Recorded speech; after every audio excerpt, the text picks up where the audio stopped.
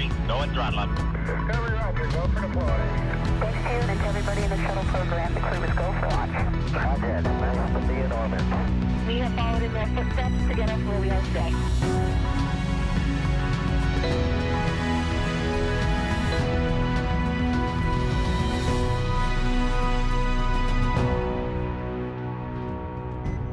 Good afternoon. It's Saturday, May 1st, here at SpaceX's headquarters in Hawthorne, California. We are coming to you live as we await for Dragon Resilient spacecraft to depart from the International Space Station and make its way back to planet Earth. We do expect Dragon Resilience to push away from the space station at about 5:35 p.m. Pacific time with our Crew-1 astronauts, three from NASA, Mike Hopkins, Victor Glover, Shannon Walker, and from Japan Aerospace Exploration Agency astronauts Soichi Noguchi. My name is Andy Tran. I'm a production supervisor here at SpaceX. I'm very excited to be bringing you live coverage of the Crew Dragon completing its second trip to the space station with people on board as NASA's first official long-duration mission of our commercial crew program. Joining me today is NASA's Public Affairs Officer, Leah Cheshire. Leah, how are you doing today? Hey, Andy. I'm doing awesome because you can't be anything else than that whenever you're excited about bringing some people home from space. So once Dragon departs station, the crew's flight home is expected to last roughly 6.5 hours and include 4 departure burns that move Dragon away from station and 1 final deorbit burn. Dragon is targeted to splash down off the coast of Panama City, Florida, in the Gulf of Mexico at 11:56 p.m. Pacific or 6:56 GMT, followed by the crew getting picked up at sea by one of SpaceX's recovery vessels. Now, the crew have been up there for quite a while. The mission began on November 15th of last year. Just a heads up, we saw something small, silver, float towards the airlock, bottom of the airlock behind you, from Soichi's suit. Towards the deck.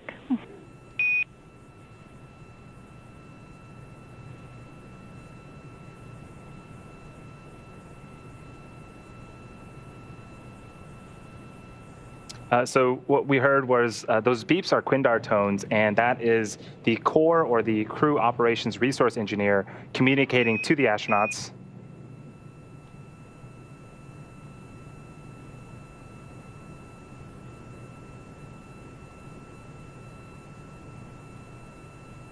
So that was the Capcom, the capsule communicator in Houston, still communicating with the astronauts aboard the International Space Station, as well as we get Crew-1 suited up and back into Crew Dragon. And we'll try to pause to make sure that everyone can hear those communications. But and Houston, copy Joe last. Which direction was it? Flag. Oh, I found it. Thank you. Glad to be of help. So this mission began last November on the 15th. On the big loop. SpaceX here.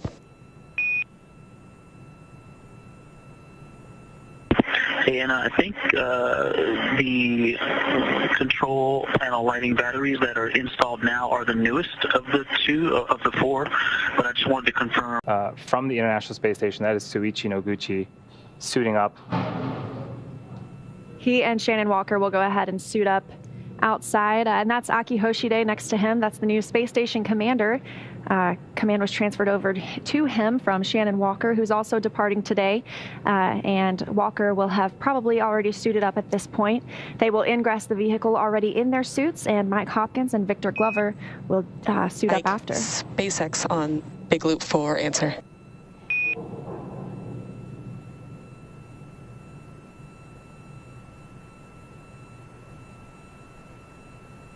And SpaceX, go ahead on the big loop, and you guys are coming in a little bit scratchy. Copy. Yes, we concur. You swapped those for port reload, and those ones that you have in there are good to go. You can skip that step in 2.103. Okay, copy. We'll leave as is. Thank you.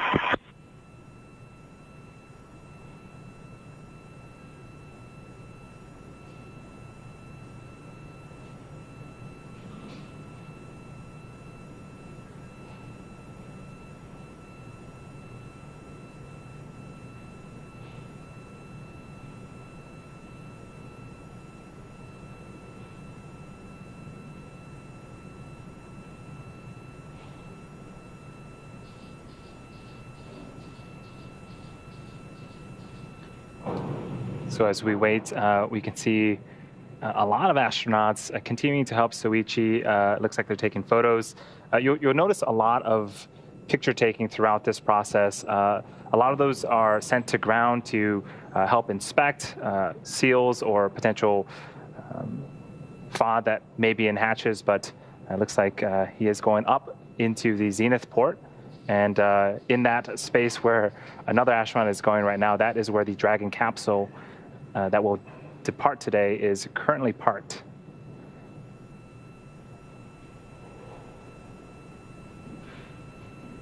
And that is Soichi going through the APAS hatch and the vestibule into Dragon. We've got some cargo stowage right there as well. Love getting those final photos with your crew members in space. The next time they'll all see each other is when those crew members return to Earth as well. So I think it could probably be kind of hard to leave your friends after spending almost 6 months on board with them. And there's NASA astronaut Shane Kimbrough, who just arrived a week ago on the Crew-2 mission. He's helping them complete their checks ahead of hatch closure and undocking today.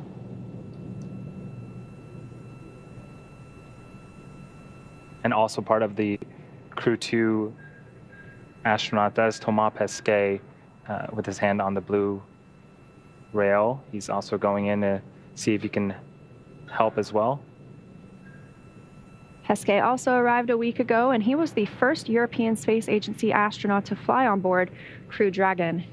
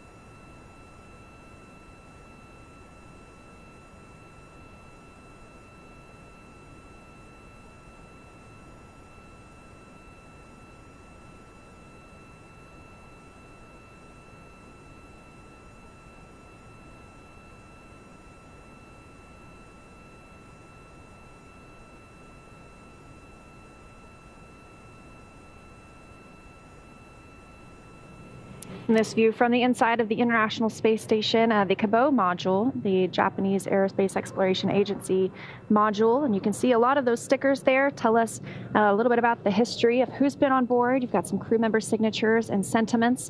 And to learn a little bit more about the International Space Station side of things and how those operations are going in preparation for undock, let's talk with our colleague Brandy Dean in Houston. Brandy. Thanks, Leah and Andy. And we are here inside the International Space Station Flight Control Room watching just as you guys are there in California. We're currently awaiting the astronauts, as you said, Mike Hopkins, Victor Glover, Shannon Walker, and Japan Aerospace Exploration Agency astronaut Soichi Noguchi to ingress and board Dragon for their return flight home. As you are seeing, ingress is definitely already underway. It'll wrap up once Mike Hopkins and Victor Glover board in just a few minutes. Ingress, it actually involves them getting into their spacesuit inside. We've seen Shannon Walker and Soichi Noguchi already in their spacesuit, but Victor and Mike will follow up by putting theirs on once they do board. Let's take a look at some of the upcoming milestones, not only for today's departure, but also splashdown. First up, of course, at 3:20 p.m. Pacific time or 5:20 Central, we will be watching for hatch closure. Once all Dragon crew members are inside their vehicle in just a few minutes from now, they'll be able to close the hatches between them and the International Space Station. As I said, Mike and Victor will be donning their spacesuits once they are inside the Dragon. And as you saw there on the screen, those aren't the big white spacesuits you might remember from spacewalks, but the SpaceX spacesuits the crew will wear during all of the dynamic phases of flight to protect them in case of an emergency. There will also be a series of leak checks on the spacecraft that will occur before the crew makes their way into their seats to strap in for undocking.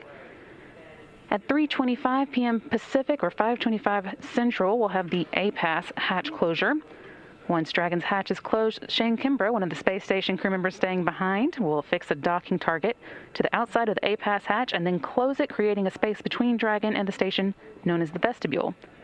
He'll then make his way out of the pressurized mating adapter between the two vehicles and close the forward hatch on node 2 of the space station.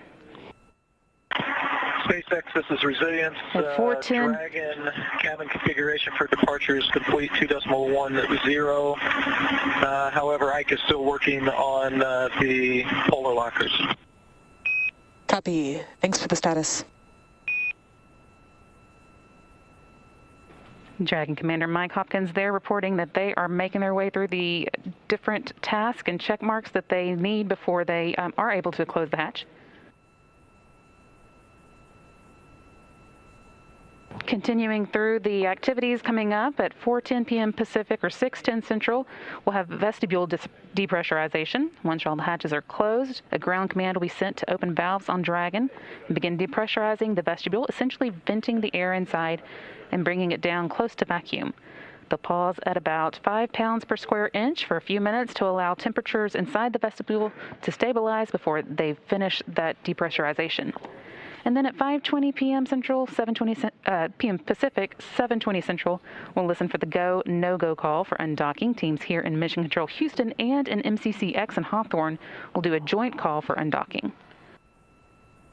Finally, at 5:35 p.m. Pacific, 7:35 Central, that will be the actual separation. An undocking command will be sent, followed by a few minutes for the umbilical that connects the power and data between the two spacecraft to detach, and for 12 hooks holding the Dragon in place to retract.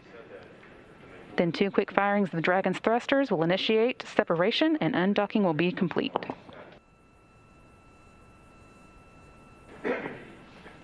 NASA astronaut Shane Kimbrough is going to watch the undocking and departure from the cupola, but the prime departure monitoring role falls on the crew. Mission Control Houston will back them up from the ground. And SpaceX, this is As you've heard several times, Dragon's flight is intended to be autonomous. 3.1 Dragon departure prep.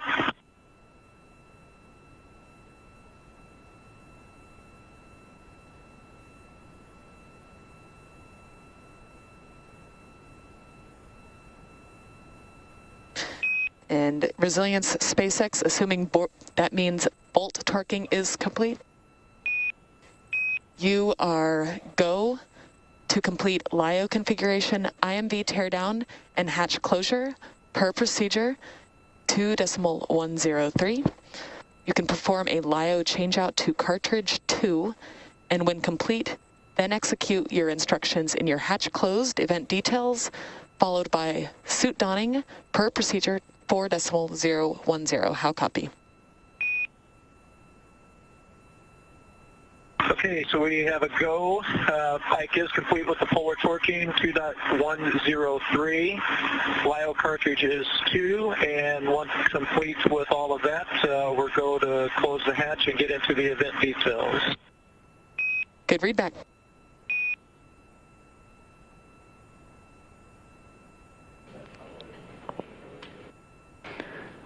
Mike Hopkins again, commander of the Dragon, talking with the team on the ground in Mission Control X in Hawthorne about the steps that are getting the Dragon ready for its departure today, and specifically the lithium hydroxide cartridge reconfiguration. They'll also be working on some teardown of ducts between the two vehicles, the Dragon and the International Space Station, all leading up to that hatch closure that we're watching for. Here on the space station side of the activities, we're looking good. Solar arrays are locked in place, and we have good communication links. Attitude is going to remain on the United States thruster control until the time of undocking, when we'll switch to use control moment gyroscopes only. We're tracking no issues for an on-time departure. And as we get ready for that final ingress, I'll throw it back to Leah and Andy in Hawthorne. Thanks so much, Brandy. And we heard several calls there, and one being that they were go for hatch closure. You can see NASA astronaut Shane Kimbrough continuing to do some work around the hatches and in that vestibule area. And we should probably mention that just before we came on air today, we heard that the weather is go in the most recent weather briefing that comes about 2.5 hours prior to undocking. So everything continues to move on the timeline here. And then there in the center of your screen, you've also got NASA astronaut Megan MacArthur. She arrived with the crew members a week ago on Crew 2.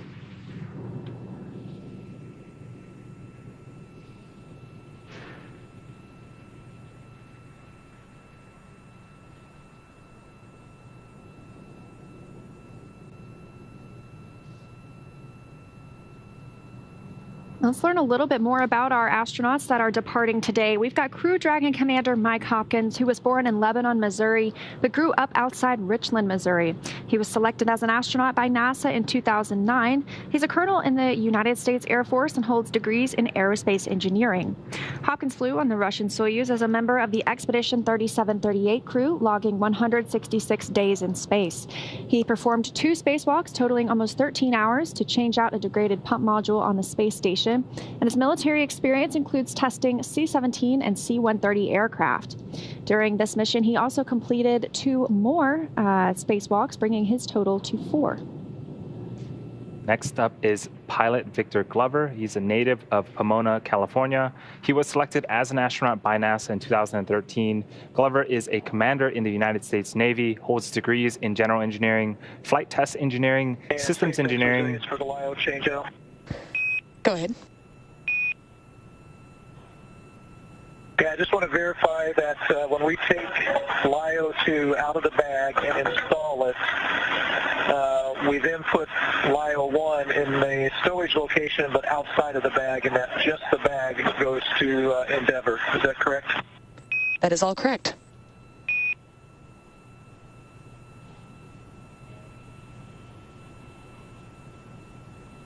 And again, that was Commander Mike Hopkins getting some clarification on some LIO checkouts. On screen is Thomas Pesquet talking, who is off screen with Aki Hoshide.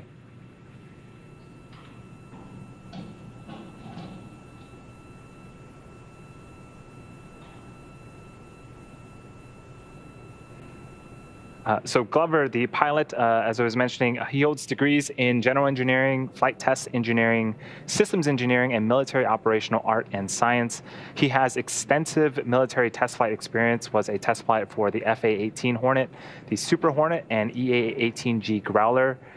He has accumulated 3,000 flight hours in more than 40 aircraft, over 400 carrier arrest landing, and 24 combat missions. This was actually his first space flight, and also a fun fact, yesterday was his birthday, so he gets an exciting birthday week, and he gets to spend part of it in space, and also the other part back on Earth. What more could you ask for? Happy belated birthday, Victor Glover. His crew member, mission specialist Shannon Walker, is from Houston, Texas. She was selected as an astronaut by NASA in 2004 and is a doctor of philosophy in space physics. Walker flew on the Russian Soyuz as a flight engineer for Expedition 2425 aboard the International Space Station in space for 163 days. During that mission, she was the robotics operator supporting 3 contingency spacewalks to remove and replace a failed pump module specifically on the space station. Shannon is also one of only a few dozen people to be both an astronaut and an aquanaut, having spent 13 days underwater during NASA's Extreme Environments Mission Operations 15, aptly called NEMO 15. During the mission, she lived inside the world's only research station, Aquarius, which sits at 60 feet beneath the ocean surface and just down the road off the coast of Key Largo. And last but certainly not least, mission specialist Soichi Noguchi is from Yokohama, Kanagawa, Japan. We saw him donned in his spacesuit and enter the Dragon vehicle just earlier. He was selected as an astronaut by Japan in 1996, has degrees in aeronautical engineering, and is a doctor of philosophy in advanced interdisciplinary studies. Noguchi has logged a total of 177 days in space, having flown on the STS-114 on the Space Shuttle Discovery and on the Russian Soyuz as a member of the Expedition 22-23 crew. And while on STS-114, he became the first Japanese astronaut to perform spacewalks on the International Space Station, completing 3 spacewalks totaling 20 hours. He's also one of very few people that have flown on 3 different spacecrafts, the Shuttle, Soyuz, and now Dragon. Resilience flyout swap out occurred at 10:25. Copy 10:25, thanks.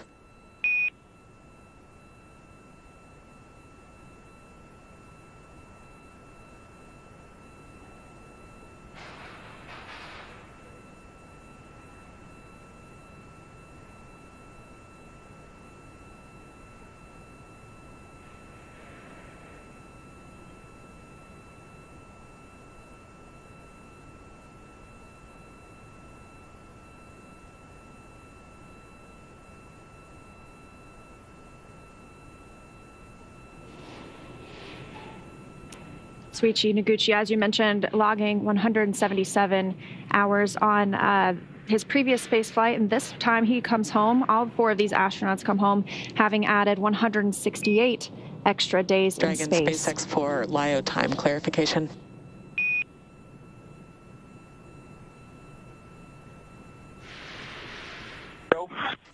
Hey, we copied 10:25 for that LIO time, but it is currently 10:22. Can you confirm we copied correctly?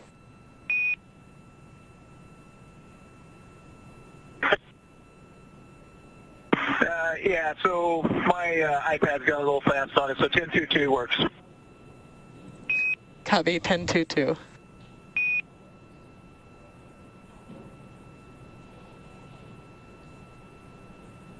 The crew discussing those lithium hydroxide canisters being switched out. So we mentioned they're coming home with 168 days in space, these 4 crew members. And once they splash down, they will be breaking a record from the set by the final Skylab crew of 84 days, 1 hour, and 15 minutes in space by an American crewed spacecraft. And that was in February 1974. So just another first for Crew-1. The crew is continuing to ingress the Dragon. The next major event coming up as they continue to do checkouts is Dragon hatch closure, followed by the APAS hatch closure on the space station side. And we heard that Shannon Walker and Soichi Noguchi, we saw they were already in their suits prior to ingressing Crew Dragon. So they were able to get in their seats and plug in those umbilicals, which are part of the suits that allow for communications, data, and air as well to flow into the suit. Mike Hopkins and Victor Glover, you can see inside the capsule, getting our first look of the day inside Crew Dragon Resilience. Victor Glover there at the top of your screen. He and Hopkins will suit up shortly. Looks like they might be getting some final pictures.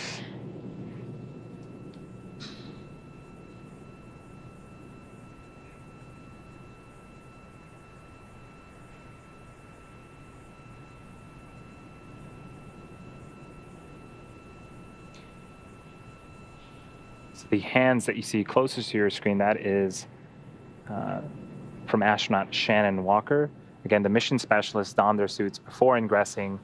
Commander Mike Hopkins and pilot Victor Glover will don their suits after hatch closure.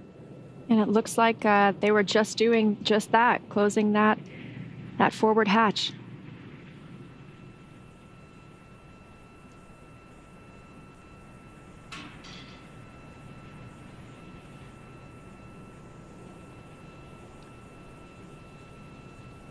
So what Mike and Victor are wearing are essentially comfort garments. It's like athletic wear that they will wear underneath their suit.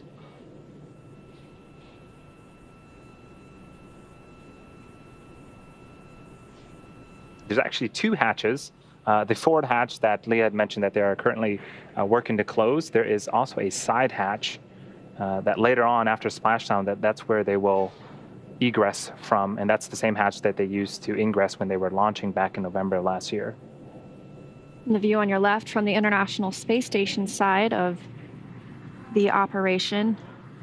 Not only does that Dragon hatch have to be closed, the A-Pass hatch has to be closed as well. Crew member Shane Kimbrough will be... SpaceX Farm Resilience hatch is closed. Copy, hatch closed.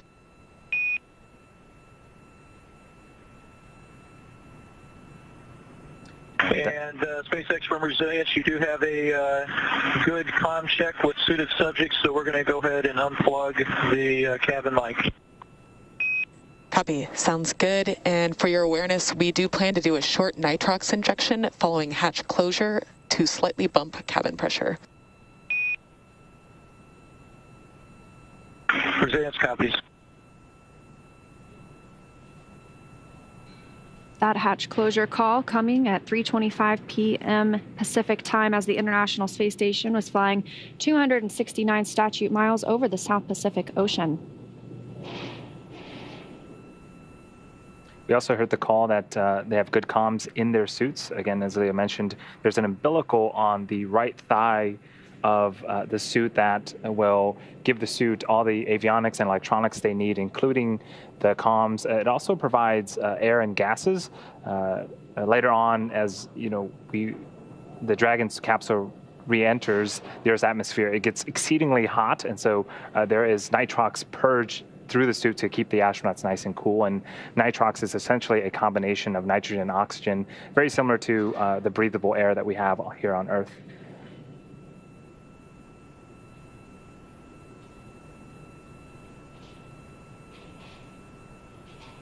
We were talking a little bit about those comfort garments. They serve another purpose as well. If you're familiar with compression socks, it's sort of a similar thing. They're orthostatic garments that these help the crew. They're sort of compression pants and squeeze their legs. That helps force the fluid from their legs up toward the upper part of their body when they come back to gravity.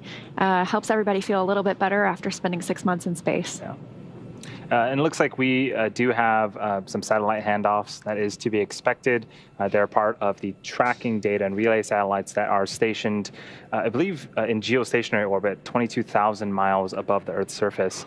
And so we expect them. We should get communications and video back here shortly.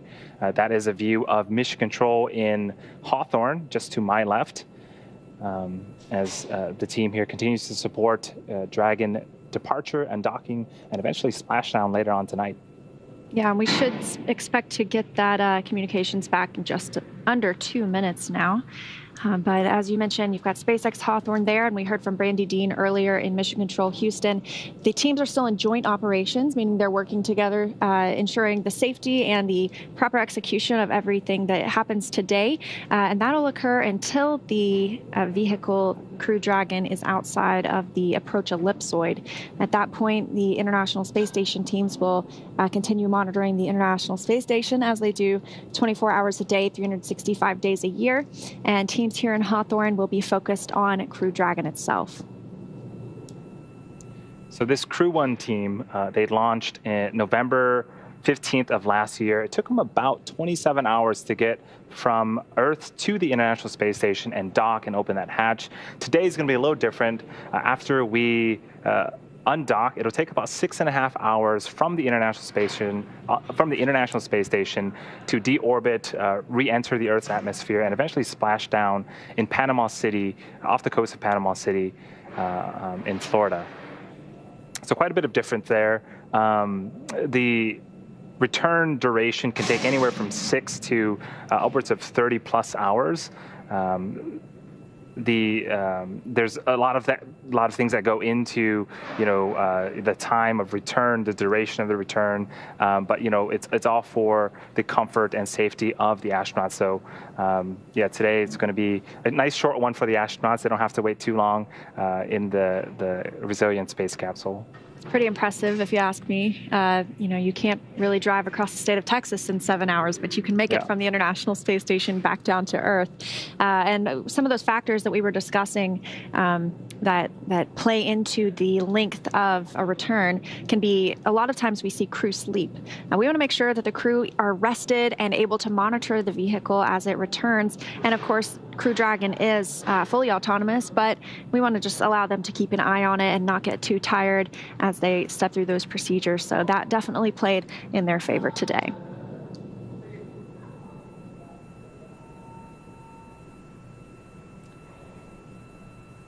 So the next stop is for, now that the Dragon hatch is closed, the commander, Mike Hopkins, and the pilot, Victor Glover, will don their spacesuits. So a little bit more about the suits themselves. They are custom-made one-piece suits. The gloves, the boots, the helmets are all integrated into the suit. So effectively, it's like a onesie. You kind of get in, and everything just zips up. And then the umbilical that I mentioned earlier will pressurize it and give all of the electronics that they need for the suit to be able to communicate from space to ground. The helmet itself is 3D printed nylon, and the outside of it is made up of a few different materials. The gray material is Nomex, which is related to nylon, just a little bit different. It has some additional properties that the astronauts definitely would enjoy. It includes a sort of temperature resistance and radiation resistance and chemical resistance as well. And the white part is Teflon, I believe. But each of the suits are custom made to each of the astronauts.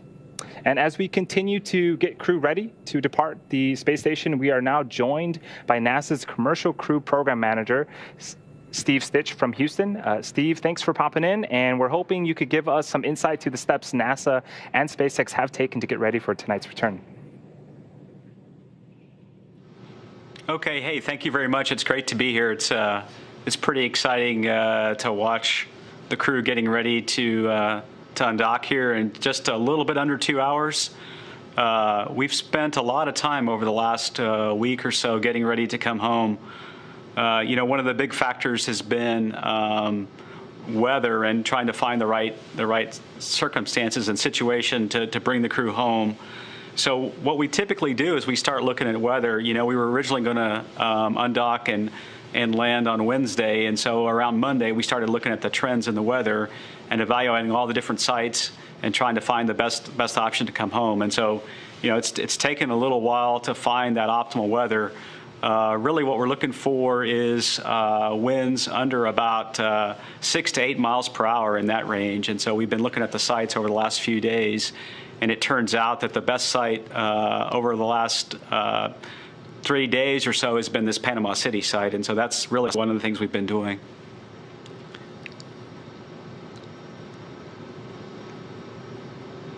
I can tell you a little bit more details about the, yeah. Sorry, so there was a change. Now we're targeting a night landing, which will be another first for Dragon with Crew. So how have the teams sort of changed and anticipated in order to make sure that this night landing goes successfully?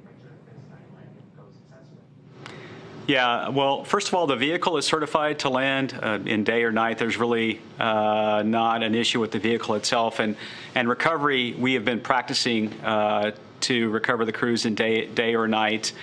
We knew that when you look at kind of how we've set up the program, we have crew rotation missions in April and October, and we pick those months for weather. And so in either of those months, we can have both daylight or night opportunities. And so they've been practicing recently on the last cargo mission. In fact, the CRS-21 mission, which landed in January, that was a night landing, and the SpaceX team recovered that vehicle, and the Crew Dragon and Cargo Dragon are very much identical. So we've been getting ready for this opportunity.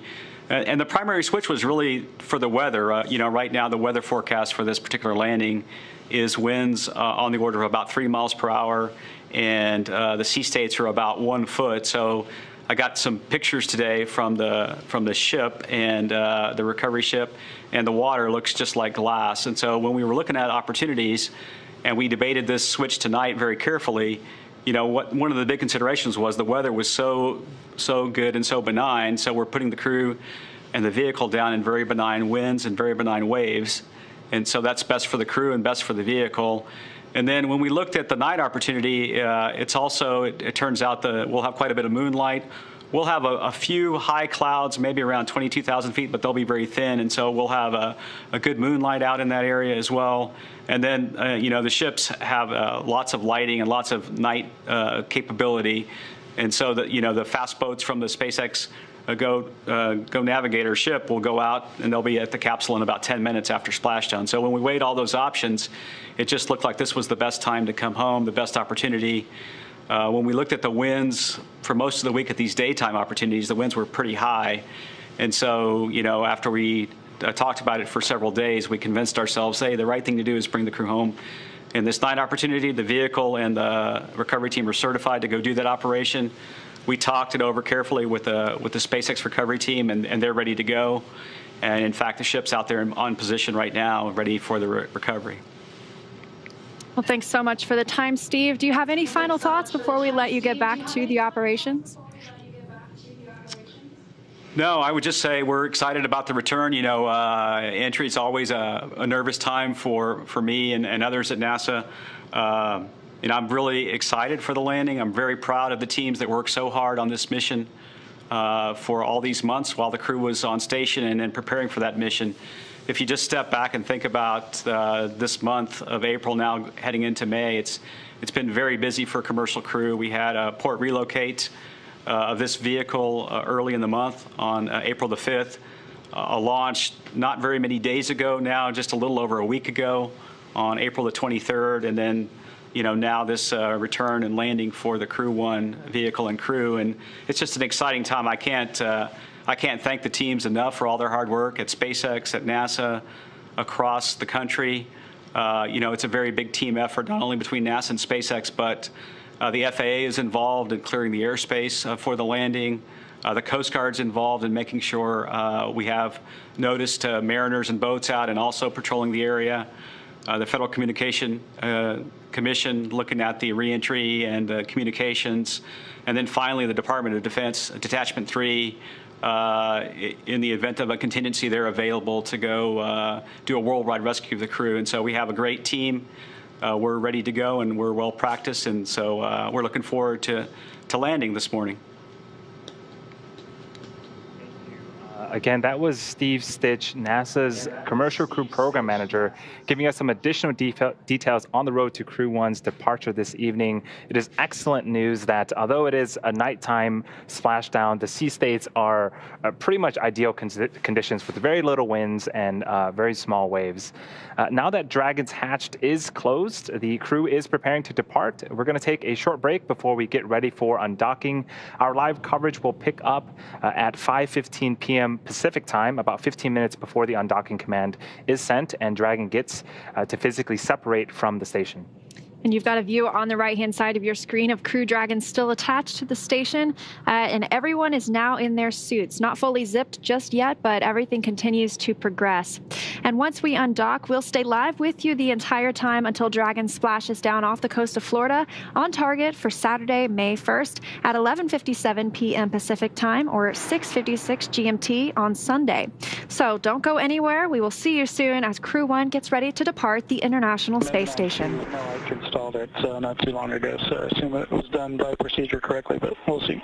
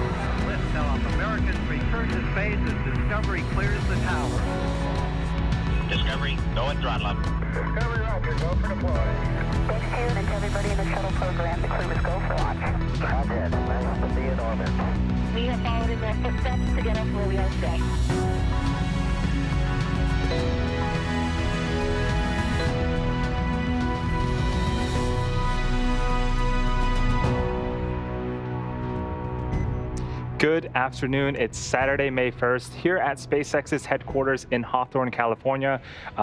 We are coming to you live as we await for Dragon Resilient spacecraft to depart from the International Space Station and make its way back to planet Earth. We do expect Dragon Resilience to push away from the space station at about 5:35 p.m. Pacific time with our Crew-1 astronauts, three from NASA, Mike Hopkins, Victor Glover, Shannon Walker, and from Japan Aerospace Exploration Agency astronauts Soichi Noguchi. My name is Andy Tran. I'm a production supervisor here at SpaceX. I'm very excited to be bringing you live coverage of the Crew Dragon completing its second trip to the space station with people on board as NASA's first official long-duration mission of our Commercial Crew program.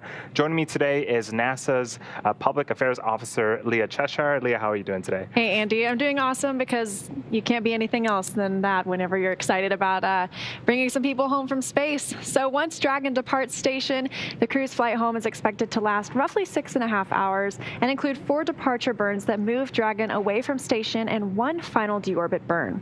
Dragon is targeted to splash down off the coast of Panama City, Florida, in the Gulf of Mexico at 11:56 p.m. Pacific or 6:56 GMT, followed by the crew getting picked up at sea by one of SpaceX's recovery vessels.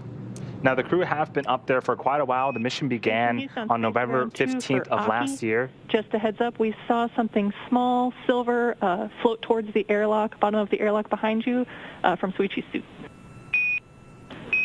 towards the deck.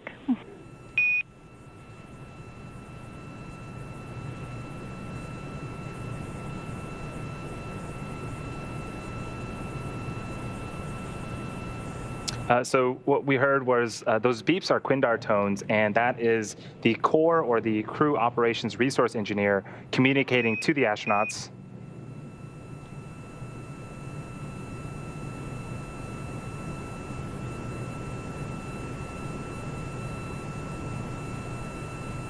So that was the Capcom, the capsule communicator in Houston, still communicating with the astronauts aboard the International Space Station, as well as we get Crew-1 suited up and back into Crew Dragon. And we'll try to pause to make sure that everyone can hear those communications. But and Houston, copy Joe last. Which direction was it flying? Oh, I found it. Thank you. Glad to be of help. So this mission began last November on 15th. On the big loop. SpaceX here.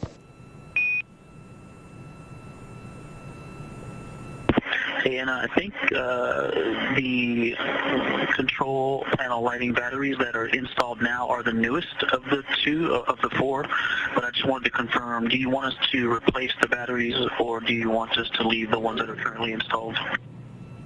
Standby 1.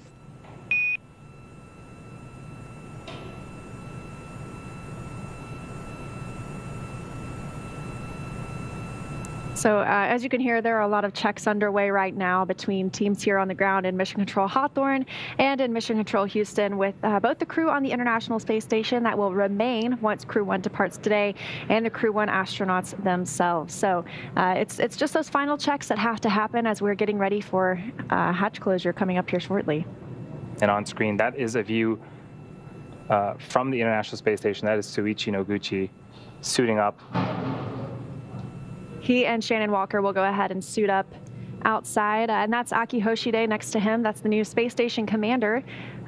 Command was transferred over to him from Shannon Walker, who's also departing today, and Walker will have probably already suited up at this point. They will ingress the vehicle already in their suits, and Mike Hopkins and Victor Glover will suit up after. SpaceX on Big Loop 4, answer.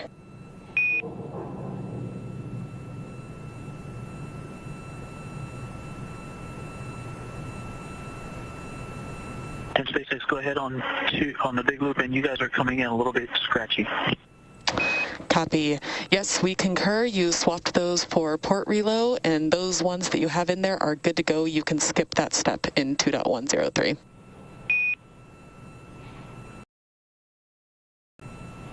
Okay, copy. We'll leave as is. Thank you.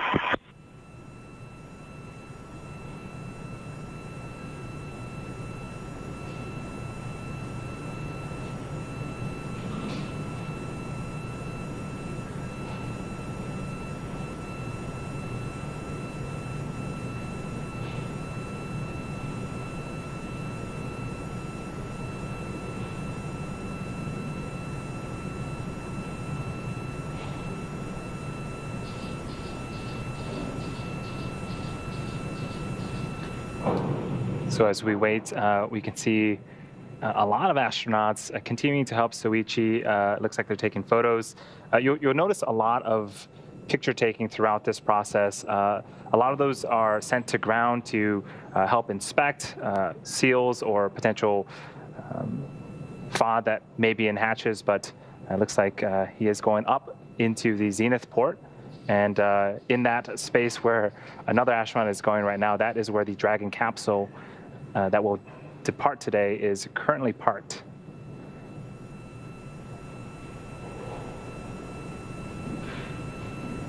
And that is Soichi going through the APAS hatch and the vestibule into Dragon. We've got some cargo stowage right there as well. Love getting those final photos with your crew members in space. The next time they'll all see each other is when those crew members return to Earth as well. So I think it could probably be kind of hard to leave your friends after spending almost 6 months on board with them. And there's NASA astronaut Shane Kimbrough, who just arrived a week ago on the Crew-2 mission. He's helping them complete their checks ahead of hatch closure and undocking today.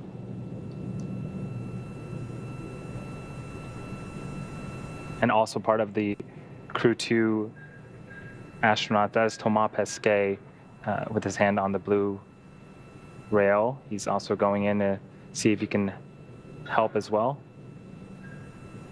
Pesquet also arrived a week ago, and he was the first European Space Agency astronaut to fly on board Crew Dragon.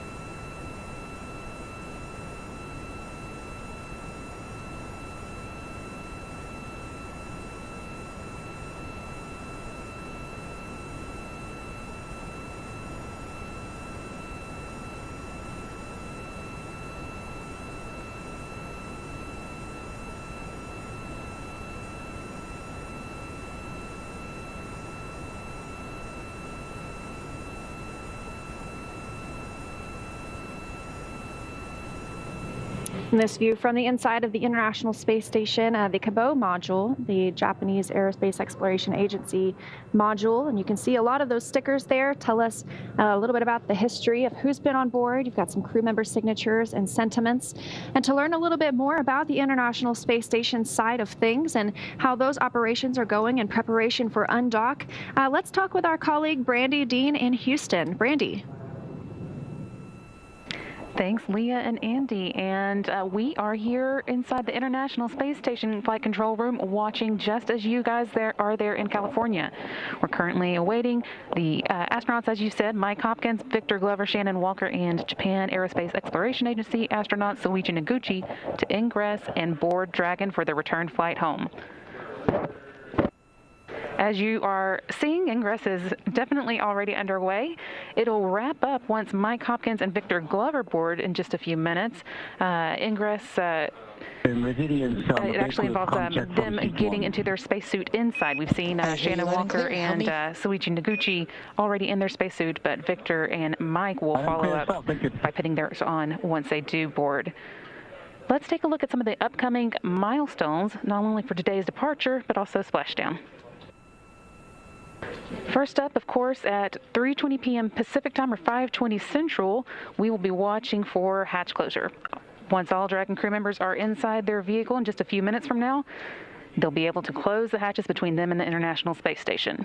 As I said, Mike and Victor will be donning their spacesuits once they are inside the Dragon. And as you saw there on the screen, those aren't the big white spacesuits you might remember from spacewalks, but the SpaceX spacesuits the crew will wear during all of the dynamic phases of flight to protect them in case of an emergency. There will also be a series of leak checks on the spacecraft that will occur before the crew makes their way into their seats to strap in for undocking. At 3:25 p.m. Pacific or 5:25 Central, we'll have the A-Pass hatch closure.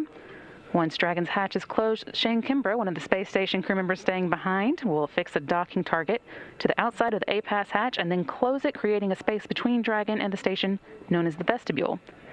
He'll then make his way out of the pressurized mating adapter between the two vehicles and close the forward hatch on Node 2 of the space station. SpaceX, this is Resilience. At 4:10. Dragon cabin configuration for departure is complete 2.10. However, Ike is still working on the polar lockers.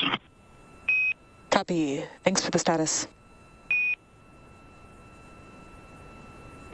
Dragon Commander Mike Hopkins there reporting that they are making their way through the different tasks and check marks that they need before they are able to close the hatch. Continuing through the activities coming up at 4:10 p.m. Pacific or 6:10 Central, we'll have vestibule depressurization. Once all the hatches are closed, a ground command will be sent to open valves on Dragon and begin depressurizing the vestibule, essentially venting the air inside and bringing it down close to vacuum. They'll pause at about 5 pounds per square inch for a few minutes to allow temperatures inside the vestibule to stabilize before they finish that depressurization. And then at 5:20 p.m. Central, 7:20 p.m. Pacific, 7:20 Central, we'll listen for the go, no-go call for undocking. Teams here in Mission Control Houston and in MCCX in Hawthorne will do a joint call for undocking. Finally, at 5:35 p.m. Pacific, 7:35 Central, that will be the actual separation. An undocking command will be sent, followed by a few minutes for the umbilical that connects the power and data between the two spacecraft to detach, and for 12 hooks holding the Dragon in place to retract. Then 2 quick firings of the Dragon's thrusters will initiate separation and undocking will be complete.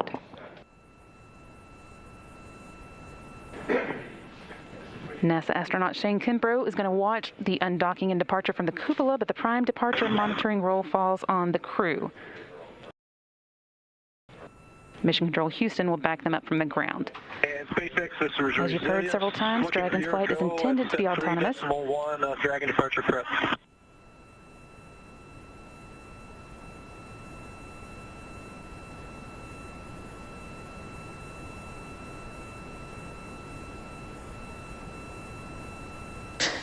And Resilience SpaceX, assuming that means bolt torquing is complete. You are go To complete LIO configuration, IMV teardown, and hatch closure, per procedure 2.103. You can perform a LIO changeout to cartridge 2, and when complete, then execute your instructions in your hatch closed event details, followed by suit donning, per procedure 4.010. How copy? Okay, so we have a go. Pike is complete with the forward torquing, 2.103. LIO cartridge is 2, and once complete with all of that, we're go to close the hatch and get into the event details. Good readback.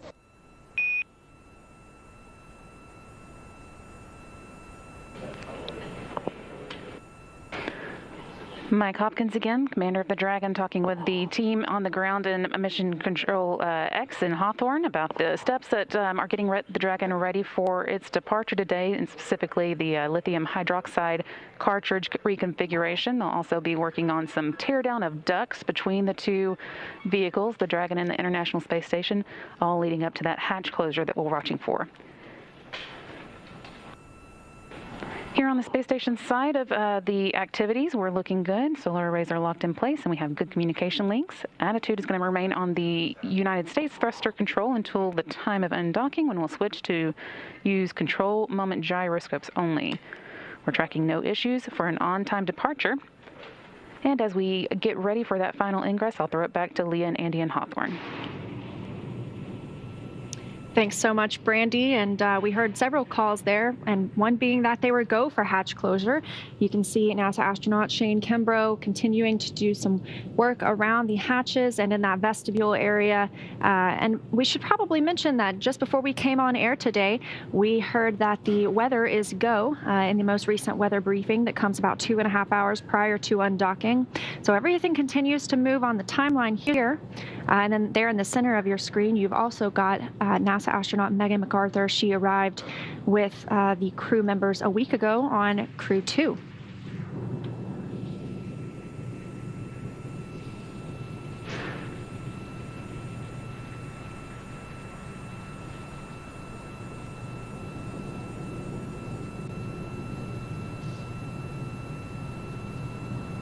Let's learn a little bit more about our astronauts that are departing today. We've got Crew Dragon Commander Mike Hopkins, who was born in Lebanon, Missouri, but grew up outside Richland, Missouri.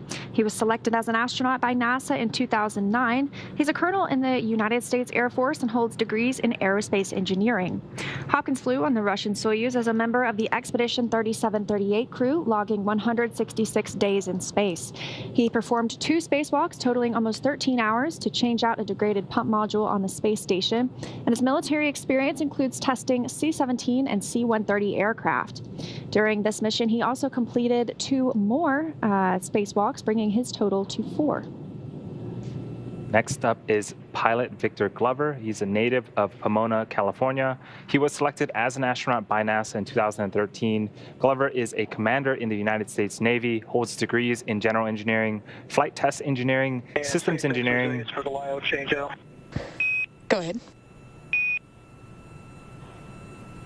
Okay, I just want to verify that when we take LIO 2 out of the bag and install it, we then put LIO 1 in the storage location but outside of the bag, and that just the bag goes to Endeavour. Is that correct? That is all correct.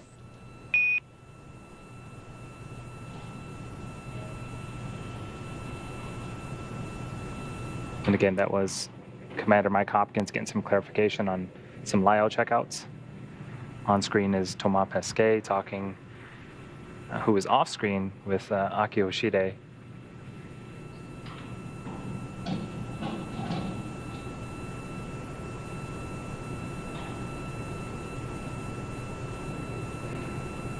So Glover, the pilot, as I was mentioning, he holds degrees in general engineering, flight test engineering, systems engineering, and military operational art and science. He has extensive military test flight experience, was a test pilot for the FA-18 Hornet, the Super Hornet, and EA-18G Growler.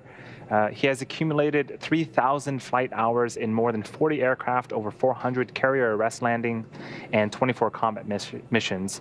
This was actually his first space flight, and also a fun fact, yesterday was his birthday, so he gets an exciting birthday week, and he gets to spend part of it in space and also the other part back on Earth. What more could you ask for? Happy belated birthday, Victor Glover. His crew member, mission specialist Shannon Walker, is from Houston, Texas. She was selected as an astronaut by NASA in 2004 and is a doctor of philosophy in space physics. Walker flew on the Russian Soyuz as a flight engineer for Expedition 2425 aboard the International Space Station, in space for 163 days.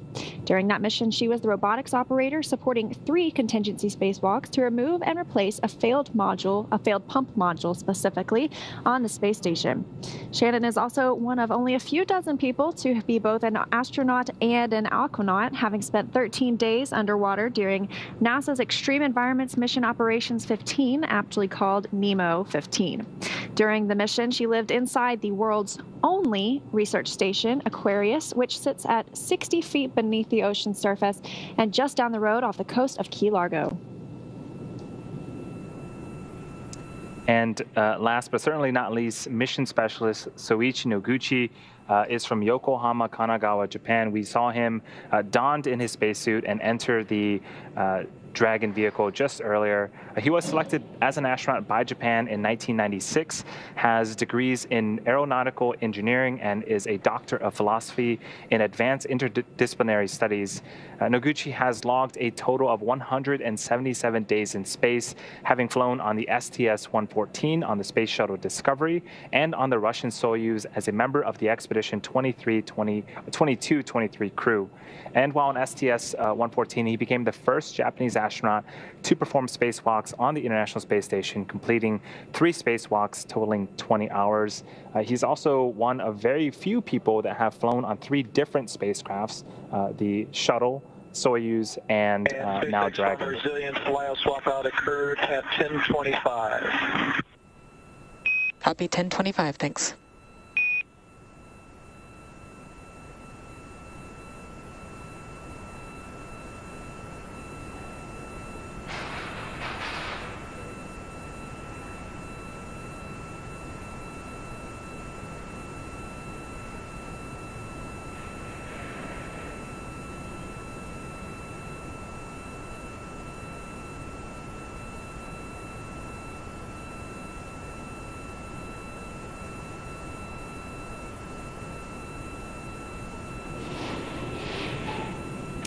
Soichi Noguchi, as you mentioned, logging 177 hours on his previous space flight, and this time he comes home. All 4 of these astronauts come home, having added 168 extra days in space. Dragon SpaceX for LIO time clarification.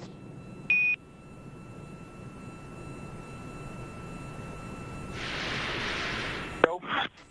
Hey, we copied 10:25 for that LIO time, but it is currently 10:22.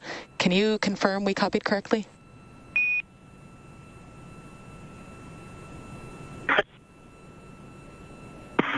Yeah, so my iPad's got a little fast on it, so 10:22 works. Copy 10:22.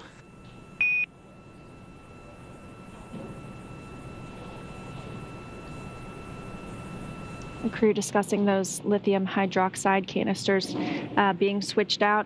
So we mentioned they're coming home with 168 days in space, these 4 crew members, and once they splash down, they will be breaking a record from the set by the final Skylab crew of 84 days, 1 hour, and 15 minutes in space by an American crewed spacecraft, and that was in February 1974. So just another first for Crew-1.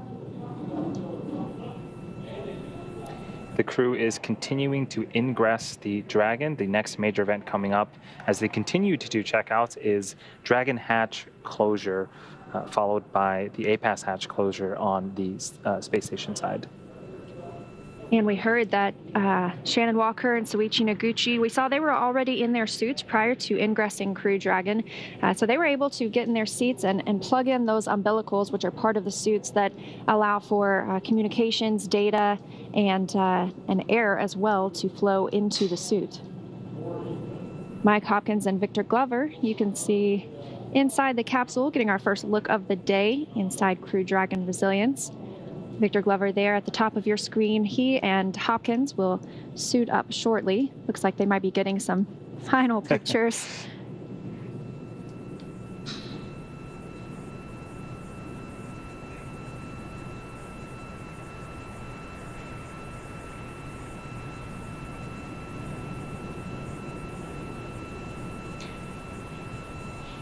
So the hands that you see closest to your screen, that is from astronaut Shannon Walker. Again, the mission specialists don their suits before ingressing. Commander Mike Hopkins and pilot Victor Glover will don their suits after hatch closure. And it looks like they were just doing just that, closing that forward hatch.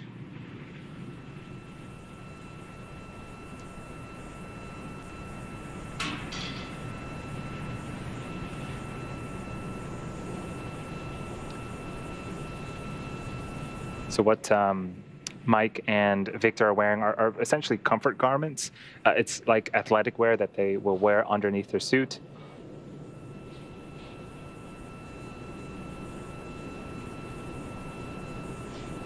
There's actually two hatches. The forward hatch that Leah had mentioned that they are currently working to close. There is also a side hatch that later on after splashdown, that's where they will egress from, and that's the same hatch that they used to ingress when they were launching back in November last year. And the view on your left from the International Space Station side of the operation. Not only does that Dragon hatch have to be closed, the A-Pass hatch has to be closed as well. Crew member Shane Kimbrough will be... SpaceX Farm Resilience hatch is closed. Copy, hatch closed.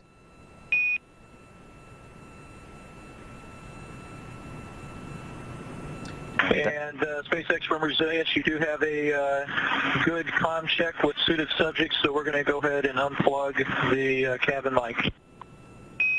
Copy, sounds good. And for your awareness, we do plan to do a short nitrox injection following hatch closure to slightly bump cabin pressure. Resilience copies. That hatch closure call coming at 3:25 p.m. Pacific time as the International Space Station was flying 269 statute miles over the South Pacific Ocean. We also heard the call that they have good comms in their suits. Again, as Leah mentioned, there's an umbilical on the right thigh of the suit that will give the suit all the avionics and electronics they need, including the comms. It also provides air and gases. Later on, as you know, the Dragon's capsule re-enters the Earth's atmosphere, it gets exceedingly hot, and so there is nitrox purge through the suit to keep the astronauts nice and cool. And nitrox is essentially a combination of nitrogen and oxygen, very similar to the breathable air that we have here on Earth.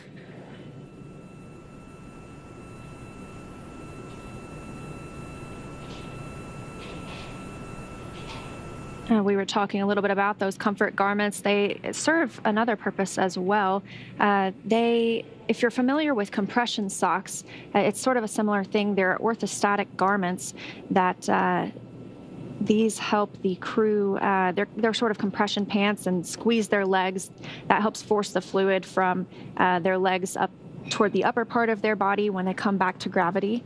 Helps everybody feel a little bit better after spending 6 months in space. Yeah. And it looks like we do have some satellite handoffs. That is to be expected.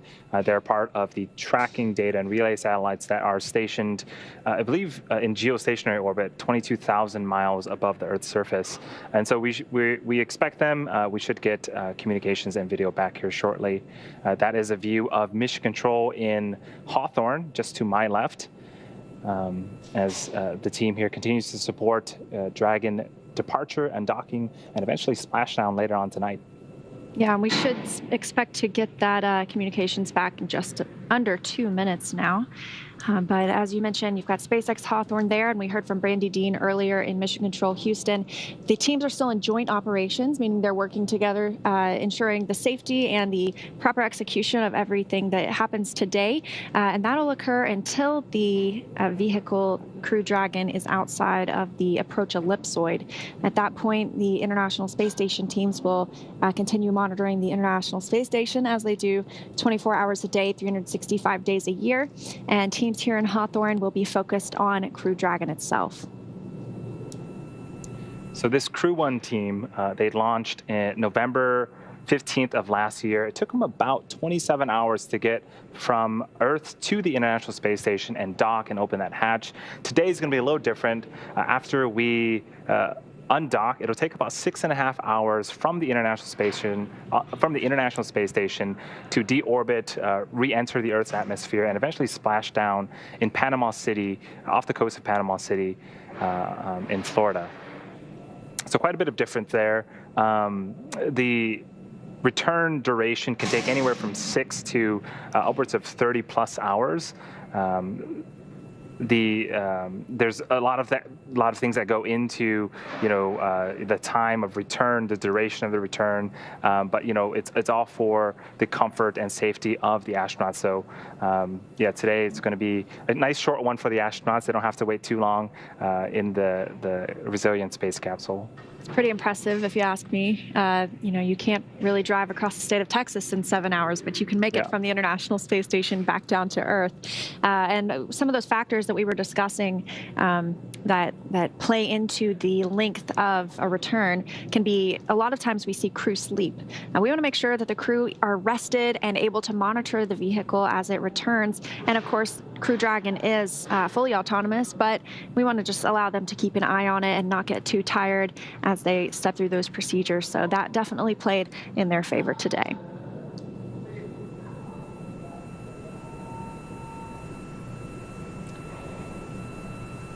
So next up is for, now that the Dragon hatch is closed, the commander, Mike Hopkins, and the pilot, Victor Glover, will don their spacesuits. So a little bit more about the suits themselves. They are custom-made one-piece suits.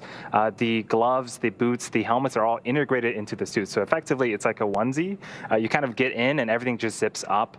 And then the umbilical that I mentioned earlier will pressurize it and give all of the electronics that they need for the suit to be able to communicate from space to ground. The helmet itself is 3D printed nylon, and the outside of it is made up of a few different materials. The gray material is Nomex, which is related to nylon, just a little bit different. It has some additional properties that the astronauts definitely would enjoy. It includes a sort of temperature resistance and radiation resistance and chemical resistance as well. And the white part is Teflon, I believe.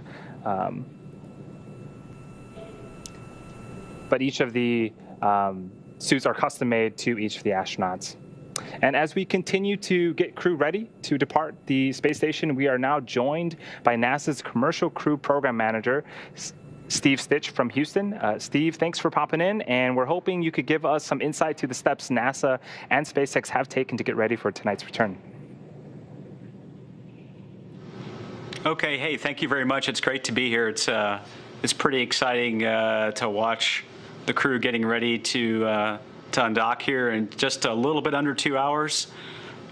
We've spent a lot of time over the last week or so getting ready to come home. One of the big factors has been weather and trying to find the right circumstances and situation to bring the crew home.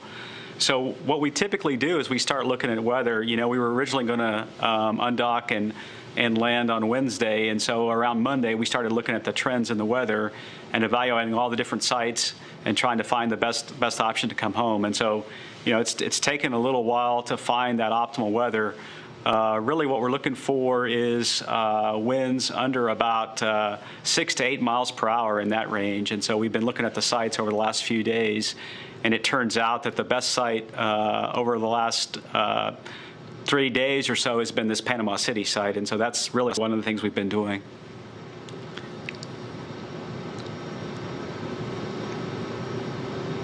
I can tell you a little bit more details about the, yeah.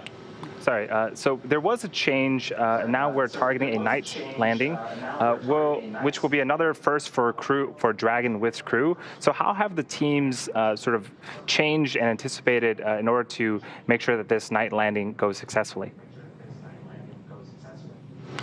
Yeah, well, first of all, the vehicle is certified to land in day or night. There's really not an issue with the vehicle itself. And recovery, we have been practicing to recover the crews in day or night. We knew that when you look at kind of how we've set up the program, we have crew rotation missions in April and October, and we pick those months for weather. And so in either of those months, we can have both daylight or night opportunities. And so they've been practicing recently on the last cargo mission. In fact, the CRS-21 mission, which landed in January, that was a night landing, and the SpaceX team recovered that vehicle. And the Crew Dragon and Cargo Dragon are very much identical. So we've been getting ready for this opportunity. And the primary switch was really for the weather. Right now the weather forecast for this particular landing is winds on the order of about 3 miles per hour, and the sea states are about 1 foot. So I got some pictures today from the ship and the recovery ship, and the water looks just like glass. And so when we were looking at opportunities, and we debated this switch tonight very carefully, one of the big considerations was the weather was so good and so benign. So we're putting the crew and the vehicle down in very benign winds and very benign waves. And so that's best for the crew and best for the vehicle. And then when we looked at the night opportunity, it turns out we'll have quite a bit of moonlight. We'll have a few high clouds, maybe around 22,000 feet, but they'll be very thin. And so we'll have a good moonlight out in that area as well. And then, the ships have lots of lighting and lots of night capability. And so the fast boats from the SpaceX Go Navigator ship will go out, and they'll be at the capsule in about 10 minutes after splashdown. So when we weighed all those options, it just looked like this was the best time to come home, the best opportunity. When we looked at the winds for most of the week at these daytime opportunities, the winds were pretty high. And so, after we talked about it for several days, we convinced ourselves, hey, the right thing to do is bring the crew home. In this night opportunity, the vehicle and the recovery team are certified to go do that operation. We talked it over carefully with the SpaceX recovery team, and they're ready to go. And in fact, the ship's out there on position right now, ready for the recovery. Well, thanks so much for the time, Steve. Do you have any final thoughts before we let you get back to the operations? No, I would just say we're excited about the return. Entry is always a nervous time for me and others at NASA. I'm really excited for the landing. I'm very proud of the teams that worked so hard on this mission for all these months while the crew was on station and then preparing for that mission. If you just step back and think about this month of April now heading into May, it's been very busy for commercial crew. We had a port relocate of this vehicle early in the month on April the 5th, a launch not very many days ago now, just a little over a week ago on April the 23rd, and then now this return and landing for the Crew-1 vehicle and crew. And it's just an exciting time. I can't thank the teams enough for all their hard work at SpaceX, at NASA, across the country. It's a very big team effort, not only between NASA and SpaceX, but the FAA is involved in clearing the airspace for the landing. The Coast Guard's involved in making sure we have notice to mariners and boats out and also patrolling the area. The Federal Communication Commission looking at the reentry and communications. And then finally, the Department of Defense, Detachment 3, in the event of a contingency, they're available to go do a worldwide rescue of the crew. And so we have a great team. We're ready to go, and we're well practiced. And so we're looking forward to landing this morning. Again, that was Steve Stitch, NASA's Commercial Crew Program Manager, giving us some additional details on the road to Crew-1's departure this evening. It is excellent news that although it is a nighttime splashdown, the sea states are pretty much ideal conditions with very little winds and very small waves. Now that Dragon's hatch is closed, the crew is preparing to depart. We're going to take a short break before we get ready for undocking. Our live coverage will pick up at 5:15 p.m. Pacific time, about 15 minutes before the undocking command is sent and Dragon gets to physically separate from the station. And you've got a view on the right-hand side of your screen of Crew Dragon still attached to the station, and everyone is now in their suits. Not fully zipped just yet, but everything continues to progress. And once we undock, we'll stay live with you the entire time until Dragon splashes down off the coast of Florida on target for Saturday, May 1st at 11:57 p.m. Pacific time or 6:56 GMT on Sunday. So don't go anywhere. We will see you soon as Crew 1 gets ready to depart the International Space Station. No, I installed it not too long ago, so I assume it was done by procedure correctly, but we'll see.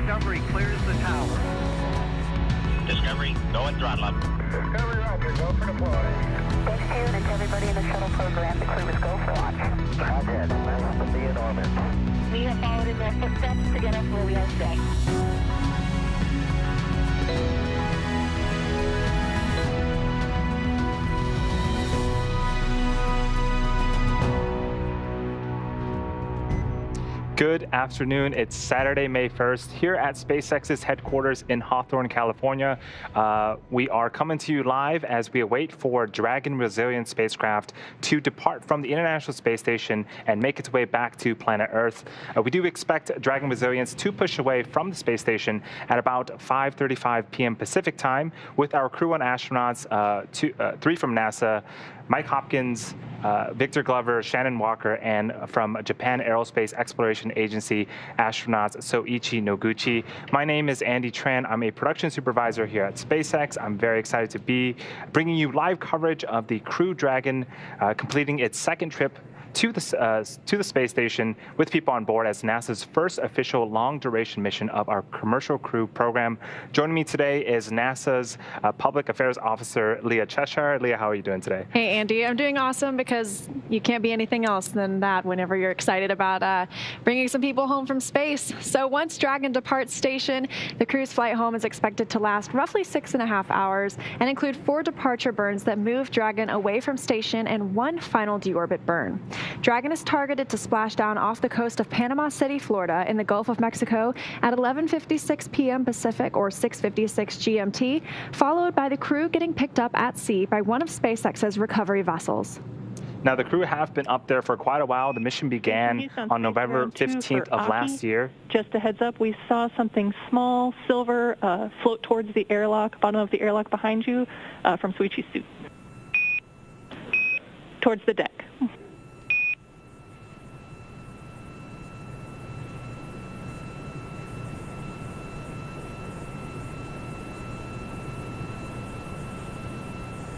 So what we heard was those beeps are Quindar tones, and that is the core or the crew operations resource engineer communicating to the astronauts.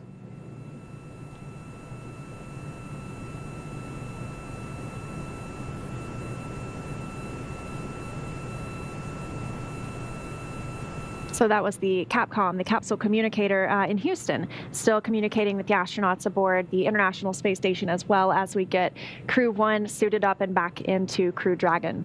And we'll try to pause to make sure that everyone can hear those communications. But and Houston, copy Joe last. Which direction was it flying? Oh, I found it. Thank you. Glad to be of help. So this mission began last November on the 15th. On the big loop. SpaceX here.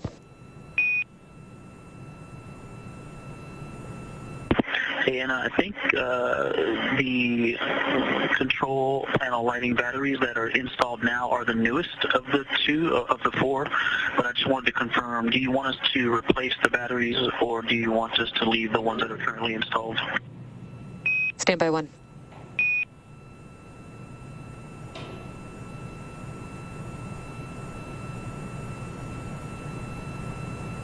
So as you can hear, there are a lot of checks underway right now between teams here on the ground in Mission Control Hawthorne and in Mission Control Houston, with both the crew on the International Space Station that will remain once Crew-1 departs today, and the Crew-1 astronauts themselves. So it's just those final checks that have to happen as we're getting ready for hatch closure coming up here shortly. And on screen, that is a view from the International Space Station. That is Soichi Noguchi suiting up. He and Shannon Walker will go ahead and suit up outside, and that's Aki Hoshide next to him. That's the new space station commander. Command was transferred over to him from Shannon Walker, who's also departing today, and Walker will have probably already suited up at this point. They will ingress the vehicle already in their suits, and Mike Hopkins and Victor Glover will suit up after. SpaceX on Big Loop 4, answer.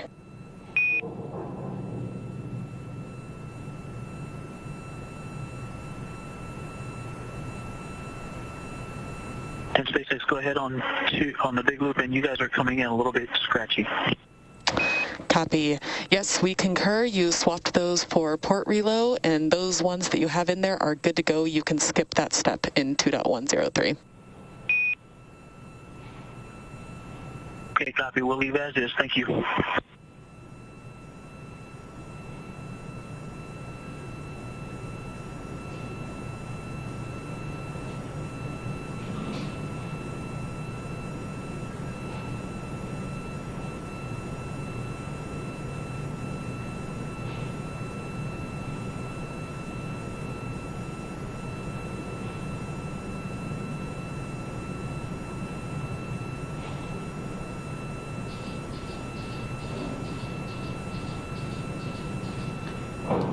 So as we wait, we can see a lot of astronauts continuing to help Soichi. It looks like they're taking photos. You'll notice a lot of picture taking throughout this process. A lot of those are sent to ground to help inspect seals or potential FOD that may be in hatches, but it looks like he is going up into the zenith port. And in that space where another astronaut is going right now, that is where the Dragon capsule that will depart today is currently parked.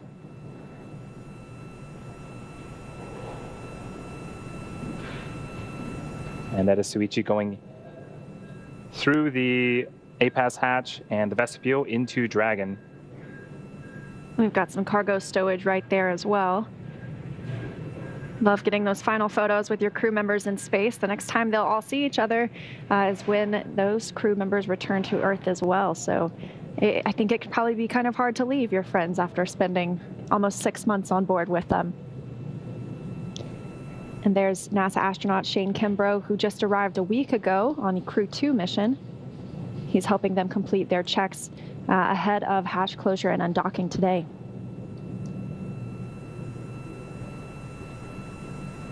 And also part of the Crew-2 astronaut, that is Thomas Pesquet with his hand on the blue rail. He's also going in to see if he can help as well. Pesquet also arrived a week ago, and he was the first European Space Agency astronaut to fly on board Crew Dragon.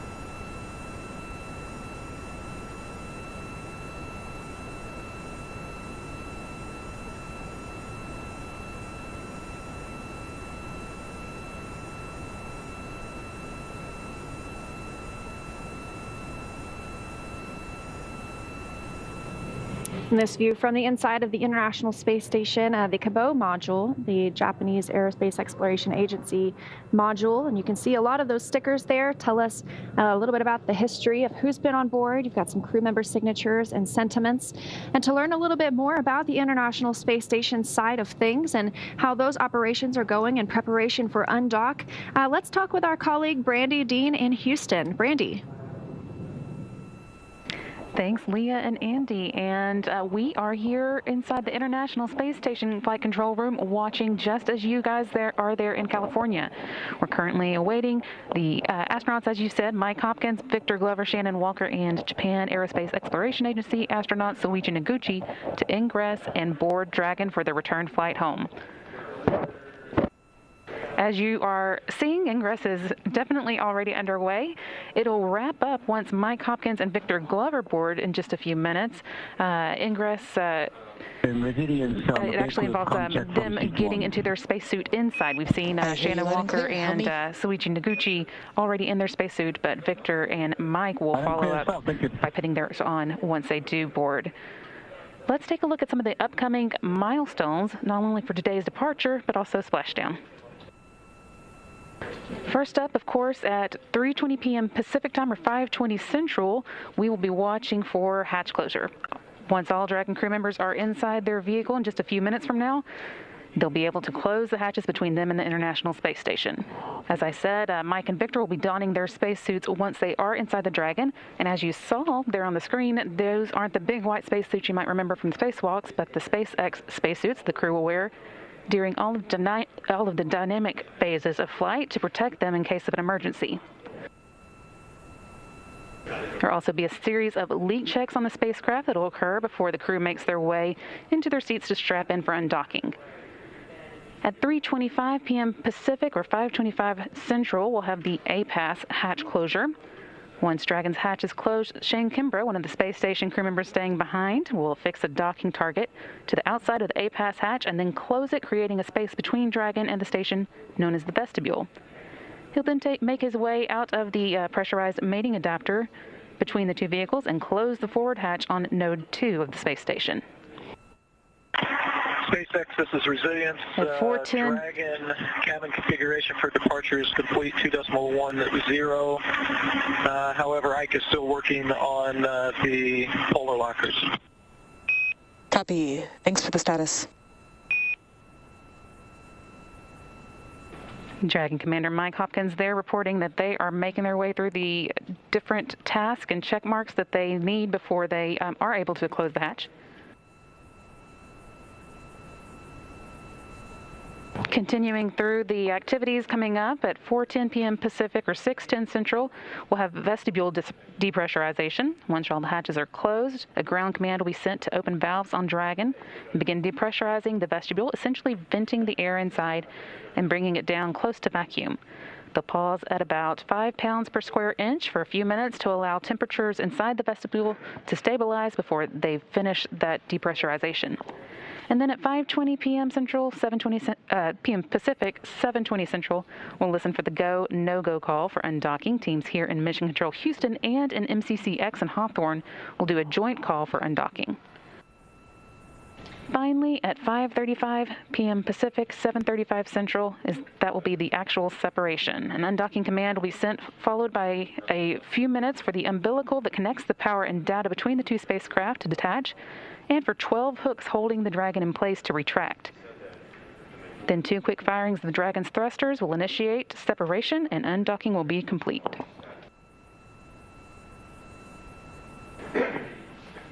NASA astronaut Shane Kimbrough is going to watch the undocking and departure from the cupola, but the prime departure monitoring role falls on the crew. Mission Control Houston will back them up from the ground. And SpaceX, this is As you've heard several times, Dragon's flight is intended to be autonomous. Dragon departure prep.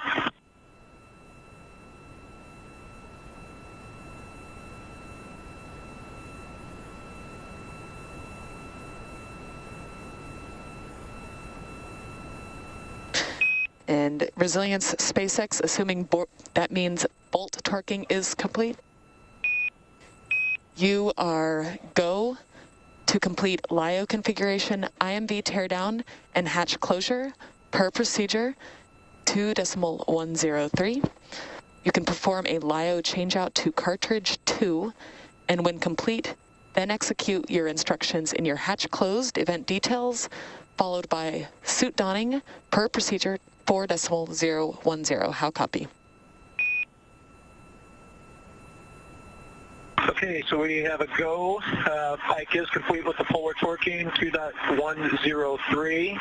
LiO cartridge is 2, and once complete with all of that, we're go to close the hatch and get into the event details. Good readback.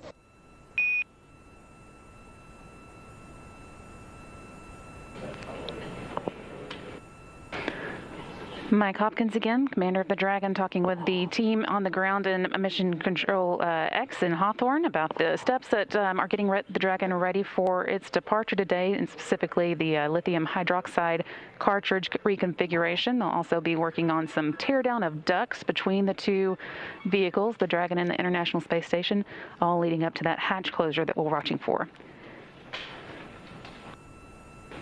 Here on the space station side of the activities, we're looking good. Solar arrays are locked in place, and we have good communication links. Attitude is going to remain on the United States thruster control until the time of undocking, when we'll switch to use control moment gyroscopes only. We're tracking no issues for an on-time departure. And as we get ready for that final ingress, I'll throw it back to Leah and Andy in Hawthorne. Thanks so much, Brandy. And we heard several calls there, and one being that they were go for hatch closure. You can see NASA astronaut Shane Kimbrough continuing to do some work around the hatches and in that vestibule area. And we should probably mention that just before we came on air today, we heard that the weather is go in the most recent weather briefing that comes about 2.5 hours prior to undocking. So everything continues to move on the timeline here. And then there in the center of your screen, you've also got NASA astronaut Megan MacArthur. She arrived with the crew members a week ago on Crew 2.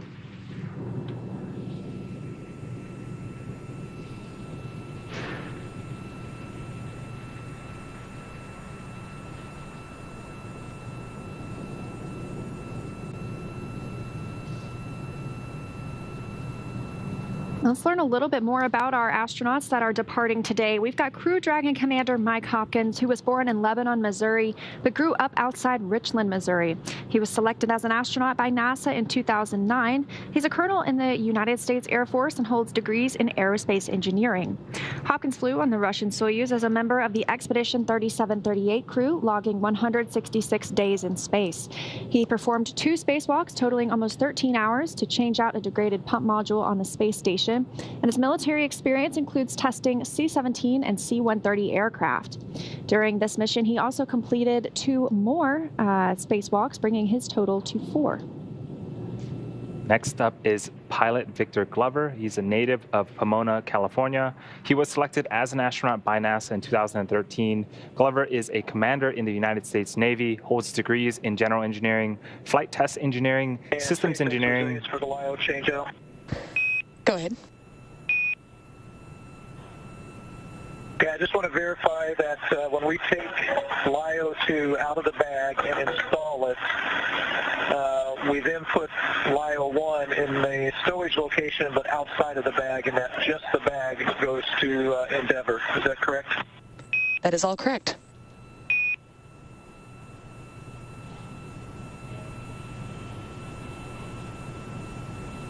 And again, that was Commander Mike Hopkins getting some clarification on some LiO checkouts.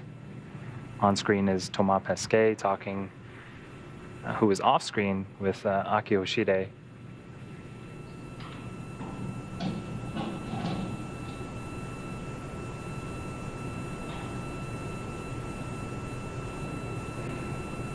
So Glover, the pilot, as I was mentioning, he holds degrees in general engineering, flight test engineering, systems engineering, and military operational art and science. He has extensive military test flight experience, was a test flight for the FA-18 Hornet, the Super Hornet, and EA-18G Growler. He has accumulated 3,000 flight hours in more than 40 aircraft, over 400 carrier arrest landings, and 24 combat missions. This was actually his first space flight, and also a fun fact, yesterday was his birthday, so he gets an exciting birthday week, and he gets to spend part of it in space and also the other part back on Earth. What more could you ask for? Happy belated birthday, Victor Glover. His crew member, mission specialist Shannon Walker, is from Houston, Texas. She was selected as an astronaut by NASA in 2004 and is a doctor of philosophy in space physics. Walker flew on the Russian Soyuz as a flight engineer for Expedition 2425 aboard the International Space Station, in space for 163 days. During that mission, she was the robotics operator supporting 3 contingency spacewalks to remove and replace a failed pump module specifically, on the space station. Shannon is also one of only a few dozen people to be both an astronaut and an aquanaut, having spent 13 days underwater during NASA's Extreme Environments Mission Operations 15, aptly called NEMO 15. During the mission, she lived inside the world's only research station, Aquarius, which sits at 60 feet beneath the ocean surface and just down the road off the coast of Key Largo. And last but certainly not least, mission specialist Soichi Noguchi is from Yokohama, Kanagawa, Japan. We saw him donned in his spacesuit and enter the Dragon vehicle just earlier. He was selected as an astronaut by Japan in 1996, has degrees in aeronautical engineering, and is a doctor of philosophy in advanced interdisciplinary studies. Noguchi has logged a total of 177 days in space, having flown on the STS-114 on the Space Shuttle Discovery and on the Russian Soyuz as a member of the Expedition 2223 crew. And while on STS-114, he became the first Japanese astronaut to perform spacewalks on the International Space Station, completing 3 spacewalks totaling 20 hours. He's also one of very few people that have flown on 3 different spacecrafts, the Shuttle, Soyuz, and now Dragon. Resilient flyout swap out occurred at 10:25. Copy 10:25, thanks.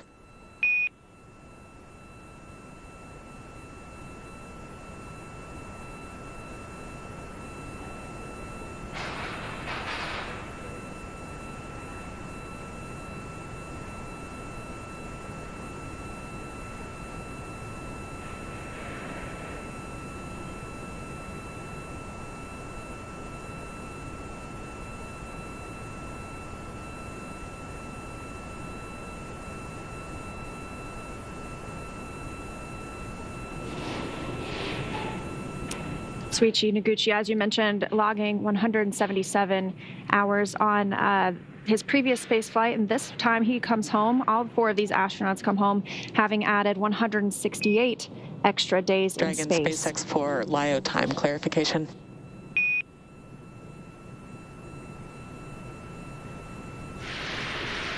Nope. Hey, we copied 10:25 for that LIO time, but it is currently 10:22. Can you confirm we copied correctly?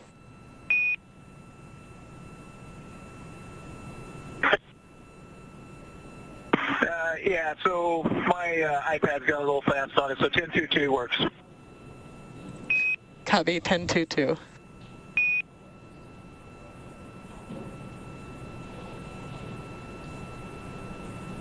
The crew discussing those lithium hydroxide canisters being switched out. So we mentioned they're coming home with 168 days in space, these 4 crew members. And once they splash down, they will be breaking a record from the set by the final Skylab crew of 84 days, 1 hour, and 15 minutes in space by an American crewed spacecraft. And that was in February 1974. So just another first for Crew-1. The crew is continuing to ingress the Dragon. The next major event coming up as they continue to do checkouts is Dragon hatch closure, followed by the APAS hatch closure on the space station side. And we heard that Shannon Walker and Soichi Noguchi, we saw they were already in their suits prior to ingressing Crew Dragon. So they were able to get in their seats and plug in those umbilicals, which are part of the suits that allow for communications, data, and air as well to flow into the suit. Mike Hopkins and Victor Glover, you can see Inside the capsule, getting our first look of the day inside Crew Dragon Resilience. Victor Glover there at the top of your screen. He and Hopkins will suit up shortly. Looks like they might be getting some final pictures.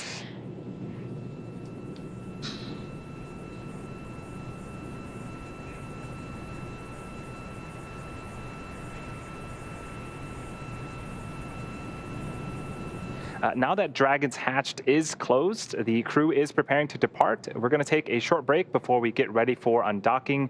Our live coverage will pick up at 5:15 p.m. Pacific time, about 15 minutes before the undocking command is sent and Dragon gets to physically separate from the station.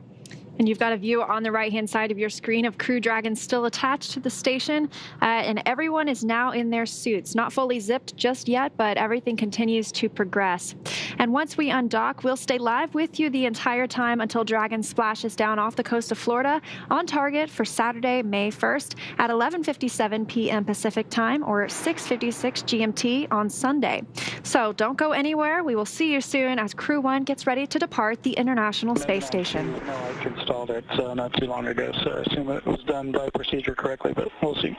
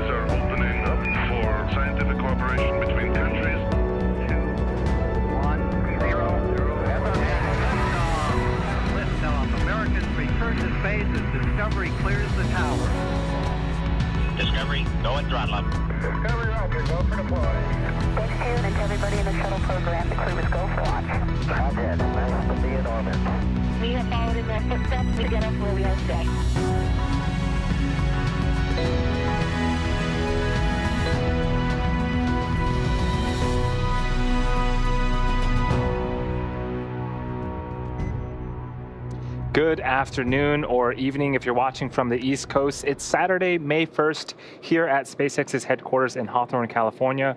We are currently awaiting Crew Dragon's departure from the International Space Station and make its way back to planet Earth. On screen is a view from Johnson Space Center, just right outside of Houston. We expect Dragon Resilience to push away from the space station at approximately 5:35 p.m. Pacific time with our Crew-1 astronauts, NASA Crew-1 astronauts, Mike Hopkins, Victor Glover, Shannon Walker, and Japan Aerospace Exploration Agency astronaut Soichi Noguchi. Right on screen is a view of Dragon. It is nighttime at the International Space Station, so you can get, I guess, half of the Dragon right there. If you joined us earlier, you know that the crew is suited and the Dragon and station hatches are sealed in preparation for departure. My name is Andy Tran, and I'm a production supervisor here at SpaceX. I am super excited to bring you live coverage of Crew Dragon completing its second trip to space with people on board as part of NASA's first official long-duration mission for our commercial crew program. Joining me today is NASA Public Affairs Officer Leah Cheshire. Thanks, Andy. It's awesome to be here, and we have got quite a night ahead of us. So once Dragon departs station, the crew's flight home is expected to last roughly 6.5 hours. Upon departure, Dragon will use its Draco engines to thrust away from the station in a series of carefully choreographed maneuvers, or 4 departure burns, to increase the distance between the spacecraft and the space station. After that comes deorbit, entry, and landing, which covers all operations after the final departure maneuver. That includes trunk separation, a deorbit burn, closure of the nose cone, deployment of the drogue, and then main parachutes, and finally splashdown off the Florida coast, at which point our teams will recover Mike, Victor, Shannon, and Soichi. Dragon is targeted to splash down off the coast of Panama City, Florida, in the Gulf of Mexico at 11:57 p.m. Pacific time, followed by the crew getting picked up at sea by one of SpaceX's recovery vessels. Today on board the space station is the Expedition 65 crew, led by JAXA astronaut and Crew 2 crew member Aki Hoshide, who just arrived to station a week ago and took over as station commander from NASA's Shannon Walker. As a reminder, just like during its approach to the International Space Station, Dragon's departure and deorbit is designed to be fully autonomous, requiring no action from the crew on board. NASA astronaut Shane Kimbrough will be watching the undocking and departure from the cupola, but the prime departure monitoring role falls on Mike Hopkins and Victor Glover from inside Dragon. Mission controllers in Houston and Hawthorne will back them up. Now let's go over to Brandy Dean at the Johnson Space Center to talk a bit about how the station crew have been preparing to send the crew home and what we can expect from here until Dragon departs the station. Brandy? SpaceX on the Big Loop for undocking briefing. Thanks, Leah. With 11 people on board the International Space Station, it has been a busy few days, although they got a few extra days with the delay in departure. However, they have made the most of it. Over the last several days, the astronauts worked to pack Dragon full of cargo for the return journey. Besides its 4 crew members, Dragon's going to be returning more than 260 kilograms or 570 pounds of cargo back to Earth. Half of that is samples from research projects on board the International Space Station, including multiple powered freezers packed with samples. All of this will get unloaded after we get the crew out following splashdown. From there, it'll be sent to researchers around the country for final analysis. The crews also removed emergency hardware that was kept inside Dragon And during docked operations and transferred back to the space station. And they took time to get their SpaceX suits unpacked. 0030 for the start of the sequence. Visors are closed and secured, and we are a go for the undock. We copy, you are go, and your visors are down. Thank you. Station Houston on the Big Loop. Perform steps 2 through end in 1.602 Dragon departure monitoring.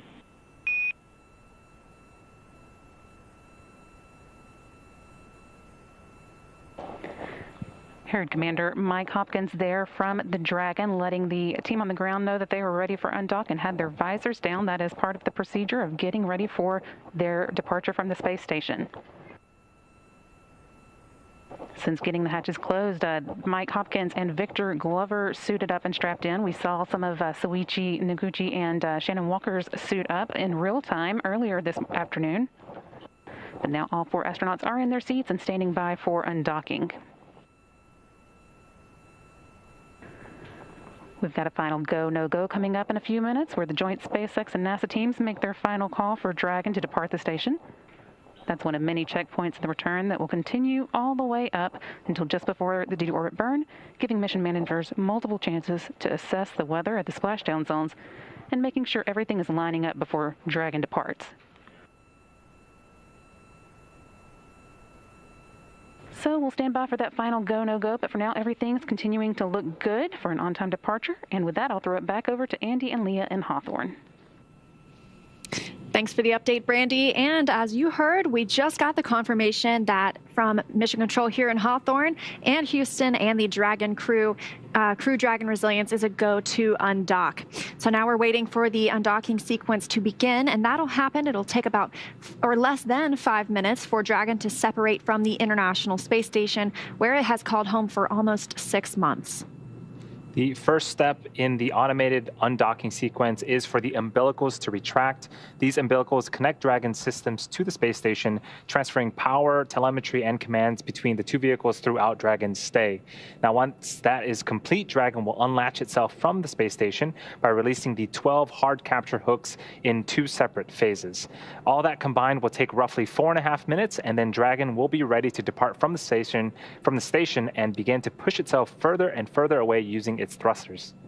Dragon's initial departure from station is a little different from any other docked vehicles like the Soyuz that rely on springs to push them away from the docking port. Dragon will execute 2 short thruster firings to undock using a combination of the 12 Draco engines around the base of the capsule, with the first breaking any stiction between Dragon and the docking port, and the second slowly backing the spacecraft away. We're expecting the call for the undocking sequence to begin at about 5:30 p.m. Pacific time. And once it's time for the 4 Crew-1 astronauts to deorbit and splash down back on planet Earth, they'll be heading to one of 7 targeted sites supported by SpaceX and NASA.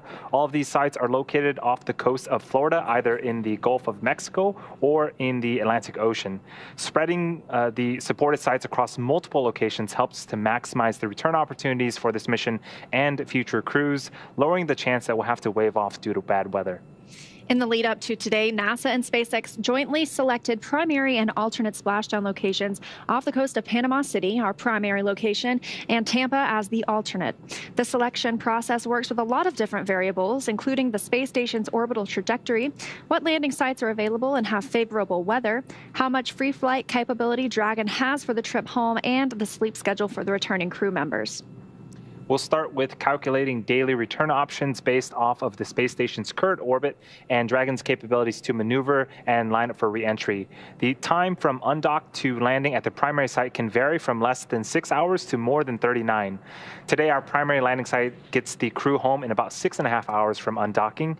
Certainly, getting home the quickest comes with some obvious benefits, but we always have to make sure that the crew is properly rested for dynamic operations, preventing us from scheduling 20-plus hour short days for them. Trajectory and ballistics experts provide the daily opportunities that would line up Dragon with 7 landing zones and split them into what we call ascending and descending opportunities. Dragon uses its Draco thrusters after leaving station to execute a series of altitude-lowering maneuvers and to line up with the selected primary site. It can also change to different alternate sites while in free flight if sudden weather moves in that we want to avoid. And weather is something that we're constantly looking at, making the final call to proceed about 2.5 hours before the crew undocks. For the Crew-1 return, we'll be looking at a number of weather items. Some of the obvious ones are no rain or chance of lightning in the recovery zone, both for the safety of the crew inside the capsule and the recovery teams on the water. We're also looking for wind speeds less than 15 feet a second, or about 10 miles an hour, and relatively calm seas so we can safely execute recovery operations, which includes landing a helicopter on the recovery ship to fly Mike, Victor, Shannon, and Soichi back to Florida. Once Dragon is flying free, we'll have a number of additional checkpoints to either proceed towards the primary landing site, head to the alternate, or select a new zone based on real-time weather data.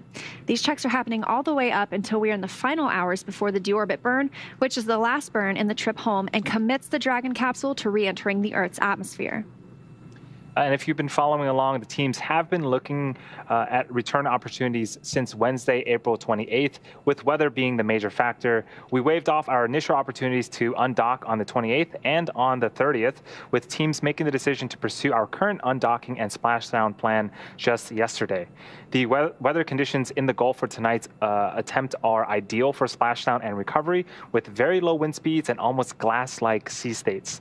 This will be the first time we're bringing crew back in a nighttime splashdown, but we are well prepared. SpaceX was able to practice for this very scenario with the return of the CRS-21 cargo mission, returning a similar Dragon capsule with a nighttime splashdown off the Florida coast. All of our recovery teams have practiced for recovery conditions at night, giving us confidence to carry this out this operation and bring the crew home safely. SpaceX also has additional personnel on the recovery ship to recover Dragon's parachutes and our standard set of medical professionals and Dragon technicians to secure the capsule and get the crew out quickly and safely. And another fun history fact for this return, this will be the first night splashdown of a U.S. crewed spacecraft since Apollo 8's pre-dawn return in the Pacific Ocean on December 27, 1968, with NASA astronauts Frank Borman, Jim Lovell, and Bill Anders. It's quite a while since we've had a nighttime splashdown with crew members on it. But again, like Leah said, we've been practicing this for years and have done extensive amounts of testing. If the mission teams were to wave off after undocking prior to the deorbit burn, the crew can remain on orbit for more than 60 hours before they have to come home. And after undocking, the trip home will take less than 3 days to either our primary or alternate locations. So the crew have 3 days worth of food and snacks on board, along with plenty of water. And as Andy just mentioned, for today's undocking, Panama City is the prime splashdown location, and Tampa is the backup location for splashdown. And as a reminder, Dragon does have the capability to change alternate locations after undocking from station if bad weather happens to move in. And we are awaiting for that call to begin undocking in about 3 minutes, well, 2 minutes from now. And as we mentioned, it should take under 5 minutes for that undocking sequence to actually occur. So we won't see any movement right away at first from Crew Dragon. If we're able to get a view of it, I know it's still, they're in a night pass in their orbit around the Earth. So we'll be waiting, and we won't see that initial movement, but we have to see those hooks and latches retract, and then those 2 short burns. Yeah, we should be hearing the call out again in a couple minutes here, and that will begin the sequence to start to pull away those hooks, and eventually Dragon will fire its thrusters to remove the stiction from its forward bulkhead and the station and begin to make its journey all the way back home to Earth. And if you've been listening, we got our go for undock from the team here, as you can see in Mission Control Houston, as well as the team here in Hawthorne. About 10 minutes ago, got that final go to undock, and Crew Dragon Resilience radioed back that they are go as well. Hatches. Oh, go ahead. No, I was going to say we have some precious cargo on board with the 4 astronauts, but they're also bringing home quite a bit of cargo, additional cargo as well, over 250 kilograms worth of supplies, food and stuff as well, and experiments to bring back with the return to Earth. we heard them addressing in the previous show. We were watching hatch closure. They addressed the polar lockers, and those help us bring home science and research that's been conducted on station that needs to be refrigerated. So it's a wonderful capability of Crew Dragon that we're able to get that back to Earth to be analyzed, and so that the teams here on Earth that put together those investigations can take a look. And all that cargo is being stored in the pressurized section or sort of the capsule section of Dragon. Sometimes we can store objects in the trunk, but later on you'll see that we actually eject the trunk. SpaceX undock sequence commanded. We actually undock the trunk in preparation for re-entry. Presents copies, we see the same. That's the call we were looking for, right on time at 5:30 p.m. Pacific time. Crew Dragon and the International Space Station flying 260 statute miles southwest of Liberia.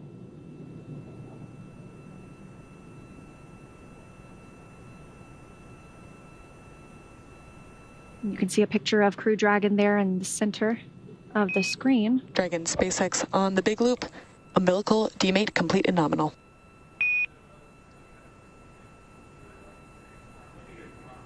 Presents copies.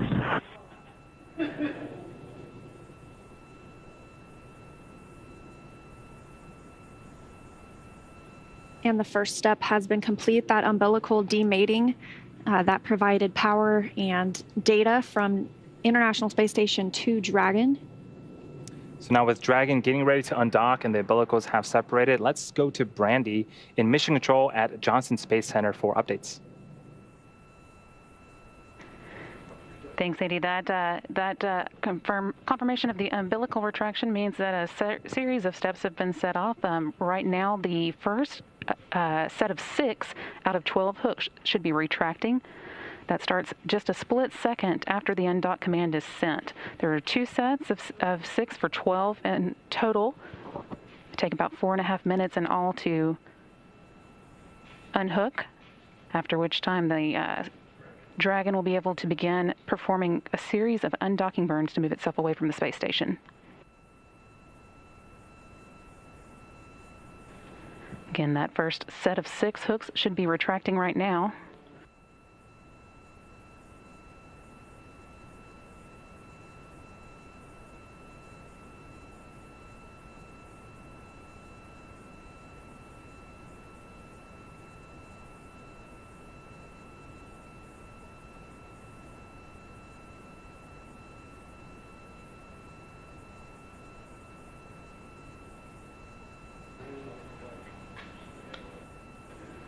Live view here of the Dragon from the cameras on board the International Space Station. When it does move away from the space station, you should be able to see that in real time. Again, waiting as the 12 hooks that are holding the Dragon to the space station begin to unhook.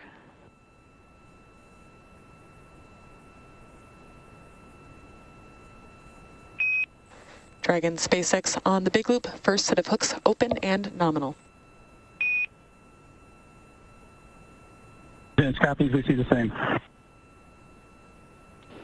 Confirmation there from the core in Hawthorne that the first set of hooks was able to unlatch as expected. Now working on that second set of 6 hooks. Those 12 hooks have been holding the Dragon to the space station. And once they've all retracted, the Dragon will begin to perform a series of burns that will move it away. That's still about a minute or so away. First undocking burn should come at 7:34 p.m. Central Time. The first burn is only a second and a half long and will be quickly followed by a 5-second burn, undock burn 2, at 7:35. And then almost immediately after that, a 16-second departure burn 0.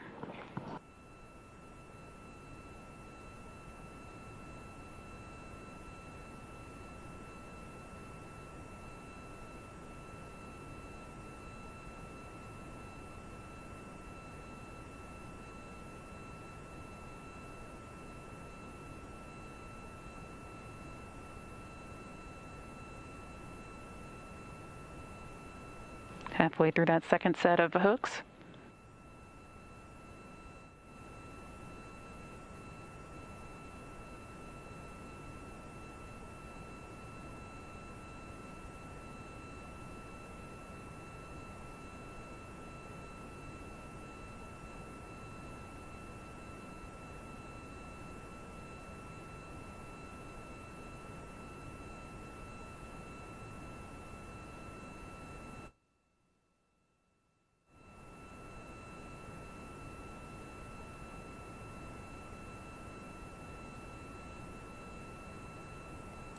Dragon, SpaceX on the big loop, all hooks open and nominal.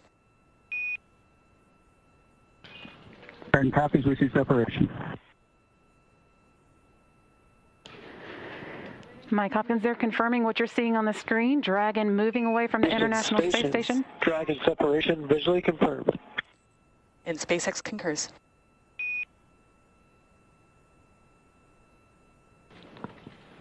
That undocking taking place at 7:35 p.m. Central Time, 5:35 p.m. Pacific, while the station and Dragon were 260 miles above Mali.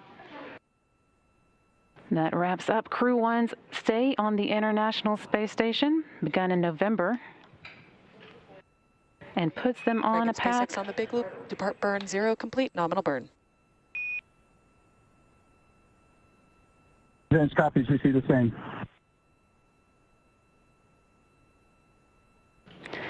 And confirmation there of the first of several good burns taking place. Again, there are 2 undocking burns that occur almost back to back, and those will be followed by departure burn 0. That's the first of 4 departure burns, known as, again, departure burn 0. It's a short firing of the Dragon's Draco thrusters, lasting 16 seconds and increasing the Dragon's speed by just under half a mile. That gets Dragon flying away from the space station and sends it on a trajectory that will take it up and around the space station.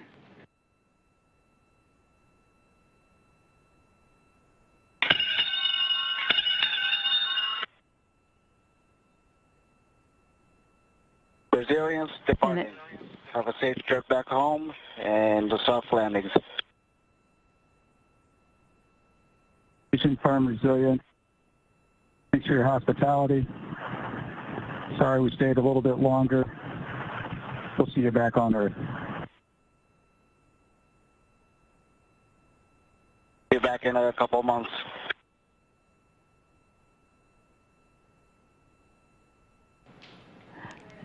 Space Station Commander Aki Hoshide, they're bidding Crew-1 goodbye as they move away from the International Space Station. Again, that departure burn 0 was complete and nominal, so that sets the crew on their way home for the day.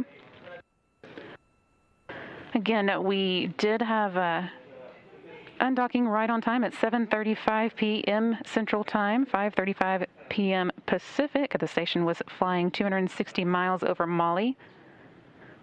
We're going to be monitoring Crew Dragon throughout the departure sequence as it makes its way from the International Space Station. So wishing Mike, Victor, Shannon, and Soichi safe travels on their way home. But to take you through the rest of the departure sequence, I'll be sending you back over to Leah and Andy and Hawthorne. Thanks. Thanks, Brandy, and great to see that successful undocking of Crew Dragon Resilience. You can still see it on your screen. The station is in an orbital nighttime. That's where this view is coming from. But very cool on the right-hand side, those 2 white dots. Station step 4, ISS thrusters enabled. Houston copies. Those 2 white dots on the spacecraft, those are actually the windows. So that is our crew of 4 inside, now beginning their journey back to Earth, having departed right on time.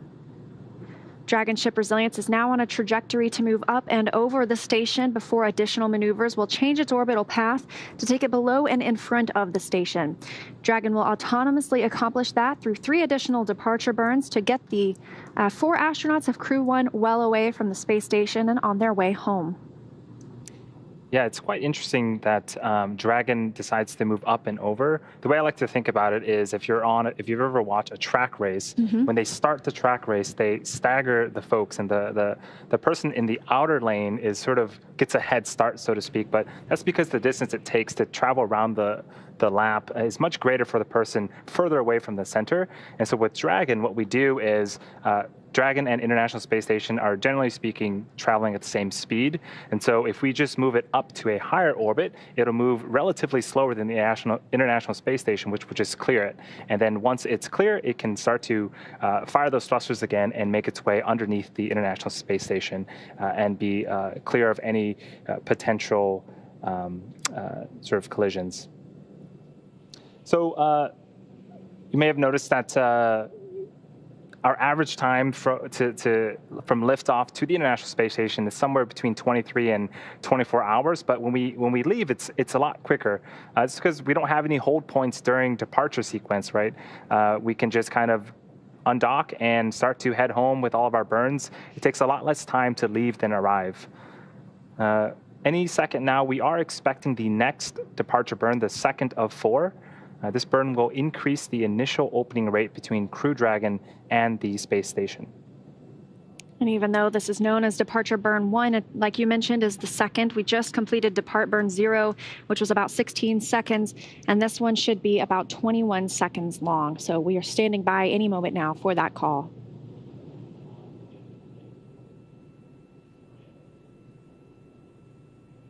And we are continuing to see a view from the International Space Station. There goes the Draco engines firing.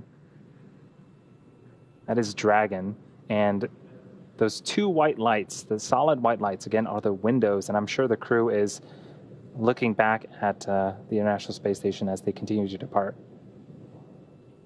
And we just got a note that Depart Burn 1 has started. As we mentioned, this is Dragon SpaceX on the big loop. Depart Burn 1 is complete. Nominal burn. You are go to doff your suits per procedure 4.012. Cameras are already external. Reminder that ground will be deactivating the big loop following exit from the approach ellipsoid. And SpaceX Resilience copies good Depart 1 burn. We have a go to doff the suits 4.012 and copy on the comm. And it was over about as soon as it started. That Depart Burn 1 lasting about 21 seconds, and that came around 5 minutes after separation tonight. This burn will increase the initial opening rate between Crew Dragon and the space station. And we heard that the crew is now go to take off their spacesuits, so they don't have to wear their suits until it's time to really start the deorbit procedures. They can be in those comfort garments and be comfortable inside the vehicle. We really just want them to have those suits on and be in their seats for those first major burns as we leave the International Space Station, and then once again when we come back into Earth's atmosphere. Yep, continuing to get good news all around with undocking, departure, and the second of 4 burns complete. We're now waiting for Dragon to exit the keep-out sphere and the approach ellipsoid. The keep-out sphere is an imaginary sphere 200 meters in diameter around the station. It's one of several safety zones set up to govern visiting spacecraft either arriving or departing the station. Before moving into the keep-out sphere, the spacecraft would have to be configured where they would not cross the imaginary boundary for at least 4 orbits, even if the spacecraft were to somehow lose control of its maneuvering. The approach ellipsoid, or AE, is another imaginary shape, this time a 3-dimensional ellipsoid measuring 4 kilometers by 2 kilometers by 2 kilometers. It's in the same family as the keep-out sphere.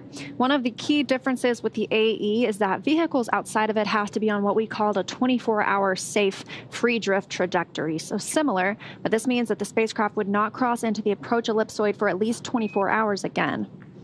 Station Houston on the big loop. Dragon has exited the keep-out sphere.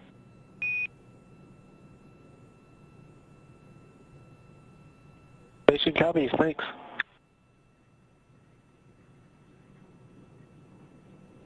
Crew Dragon now outside the keep-out sphere, still inside that approach ellipsoid, and the next burn will be Depart Burn 2.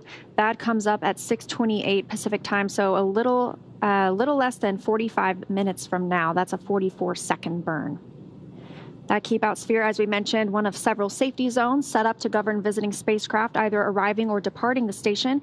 Whether those have crew members on them or not, we're always tracking what's in the vicinity or the neighborhood of our space station. So before moving in the keep-out sphere, we had to know that the spacecraft is configured to not cross that imaginary boundary for at least 4 orbits, even if it lost all control of its thrusters. And that can be a hold point at some times on the way uphill or the way to station, but as you've noticed on the way home, it's not somewhere that we have to hold. We can simply move right through it and continue the journey. And Dragon continuing to distance itself from the International Space Station. We'll hear a call here shortly that it has passed the approach ellipsoid, a bit bigger of an imaginary shape around the International Space Station, with an ellipsoid measuring 4 kilometers by 2 by 2. This is another view of Dragon, getting a little bit of light. Again, you can see the windows right above the red and green lights. We are looking for that approach ellipsoid exit to come up around 5:54 p.m. Pacific time, so less than 10 minutes from now. It is significantly bigger than the keep out sphere, but this is a cool picture of Dragon. You can see the capsule down toward the bottom of your screen, and then the trunk near the top. And on the trunk on the white side, that's the radiator. It helps radiate heat, and I love this glow right now. The sun is coming up on the space station and onto Crew Dragon. Wow, that is cool. SpaceX resilience comm check on the cabin mic. SpaceX on the big loop. I hear you loud and clear. How me? We have you the same. Good comm check.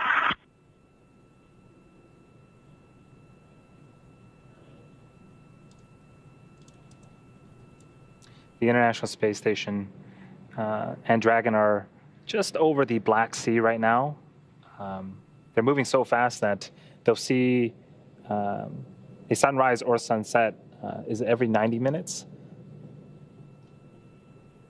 17,500 miles per hour is how fast they're moving. And these movements that we see are camera moving. Dragon is moving itself, but not quite as quickly as we see these movements happening right now.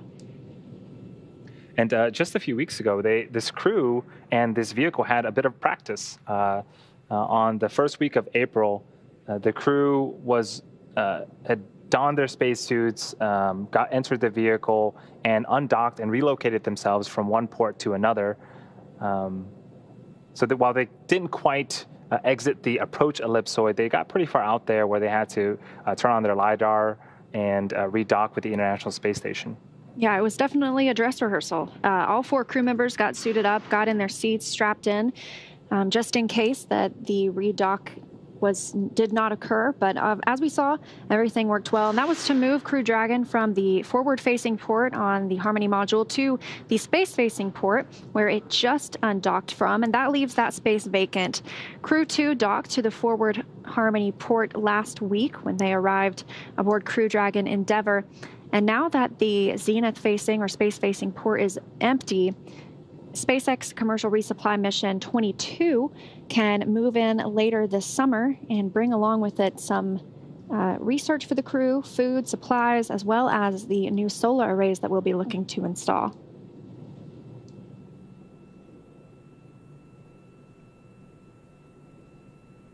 Yeah, it's going to be quite a busy year for the Dragon program. It's been an exciting couple of weeks with the relocation, Crew 2 heading on up there, now Crew 1 departing. And then, like Leah mentioned, we have a CRS mission in the summer, as well as 2 more crewed missions using the Dragon vehicle in the fall with Inspiration 4, as well as the Crew 3 mission, sorry. And before Crew Dragon came home today, there were a long list of activities that needed to be checked off.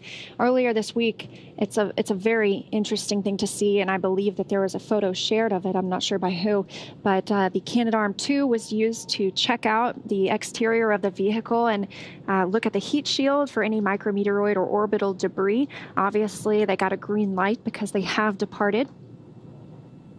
And we saw the crew suit up earlier, close their hatch. They also had to conduct some leak checks with the crew members themselves in their spacesuits, and as well as with the vestibule or the space between the International Space Station hatch and the hatch on Crew Dragon. We want that to be down to a vacuum so that when the crew members depart, it's equal to the vacuum of space. So we're having a satellite handoff right now. We should get visuals back shortly here. But speaking of interesting photos, I was browsing the astronauts' Twitter, and as I mentioned earlier, Victor Glover's birthday was yesterday, and seems like they had a great night. There was a saxophone, there was balloons, cakes, and a keyboard involved, but all the astronauts seems like they are getting along very well with each other up there in space. Yeah, I love, just seeing those real life pictures of what's happening on the International Space Station, because we know that they devote so much time and dedication to the science that's going on, because that's really why they are there. It's an orbiting laboratory that does research that benefits not only our future space exploration goals, but also all of us here on Earth. And so in their downtime, when they get to relax, some of them do play instruments. I've seen videos of what looks like to be a little space band. Yeah. It's a lot of the things we like to do here on Earth. They like to share meals together, watch movies. Yeah, watching them do the science experiments, it definitely looks like they're like kids in a candy store. They are absolutely ecstatic about sort of how the properties of experiments will change in the microgravity environment. Again, we are waiting for the call out for Dragon to continue to distance itself from the International Space Station and eventually exit the approach ellipsoid. It's an imaginary ellipsoid around the International Space Station, measuring 4 kilometers by 2 kilometers by 2 kilometers. We're looking for that to come up just a few minutes from now. It says 5:54 on Pacific time, so we'll be standing by for that. And this, like we mentioned earlier, with the keep out sphere, this is another place that you might stop on the way up and perform any checkouts before the vehicle gets closer to the space station. But on the way down, smooth sailing, we are clear to go. So we also heard the astronauts are now out of their suits, and I believe that was Mike Hopkins testing out the cabin microphone, which means it's not the microphone that is built into their suits. It's one that they're able to use and float around the capsule with. So that means they're out of their seats as well. I can only imagine they might be getting some views out the window of their home for the previous 6 months on the International Space Station. It's going to be a very exciting couple of hours here coming up with the crew returning. I should mention that throughout tonight's broadcast, if you have any questions, we are taking questions. If you use the hashtag LaunchAmerica, we'll try to answer them here on air. We have one right here. Will we be able to see the capsule re-enter the atmosphere from the ground here in Florida, since it will be dark? I think so. We were talking earlier with the commercial crew program manager, and there's not a ton of clouds. If you are near Panama City or probably somewhere in Florida, you should be able to see a re-entry of the Dragon, depending on the cloud coverage. When the capsule re-enters the atmosphere, it'll largely be over the water, so maybe a little out of sight for most people on land to see. But we did hear that there will be a lot of moonlight, so hopefully we get some good views. The best views that you'll get will be on this broadcast. We promise you that. But it won't be the same as seeing those 4 main parachutes billowing as the capsule comes down. So we are targeting splashdown just before midnight Pacific time. So if you are on the East Coast, you might have to stay up a little bit in order to see the splashdown. Now, this view on the right-hand side of your screen, that's Mission Control Houston, the International Space Station Flight Control Center at Johnson Space Center. And so we are still in integrated operations. Now, the spacecraft Crew Dragon is still in the neighborhood of the International Space Station. So these teams work together in tandem to make sure all systems on both vehicles are set to what they need to be to make sure these procedures move smoothly. As we've seen, everything going well so far, and we're looking at just a minute or two until they exit the approach ellipsoid. And it really has been a joint effort from not just SpaceX and NASA, but the FAA, the Coast Guard, in order to make sure that the crew undocks safely, returns home safely. So it cannot be stressed enough that it really is a team effort to make sure that everyone is doing their part and these astronauts are coming home safely. As we mentioned earlier, this is NASA's first splashdown since 1968 with the Apollo 8 crew, which is one of my favorite missions. And this splashdown tonight also breaks a record. Not only has it been that long since we did a nighttime splashdown, but the capsule itself is now going to be the longest duration mission of an American crewed capsule in space. They're beating out the Skylab record from the final Skylab mission. That was 84 days, 1 hour and 15 minutes. And so we're coming home with 168 days here. I think they passed it. Yeah. If you exclude Demo 2, splashdowns don't happen too often nowadays, right? Most of the vehicles will land on land. The space shuttle landed itself. So, you know, while this may seem new and we haven't done this for decades, we have rehearsed this many times. And the Dragon 1 program splashed down every one of its vehicles, and we were able to recover most of it. So, you know, we are definitely expecting a safe return for all of our astronauts on board the Capsule Resilience today. And we should hear that call to exit the approach ellipsoid any minute now. That 4 kilometer by 2 kilometer by 2 kilometer invisible shape, invisible ellipse, we should say. The imaginary sphere, yes, right? Yes, yes. Just helps us monitor vehicles as they arrive and they depart. So Crew Dragon undocked.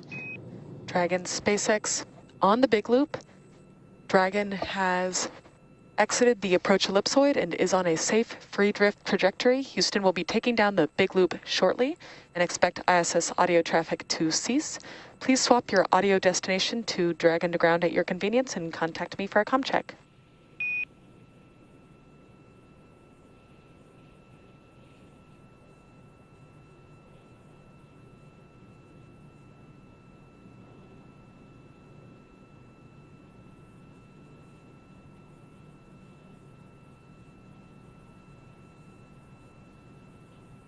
Get Dragon to ground up.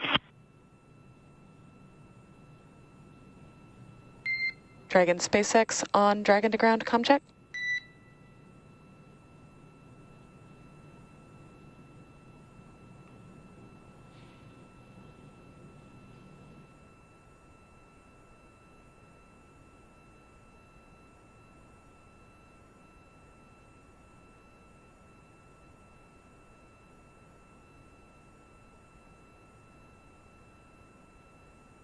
And SpaceX, this is Resilience on Dragon to ground. How copy? I hear you loud and clear. How me?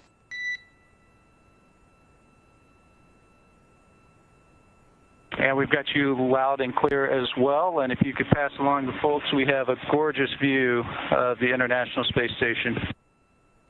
Ah, that is great to hear. Wish we could see it too. Thanks for letting us know, and we'll certainly pass that along.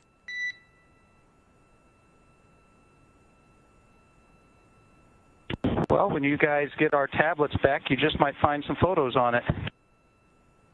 Excellent to hear. We look forward to it. Thanks.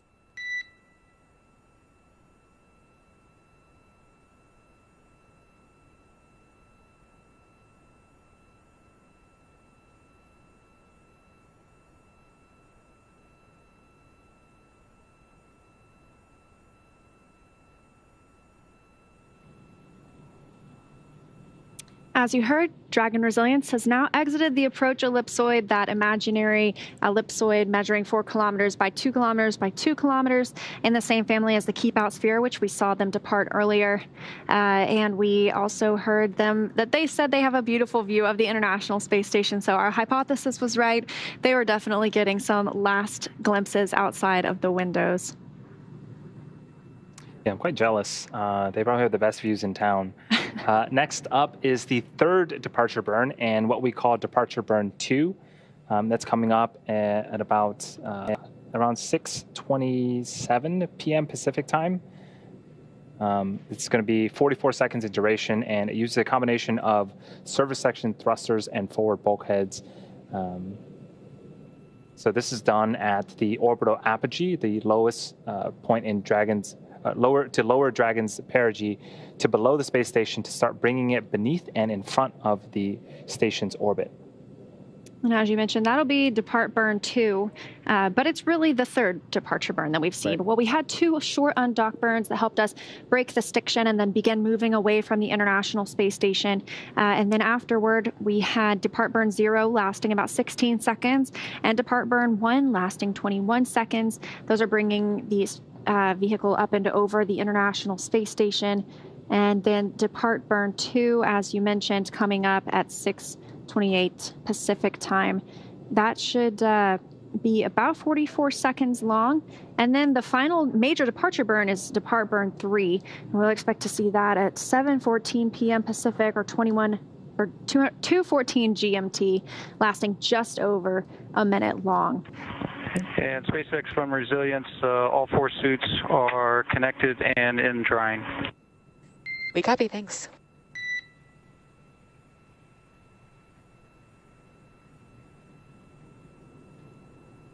And that was Mike Hopkins confirming that they have doffed or taken off their suits and currently drying.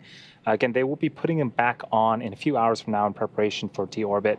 But that graphic, so deorbit burn 3, the last burn, if you have joined us for last week's entry, it's known as sort of a co-elliptic burn. And what that means is after that burn is done, the Dragon vehicle will be at a constant 10 kilometers beneath the space station the entire way around its orbit. And then you get to its final deorbit burn where we'll start to decrease the altitude and eventually re-enter the Earth's atmosphere. And there are some other sequences that the vehicle will need to follow in order to splash back down. The largest of these departure burns so far the longest, I should say, will be depart burn 3, and that's coming in just over a minute long, looks like 61 seconds.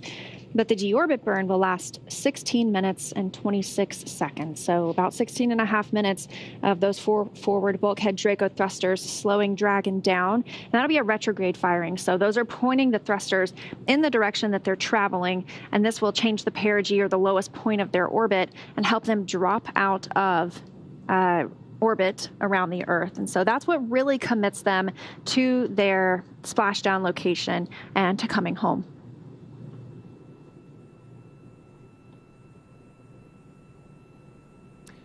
So we're continuing to track Dragon's journey back to Earth. This is a view of Johnson's Space Center in Houston. We have a couple more questions from social media. Do all astronauts at the ISS keep on the same time zone, such as Eastern time zone or Pacific time zone? Yes, they follow GMT, Greenwich Mean Time. So that is sort of the nice halfway point between a bunch of different space agencies. So that is the time that they use, and you'll often see us calling out timelines in Pacific time zone because that's where we're at. But we also try to throw in GMT as well to make sure that the international folks and the astronauts also get their timelines correct.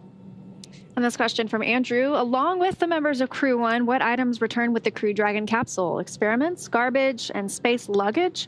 Yes to those. Not necessarily garbage.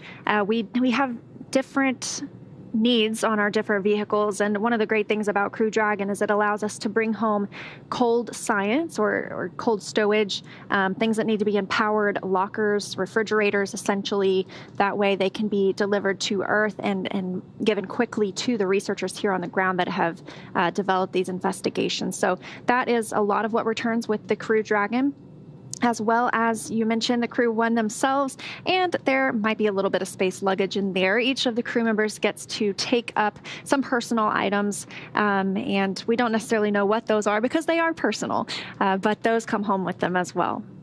And we saw earlier today when the astronauts were ingressing the capsule, the cargo is really packed in there and trying to make full use of all the volume inside of the capsule. There is some storage space underneath the seat at sort of the base of the Dragon vehicle where they can store some luggage as well. So keep sending us these questions. I'm having a blast answering them. Again, the hashtag is LaunchAmerica. Now we have this one from Corey. Will the Crew-1 astronauts be able to look out the window as the capsule is returning through the atmosphere? Well, the windows definitely don't close, so the windows, they would be able to see out of them, but their seats will be actuated or somewhat reclined to about 40 degrees. So they'll be more so facing that upper hatch that we just saw them ingress or enter whenever they prepared to leave the space station. And those windows are on the sides of the forward hatch, or sorry, the side hatch, which is what they will exit later. So they won't really be in the peripheral, maybe, of the astronauts, but who knows? They might be able to look really far down and see it through their corner of their eye, but as Leah mentioned, the seats actually actuate up, and so what's going to be in front of them are those 3 touchscreen LEDs with a ton of important information, such as telemetry, entry angle, and those are all important things that I'm sure the astronauts need to monitor to make sure that the Dragon vehicle is doing what it needs to for re-entry. Another question here, are there Xbox or PlayStations on the International Space Station so astronauts can be gamers? I love this question. I don't know if there are specifically gaming consoles, but I mentioned this last week, but there is an experiment, and I hope you like this Decisive TV. There is an experiment where they're taking a high-performance computer and bringing it to the space station, and essentially what they're doing is powering it on for a year and seeing if radiation will affect its performance. So I don't know if that's a precursor to space gaming in the future. That would be very cool. But we'll see. We'll see a year from now how that experiment turns out. Yeah, we unfortunately don't have any gaming consoles for them on the International Space Station. That sounds pretty fun, though. Yeah. But like we mentioned, they do have other things to do in their downtime. Some like to continue working on science. I think one of the most popular and favorite pastimes is looking out the window, because who could blame them? As well as sometimes they watch movies, they share meals, and we even know that they play instruments as well. Yeah, that would be cool. You have, you know, West Coast servers, East Coast servers, then you have a space server. And you're gaming with astronauts. That could be the future. That'd be so cool. This next question from Daniel, how do astronauts do laundry on the International Space Station? Well, this should be encouragement for anyone who hates doing laundry. You don't have to do laundry on the International Space Station. You can actually just throw your clothes away. So they don't throw them away after one wear. They do try to reuse their clothing. But because we don't really have water that can be disposed of in that amount. We recycle all of our water on the International Space Station, and so we don't have the opportunity to do laundry. So those burn up upon re-entry on the Earth's atmosphere when we pack them along with other trash and garbage inside other vehicles like the Northrop Grumman Cygnus, and we just send that back and it disintegrates in the Earth's atmosphere. That's kind of cool. Taking out the trash. If you don't want to do laundry, just become an astronaut. Exactly. It's just that simple. And I love this little view. You can see Crew Dragon there on the right side of your screen. Just a point of light continuing to move away from the International Space Station, with the next burn coming up in about 20 minutes, depart burn 2, which should last 44 seconds.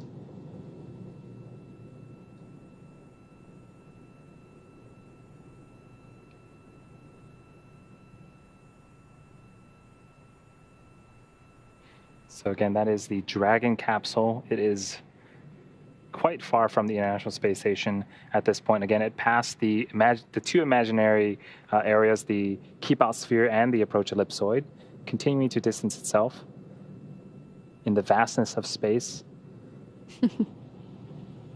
And we had an on-time undocking today. The command being sent right at 5:30 p.m. Pacific time, and then undocking coming around 5 minutes later. Those hooks opening, umbilical detaching, and 2 short burns separating Crew Dragon Resilience from the International Space Station, where it has called home since November 15th. Teams here in Mission Control Houston, you can see flight controllers at their consoles monitoring all of the systems aboard the International Space Station. That's a 24-hour, 365-day-a-year job. And that has been for over 20 years now, because that's the amount of time that we've had people living in space. So if you are under 20 years old, there has never been a day that you've been alive without humans in space. Yeah, I believe the International Space Station just had its 20th anniversary last year and celebrated that. I saw some flags from previous views of, the 20th anniversary of the International Space Station. Quite a long time. It's been orbiting the Earth over and over and over again.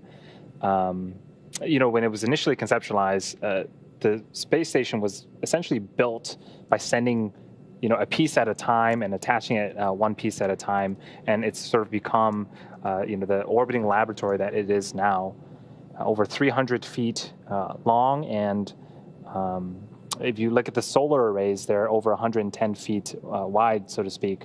But it is quite a large laboratory with a lot of modules and a lot of science happening on board it. And a good way to make it visual is if you put the International Space Station on top of an American football field, it would reach from end zone to end zone. Wow. So that shows just how big it is. Yeah. I love when the astronauts are outside on a spacewalk and they are so small in comparison to the solar arrays in the background. It's fascinating. And Crew Dragon is now approximately 3.3 kilometers away from the International Space Station. Still has quite a ways to go home, but everything going well so far, with 2 of those departure burns having been completed. And as we mentioned before, since undocking, we're going to be live with you the entire way to splashdown and crew recovery. So, a couple of sequences coming up here in the next couple hours, but it'll definitely get exciting towards the last couple hours with the parachutes deploying and the trunk jettison and deorbit burn and all that. And if you're wondering what the crew themselves are doing inside the Crew Dragon right now, as we've mentioned, this is a completely autonomous vehicle, so they shouldn't have to do really anything. They should get the opportunity to sit back. As we heard, they're getting some last views of the International Space Station, which they've called home for the past several months. I'm sure maybe we'll try a couple of extra backflips in microgravity, but they are out of their suits and should get the chance to relax and monitor that data. They may not make any commands of the vehicle, and they shouldn't have to because it is autonomous, but they can watch those 3 touchscreen displays and see how everything is performing, how they, where they are in relativity to the International Space Station. Yeah, I mean, the Dragon vehicle does the bulk of the heavy lifting, and this is especially important because later on, as part of their journey home, we'll be entering sort of a communications blackout period where the plasma buildup on the bottom of the capsule will sort of interfere or prevent communications to and from Dragon. But have no fear, the Dragon is essentially flying itself at that point, and the crew can again just monitor the data that's being fed to them, and the Dragon vehicle can really take care of itself and knows where it wants to go and can make those adjustments to make sure that it's hitting its targeted landing site. We just talked about they're out of their suits. They're not having to wear them right now. Right. And I thought about it. We mentioned spacewalks for a second. So we could talk a little bit about how these suits are different than the ones that they put on for spacewalks. This crew completed or was part of 5 spacewalks while they were on the International Space Station, all taking place earlier this year. And we're very familiar with seeing those, what appear to be very large, right, the classic bulky, sort white. of. Yeah, the classic white spacesuit. We call those extravehicular mobility units, and they're essentially their own little spacecraft because they have comms, they have cooling, and they have mobility, and the astronauts can all control that on the suit. And these SpaceX suits are not meant to be extravehicular suits, but more intravehicular. Right. They can protect the crew in the event of a depressurization or even a fire, but they are not the same as going out and moving around the International Space Station for several hours at a time in the vacuum of space. Right, they really serve to protect the crew inside the vehicle in case there was a depressurization event. There's air being fed, and the suit will get pressurized, and sort of can detect that on its own. Outside of vehicles, outside of the International Space Station, the environment is quite harsh, extremely cold. You have radiation from the sun, and that's where those EMUs are necessary with those really cool visors in order to perform the work that needs to get done on those extensive spacewalks. So the suits, while cool, really serve a function inside the vehicle. Another view of Crew Dragon. And now looking 4.2 kilometers away from the International Space Station. Very, very It looks a bit awesome lonely, view. right? It does. It's just this speck in this blackness. And we're under 15 minutes away from their next burn, Depart Burn 2, actually 14 minutes to be specific. But it does. It looks very small when you think about the scope of the Earth. I think about that sometimes. Yeah. And as we mentioned earlier, that bottom portion is not returning to Earth. The top portion, the capsule, that's the pressurized section and where all of our crew members are seated. And then that's just us moving the cameras on the space station. Again, that's not a Crew Dragon making any super sudden movements. Very quick if it did that. But that trunk at the bottom will be jettisoned and will burn up in the Earth's atmosphere. And that's a great space for bringing up things upon launch. The cargo Dragon vehicle now looks very similar to this vehicle, and so we can expect to see solar arrays in that trunk portion later this summer. Yeah, the trunk right now, there's an umbilical that feeds power and telemetry from the trunk to the capsule. And so it is, it still serves a purpose right now, but later on, again, it is important that we expose the heat shield at the base of the capsule of Dragon prior to re-entry into the Earth's atmosphere, so that way that Pika material can start to absorb and protect the capsule from the extreme temperatures upon re-entry.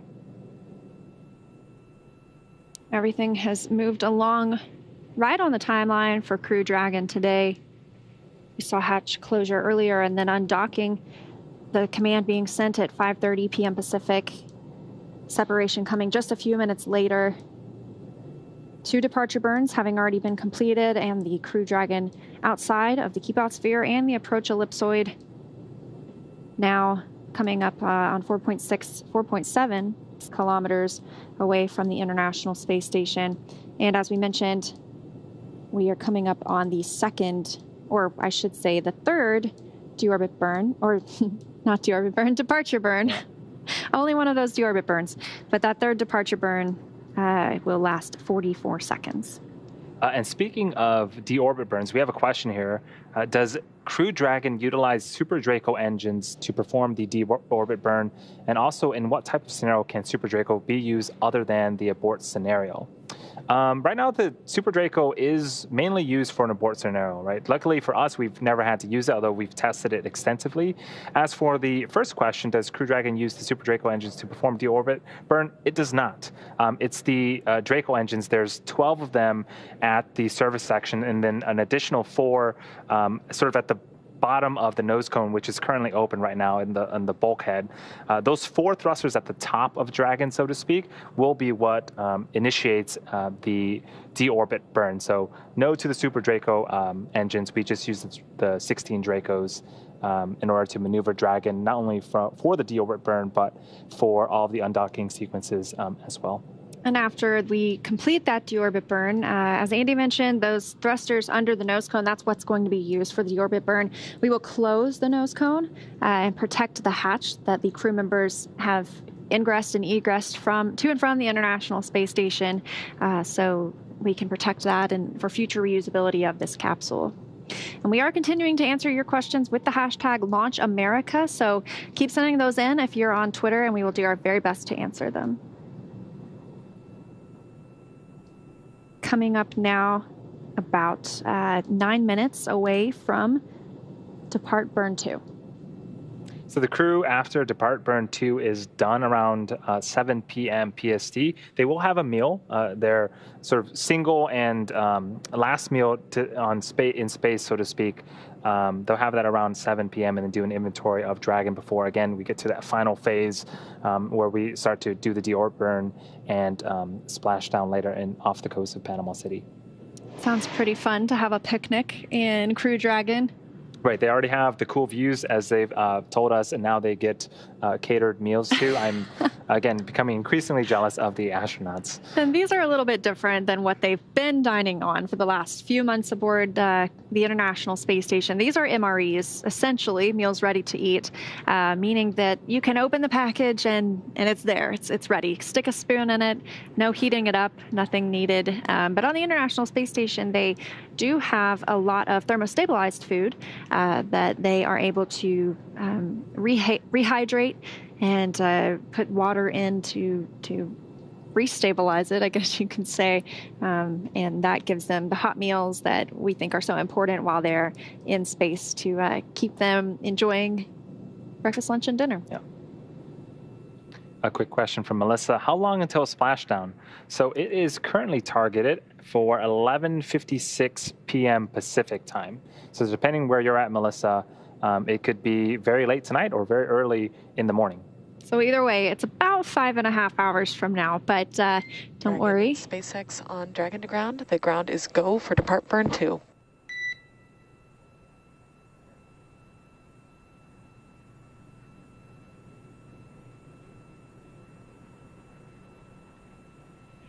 And SpaceX from Resilience, we copy go for depart burn 2. And please let us know when you are ready for us to come back on board with video.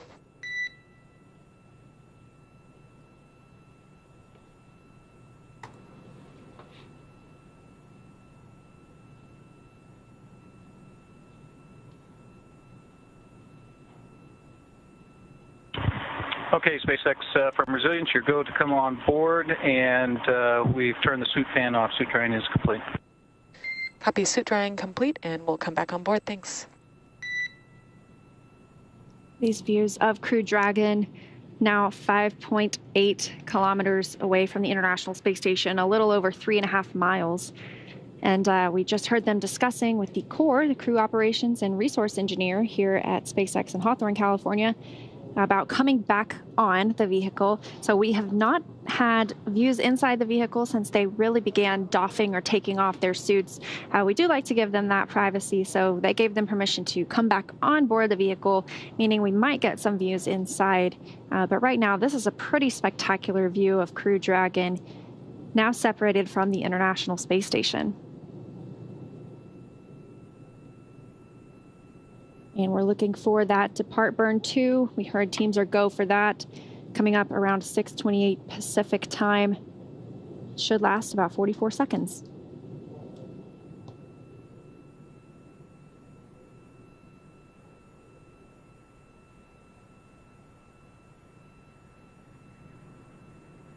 Depart burn 2, even though has the number 2. It is the third depart burn so far.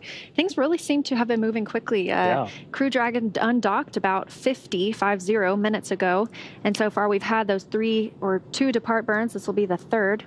Coming up shortly, it'll be using a combination of those service section thrusters around the base of the capsule and those forward bulkhead thrusters, which are underneath the nose cone.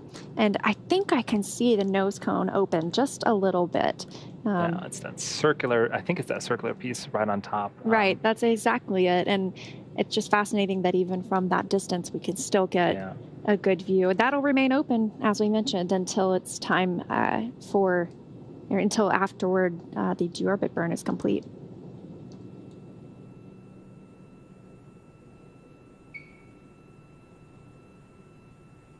So we are continuing to track Dragon, as seen on screen. Today, the splashdown will be at nighttime off the coast of Panama City, Florida.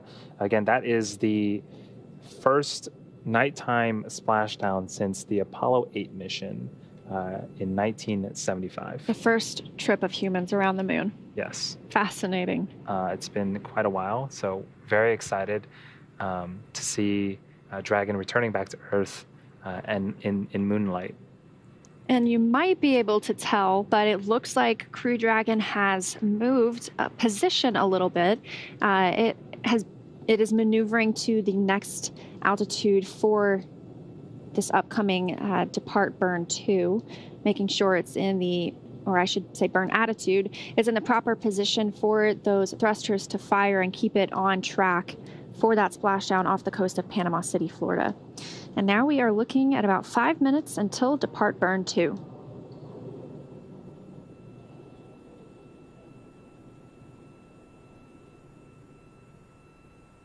Now we've got a really zoomed in view. You can clearly see that nose cone open.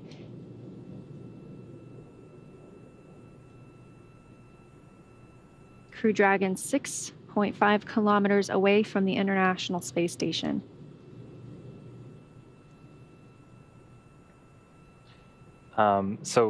We talked about the crew sort of preparing and performing a bunch of checks to make sure that they are undocking on time. But Dragon itself also, when it's docked at the International Space Station, often spends time in sort of a low power mode. And so Dragon also had a wake-up call a few days ago and had its own system checkouts to make sure that everything was a go. The life support systems were good. The GNC, the comms were good. So it's been quite a journey. Station Houston on 2 for Thomas for crew quarters.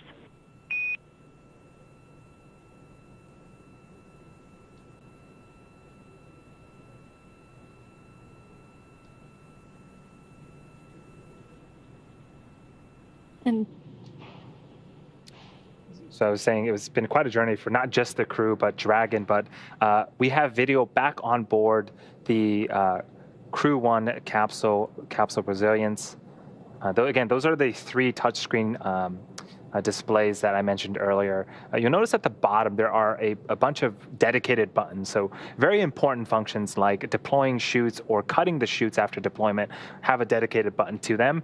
And then there are a bunch of displays and views that the astronauts themselves can use to get information on their journey home.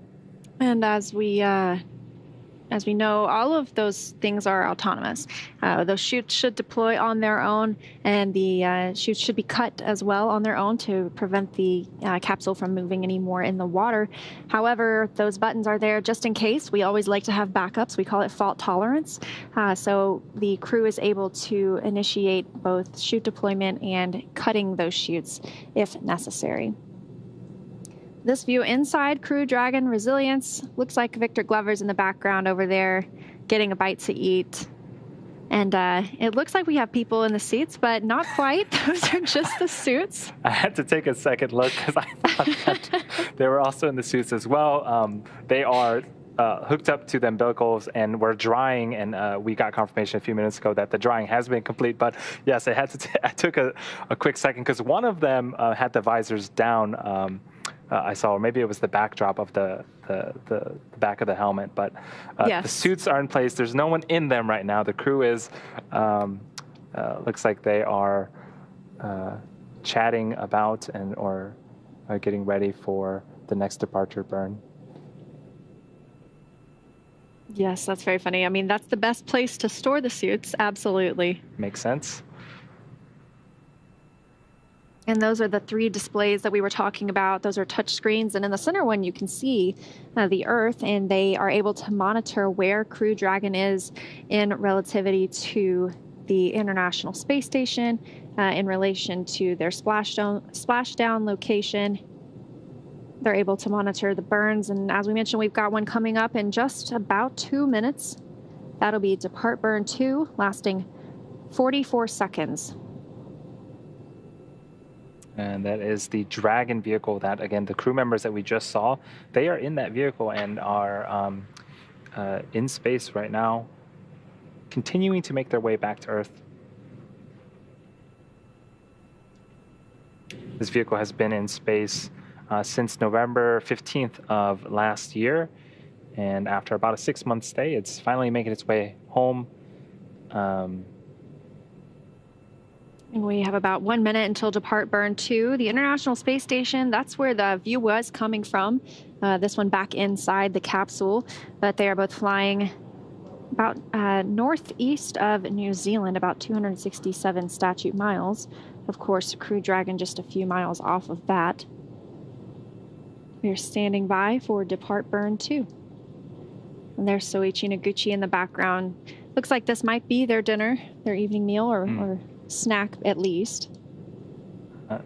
We just saw that last shot was Mike Hopkins, and then right before him we saw Victor Glover to the right-hand side. Interesting thing about this vehicle, later on this year, we'll launch the astronauts as part of the Crew-3 program. This capsule will be the capsule that they will be sitting in. So it will be refurbished when it lands, make sure that everything is working as planned, and then we will send this back up later on this fall. And as you saw with Crew Dragon Endeavour, the capsule does not change its name once it has been named.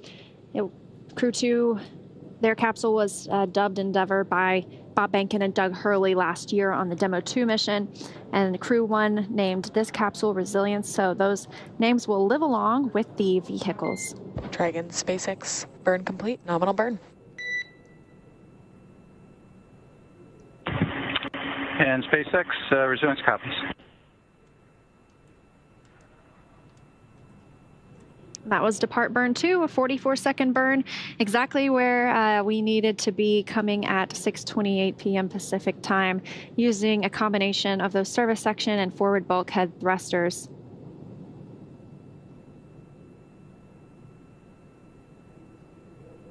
That was done at the orbital apogee, which is the highest point in Dragon's orbit, and it's lowering the perigee, the lowest part in the orbit, to below the space station. So those first burns took us up and over the space station. This will take us down and under it. This will start bringing it beneath and in front of the station's orbit. And then, as we've seen, the crew has begun having their last meal on Dragon. A bit early before returning to Earth, but how can you tell somebody when they're hungry not to eat? They have MREs, but they also have some snacks on board as well. I'm not sure what the snacks are, but they must be good. At about 7:14 p.m. Pacific time, we'll have the fourth and final departure burn. It's called Departure Burn 3, but it is the fourth one. And that will put the Dragon roughly co-elliptic with the International Space Station, just 10 kilometers beneath it the entire way around the Earth. And it's now 6:30 p.m. Pacific time, meaning it has been exactly 1 hour since the undock command was issued to Crew Dragon. Everything moving on time and on schedule so far, with Crew Dragon's undocking and those 2 short burns to break the stiction, and then 3 departure burns having been completed so far, with the 4th, which is known as Departure Burn 3, left to go. That's coming up, as you mentioned, Andy, at 7:14 p.m. Pacific time. So we've got about 45 minutes until that Depart Burn 3. It'll be the longest of the burns that we've seen so far at 61 seconds, just over a minute. But it's nothing in comparison to that 16.5-minute deorbit burn that we'll see later tonight. Right. And once we start that deorbit burn, we're committed to making sure that Dragon is splashing down safely.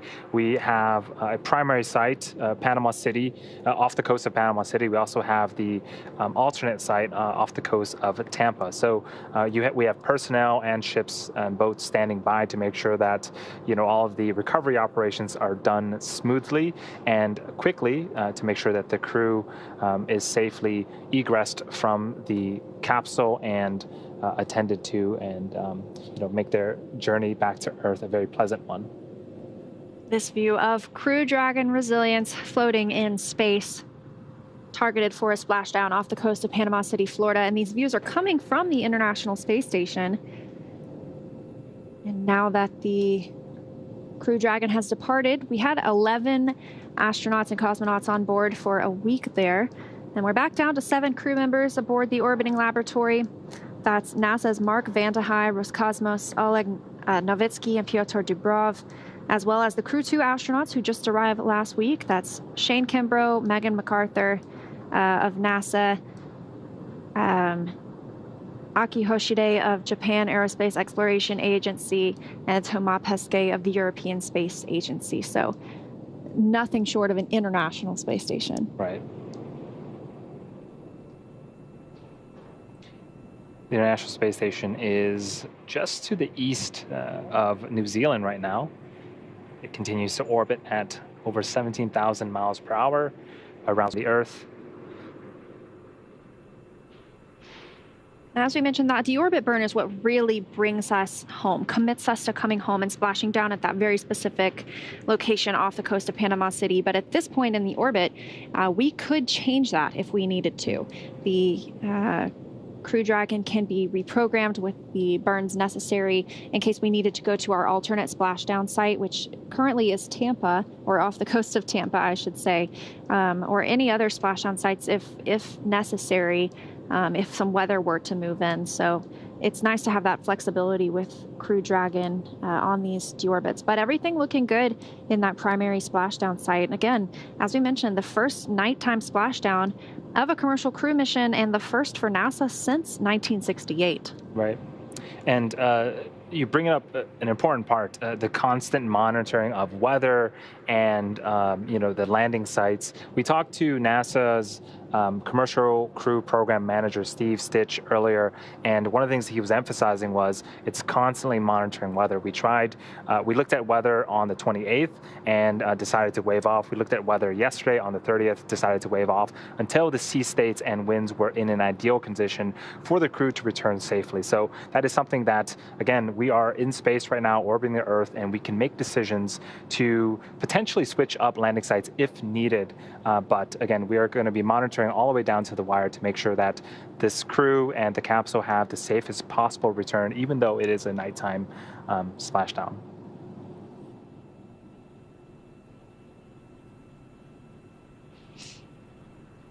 So the crew has, again, begun eating their last meal in space before returning home. Next up, we are awaiting the fourth and final departure burn 3, called Departure Burn 3. The thrusters, we used a combination of service section and the forward bulkhead thrusters, again, lasting about a minute, 61 seconds. This will circularize Dragon's orbit and put it roughly co-elliptic with the station, approximately 10 kilometers lower in altitude. And while we wait, let's check in with Brandy Dean at the Johnson Flight Control Center. Brandy? Thanks so much, Andy. Things have quieted down a little bit around here, but the team is still watching, following along with the Dragon as it makes its way away from the International Space Station. They're led tonight by Flight Director Anthony Varia. Since the Dragon's departure, the team here in Houston does have a few roles to play. The TOPO, or Trajectory Operations and Planning Officer, is continuing to monitor Dragon's path on the lookout for any conjunctions. That's chance of any space debris crossing the Dragon's path and causing an issue during their flight home. We also have representatives from NASA's Flight Operations Directorate on console. They serve as an information clearinghouse for all NASA's personnel who are supporting Splashdown, and they also provide input should any changes be needed to be made to the crew's plan. There's also our Spaceflight Meteorology Group. They're actively providing weather data to the joint NASA and SpaceX teams as we keep an eye on the area for splashdown today. And finally, our LSO, or Landing Support Officer, is on standby in the event we run into any major issues that would cause Dragon to end up at an unsupported splashdown location, where we'd call up support from our Department of Defense colleagues. So we'll continue to monitor from here in Mission Control Houston, and I'll send it back to you, Leah and Andy in Hawthorne. And thank you for the update, Brandy. While the crew eats and we await the final departure burn, we'd like to give you a quick overview of what entry would look like for the Crew-1 astronauts. So after Crew Dragon Resilience has re-entered the Earth's atmosphere, a series of parachutes will deploy to slow the spacecraft's descent. First will be the 2 drogue chutes, followed by the 4 main chutes to guide Crew Dragon to its first contact with Earth since launching on November 15th of last year. The 2 drogue chutes are sort of conical in nature, and then the main chutes are orange and white. Dragon will automatically deploy these parachutes when different pressures and position sensors on the capsule detect they are at the right speed and altitude. Vehicle velocity at drogue deploy is approximately 350 miles per hour and deploy at about 18,000 feet. Vehicle velocity at the main parachute deploy is approximately 119 miles per hour, so you can see those drogues have already done quite a good job at slowing it down, and they deploy at about 6,500 feet. And when the Crew Dragon splashes down in the water, the velocity of the vehicle should be approximately 16 miles per hour. So the highest G-load the crew will experience during re-entry is around 3 to 5 Gs. That's about what they experience on ascent as well.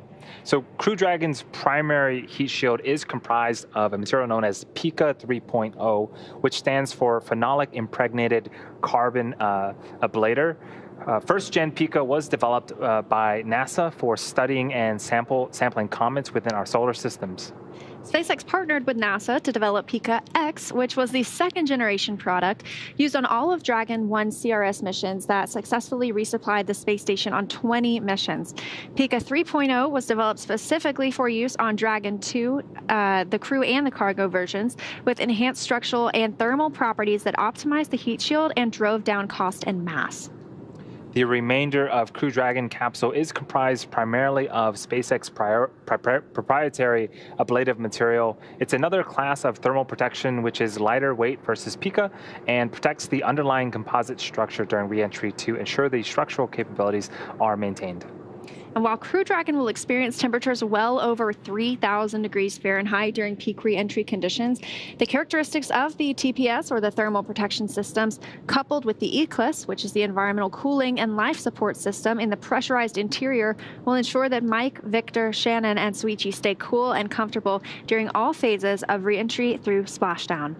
Yeah, the Pika material is quite interesting. It has the density of about balsa wood, and for those that have taken any type of martial arts, balsa wood is that very lightweight sort of training board that you start to break when you're first entering martial arts. So that material, that very not very dense material, is able to shield and protect the capsule and the astronauts from over 3,000 degrees Fahrenheit of entry temperatures. It's pretty wild. I had the opportunity to hold one of those tiles when I was at Kennedy Space Center one time, and it was surprisingly very light. I was shocked, and I saw a demonstration of someone with a blowtorch and had their hand on the other side, and heating up the tile, and we're perfectly fine. So it's fascinating. So the way that's comprised is the base of the capsule is made of carbon fiber, and then there is an epoxy or sort of an adhesive, and then you're putting these Pika tiles on the bottom of it, and so that is what will enter first, so to speak, when we have the Dragon capsule re-enter the Earth's atmosphere, and that's taking the bulk of the friction and heat as the Dragon capsule interacts with the atmosphere. So following Crew-1 return, SpaceX will launch Commercial Resupply Mission 22, or CRS-22, to the space station to deliver cargo and supplies to the Crew-2 crew, which were sent up there just a week ago. It will automatically dock to the International Docking Adapter 3 at the zenith port of the Harmony module. Again, that's where this Crew-1 capsule just left from. As mentioned earlier, Crew-2 lifted off from the coast of Florida on April 22nd, just a few days ago. And before Crew-2 returns home, they will have to hand off the baton to the next crew arriving at the orbiting lab on Crew Dragon, the Crew-3 crew. And that mission is targeted to launch this fall and will carry Crew Dragon Commander Raja Shari on his first spaceflight, pilot Tom Marshburn, and they are both of NASA, and mission specialist Matthias Maurer of the European Space Agency, as well as a fourth crew member who we will be adding soon. These Crew-3 astronauts will also complete a 6-month mission as expedition crew members aboard the space station. They'll be joined there by 3 additional crewmates who will launch on a Russian Soyuz spacecraft, which means 7 people will be on the station at one time, allowing us to effectively double the amount of science conducted in space. So this will be Shari's first trip to space, but he has more than 2,500 hours of flight time as a test pilot. The U.S. Air Force colonel is also a member of NASA's Artemis team and is eligible for assignment to a future mission to the moon. Crew-3 will be Marshburn's 3rd visit to the space station and his 2nd long-duration mission. He flew on STS-127 and Expeditions 34 and 35. Marshburn is also a medical doctor who once served as a flight surgeon and medical operations lead for the space station. And like Shari, Maurer will be making his first trip to space with the Crew-3 mission. He has extensive experience in engineering and research, and he has spent 16 consecutive days in an underwater laboratory as part of NASA's Extreme Environment Missions operations. Again, that is a preview of Crew-3, which will launch later on this fall. And as we saw recently, those views inside the capsule, the crew is currently eating their last meal in space before they head home.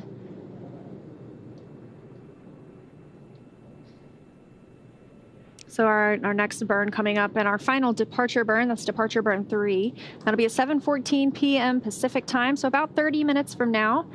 That'll be another combination of those service section and forward bulkhead thrusters propelling Dragon, and it should last about 61 seconds. So this will circularize Dragon's orbit and put it roughly co-elliptic with the International Space Station. And for those just joining us, on screen is a view of Johnson Space Center. We are in the middle of Crew-1 departure and return back to Earth. We are waiting on that 4th and final departure burn. We are also taking questions throughout the night, so if you have any questions, use the hashtag LaunchAmerica.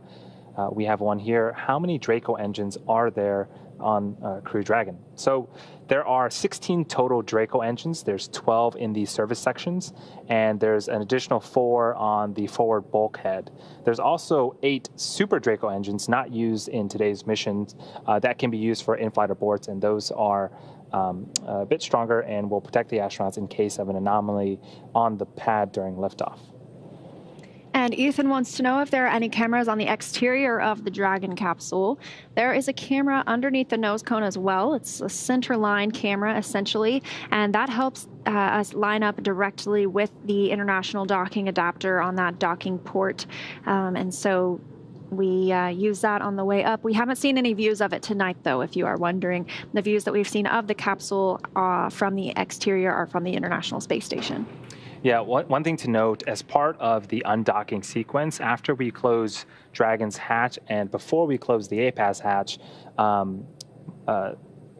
the Crew 2 commander, Shane Kimbrough, affixed a docking target to the opposite side of the APAS hatch. So not necessarily important for the undocking portion of Crew, but definitely important for the next vehicle coming on board, so that way they know it's essentially like a crosshatch or a target, so that way their cameras can align up and know exactly where they are in relative position to the International Space Station and get a good docking procedure. Will wants to know, how hot does the inside of the capsule get during reentry, which is a great question because we've talked about how the outside reaches, it can be up to 3,500 degrees Fahrenheit. Yeah. So the inside is kept nice and cool. The astronauts are in their suits at that time as well, so they also have cool air flowing through their suits. And the inside of the cabin also has cool air, having been disconnected from that external radiator. And so I think it's around 85 degrees inside. Yeah, certainly upon reentry, when the outside temperatures can get upwards of 3,000 or 3,500 degrees Fahrenheit, the inside is expected to warm up a little bit. One of the cool things is the suit itself, and again, it's hooked up to an umbilical that provides electronics and also nitrox, or a combination of nitrogen and oxygen for the astronauts to have a habitable environment. That will automatically detect if temperatures get too high and start to purge the suit, keeping the astronauts nice and cool. That way, they're not sweating on re-entry. So they should be very comfortable upon re-entry. Next question from Ty Hill: How does the orbit burn feel on the Dragon capsule? Well, for these burns, as we've seen, the crew are out of their seats and out of their suits, so it really doesn't feel like much is happening for them. It might feel like if you were in a car and the car started moving a little bit faster, right, but not necessarily so much that you'd be thrown back in your seat. Otherwise, we would have the astronauts moving in the capsule. So they don't typically feel really anything during these burns. One thing to note, particularly about the deorbit burn, so once we start it will, at the end of it, we'll be entering the Earth's atmosphere. And once we get into the atmosphere, Bob and Doug had described the Dragon sort of coming to life. And so when you get to the atmosphere, you start to hear those sounds again. There's a lot of friction and heat. But in space, the engines work a little bit differently. They sound a little bit differently. It's not like the typical combustion engine that you would hear or experience here on Earth. You actually hear sort of a clicking, and that's just the hypergolic fuel being fed into the motors. And so when the engines and these departure burns are active, the astronauts should hear sort of a clicking, and like Leah said, they'll feel the change in velocity, but not necessarily the sort of like roaring engine that you would expect at like a Falcon 9 liftoff or something like that. And it's also not as noisy as you might expect on an airplane because, like we said, there's not really air that's being processed or pushed against when we have these burns. So this question from Autumn, how quickly do the astronauts' family members get to see them after landing? That has been a long-awaited moment for these family members and for the astronauts as well.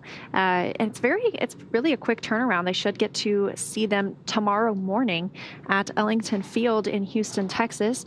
The crew members will ride a helicopter after being loaded onto the recovery ship, and they'll be taken back to Florida and then board that NASA plane to Ellington Field. So we expect them to get in early tomorrow morning and be able to see their family members. And one interesting thing to note, we saw the astronauts from Crew 2 at the International Space Station this morning or this afternoon, helping the Crew 1 members get into Dragon, and they were sort of zipping around. And remember, they've only been there for about a week, and so they had described that although it's sort of like learning to walk again, you get used to it very quickly. Well, the same will happen when the astronauts return back to Earth. So they've been in microgravity for 6 months. The body will likely need some time to adjust, not only to gravity, but also the equilibrium. Microgravity does some funky things with your equilibrium. So one thing after splashdown, and we do recover the crew, you'll notice that they will be tended to by medical staff, and that's to make sure everything is okay, because after spending such a long time in space, the gravity can feel quite heavy. And that's a great intro into this next question from Ezra, 8 years old. Hi, Ezra. Thank you so much for watching. Wanting to know how stressful it is to be in space for so long. And that's a really interesting question, and it's something that we have to think about more and more as we send crew members on long-duration missions, obviously here on the International Space Station, but as well as we think about going to the Moon and Mars. So things that are very important are PMCs, or private medical conferences, and it's very common for the astronauts. It's actually on their timelines multiple times, and even on the way uphill last week with Crew 2, they had a private medical conference just to check in on how they're feeling. And so they get the opportunity to talk with a doctor here on the ground, a flight surgeon, and relay any concerns that they have, either about stresses on their body and how they're feeling, or just mentally as well, just making sure that, being away from home so long, they are still feeling good and able to fully give their all to the mission. And it would be good to mention, too, the astronauts have to follow a very strict schedule, right? So every day is 2 hours of exercise. Every 5 minutes are essentially planned for the astronauts, and they're supporting hundreds, if not thousands, of different types of experiments. And on top of that, they're getting used to the microgravity environment of space. So they are quite busy, but if the images on social media will tell anything, they seem to be very happy there. Seems like they're really happy to support all of these different scientific endeavors, and it seems like they're just having a blast. So I'm sure it balances each other out, the sort of rigorous schedule with the other side of you get to do stuff that really no one else gets to do. And mentally as well, we want to make sure that the astronauts still have communication with their families. And so they have the opportunity weekly and multiple times a week to either do a video conference with their families as well as give them a call.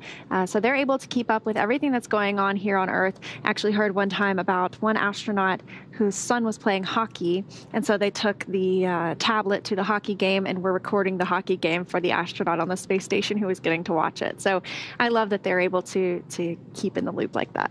Yeah. Next question from Matt. What purpose do the crew iPads or tablets serve? So a lot of different things. It's their schedule. They can also take pictures and record a bunch of data on there to send to ground in case they need support in any type of way. But it's really, if you think about, 80 years ago, we had, pen and pad or pencil and pad, so to speak. So this is the new pencil and pad. It's how they really do work and get, the schedule for the next upcoming milestones for their mission. And even less than 80, 30 years ago, flying the space shuttle, we had just stacks of paper that had the information for the crew. And so for this one, we can see them on the thighs of the astronauts sometimes, and that gives them the opportunity to keep up with what's next in the mission and help them monitor that. We have a next question here. It says, this is so fascinating. How many crew members are on board the Dragon? So there's currently 4. There is the commander, Mike Hopkins, the pilot, Victor Glover, and then we have 2 mission specialists, Shannon Walker and Soichi Noguchi. So these 4 are returning home after their 6-month journey. We also sent 4 as part of the Crew-2 program last week. The Dragon capsule itself can fit up to 7, although we've never launched that many people as part of the capsule program.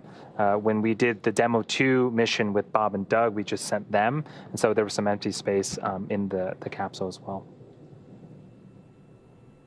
Kassara asks, what is the big loop? That's a great question. We've heard a lot of that talk from the Corps here, reporting to Dragon on the big loop, or reporting to, or the crew members reporting back on the big loop. And that's when the communication is being routed through the International Space Station as well. So we heard that big loop was recently cut, and so Crew Dragon is speaking directly to the ground now and not really using the International Space Station for that. They're not in the mix anymore, I guess I should say, on that specific loop or chat line. Yeah, and you'll hear a lot of communications back and forth between the ground team and the astronauts. There are a lot of milestones and checkpoints to make sure that everything goes smoothly. So over communication is certainly good. And you'll hear the beeps too, and those are Quindar tones for the Corps to communicate with the astronauts, and we try our best to pause and make sure that everyone can listen to the messages being relayed back and forth. Next question is, at what point in the mission is the trunk jettisoned? That is a great question. So currently it's scheduled for 10:58 p.m. Pacific time, so just about 4 hours from now. So after we complete our departure burns, the astronauts will don their suits again and prepare for re-entry. So there's an umbilical that connects the trunk to the capsule and routes telemetry and power. And one of the things that we want to make sure happens before we re-enter is we want to shed as much unneeded weight as possible to give the parachutes an easier time to do their job and slow the vehicle down. So we'll start to burn up unnecessary fuel. And then we'll also jettison the trunk. And after the deorbit burn, we're burning the extra propellant, and the trunk is jettisoned. The weight of the vehicle, the mass of the vehicle, actually goes from 27,000 pounds to 21,000 pounds. So that's 6,000 pounds that the drogue chutes and the main chutes don't have to sort of slow down. So that is important for us. And to be specific, as you mentioned, that umbilical, we call it claw separation. And so that disconnects the thermal control, power, and telemetry from Dragon to the trunk. And then the spacecraft, the capsule itself, will separate from the trunk. And this all happens before the deorbit burn. So that comes on later in the mission, but before we really commit to coming home. And we're continuing to take your questions with the hashtag AskNASA. Just a little look back on the things that we've seen so far. The call to, or the command for undocking came right on time at 5:30 p.m. Pacific time, so just about an hour and a half ago, and we had physical separation of the vehicle just a few minutes later. Everything has been really on the timeline since then. We've completed 3 of those departure burns, and we're now waiting for the 4th, which should come in less than 20 minutes from now, around 7:14 p.m. Pacific time. So this is an animation of the 4 burns. So we've completed 3 so far, and again, waiting on the 4th one. Once we get to the 4th one, we're basically going to be co-elliptic with the space station about 10 kilometers beneath it. And then we'll move on to the deorbit burn in a couple hours, and that will lower the orbit altitude enough where Dragon will start to re-enter the Earth's atmosphere, eventually make its way through the atmosphere, deploy its drogue chutes first, slowing the vehicle and stabilizing it, then eventually the main chutes, and then we'll have splashdown off the coast of, right now, the primary site of Panama City, Florida. So when Crew Dragon begins that deorbit burn, it'll still be traveling about 17,500 miles an hour orbital velocity. And that burn will help it drop out of orbit and into the Earth's atmosphere, slowing it down to about 350 miles per hour. At that point is when those drogue chutes will deploy once Crew Dragon reaches 18,000 feet above the Earth. And those drogue chutes slowly deploy will slow Crew Dragon down to about 119 miles per hour, and then we'll see those 4 main chutes. And those main chutes don't inflate right away. Same thing with those drogue chutes. We'll see it take just a few seconds for them to fully inflate, and we don't want to cause any shock to the vehicle or the parachute system. So it takes its time to inflate a little bit, but after that, the Crew Dragon should be sailing about 16 miles per hour for a nice calm splashdown just off the coast of Panama City, Florida. After splashdown, recovery operations begin. So a couple of things will happen. There are 2 fast boats, and they move pretty quickly, that will head to the vehicle. The first one's job is to make sure that the vehicle integrity is generally safe, and also start to detect for any residual hypergolic vapors, which can be toxic to people. Once that is all cleared, the second boat will come in and make sure that the chutes are no longer attached. If they were attached, we could run the risk of the winds pulling the vehicles in the ocean, just like a sailboat. And so they'll make sure that is good. And then we have a recovery vessel come in, and it essentially has a giant crane on it. It will hook the top of Dragon and basically hoist it onto the back of the boat. More checkouts will happen, and then eventually the crew will open the hatch and say hi to the crew. One of the first people that will talk to the crew is medical staff and make sure that everything is good from that standpoint. And then they'll be moved to a SpaceX for a couple of items. Then start to make their way back to land. That's going to be the first time they're getting a breath of fresh air in over 6 months, which is probably certainly pretty exciting for them. And when we had 3 crew members return earlier this month on Soyuz, I love the look on their faces whenever they are pulled out of the capsule for the first time and they have sunlight on their face and fresh air from the world around them. So I know it has to be exciting. And as you mentioned, the first people to really speak with the crew members face-to-face once they return will be medical personnel. And as we've seen with all of our space missions, once the crew members are retrieved from the capsule, they will be loaded onto stretchers. This is because they have been in space for the past 6 months, and it can be a little bit difficult to walk. It's not that they couldn't, but we want to make sure, especially while on a boat, that they are stable and that they're comfortable. So they will get some medical checkouts aboard the boat itself and then take that helicopter back to Florida before boarding a NASA plane for Houston. Right. The stretcher is very similar to like the chairs that you'll see propped up after a land landing for a spacecraft like the Soyuz. It is sort of standard, right? We want to make sure that even though the astronauts might feel like they're strong enough, we're taking all precautions to make sure that they get checked out and everything before they start to become Earthlings again.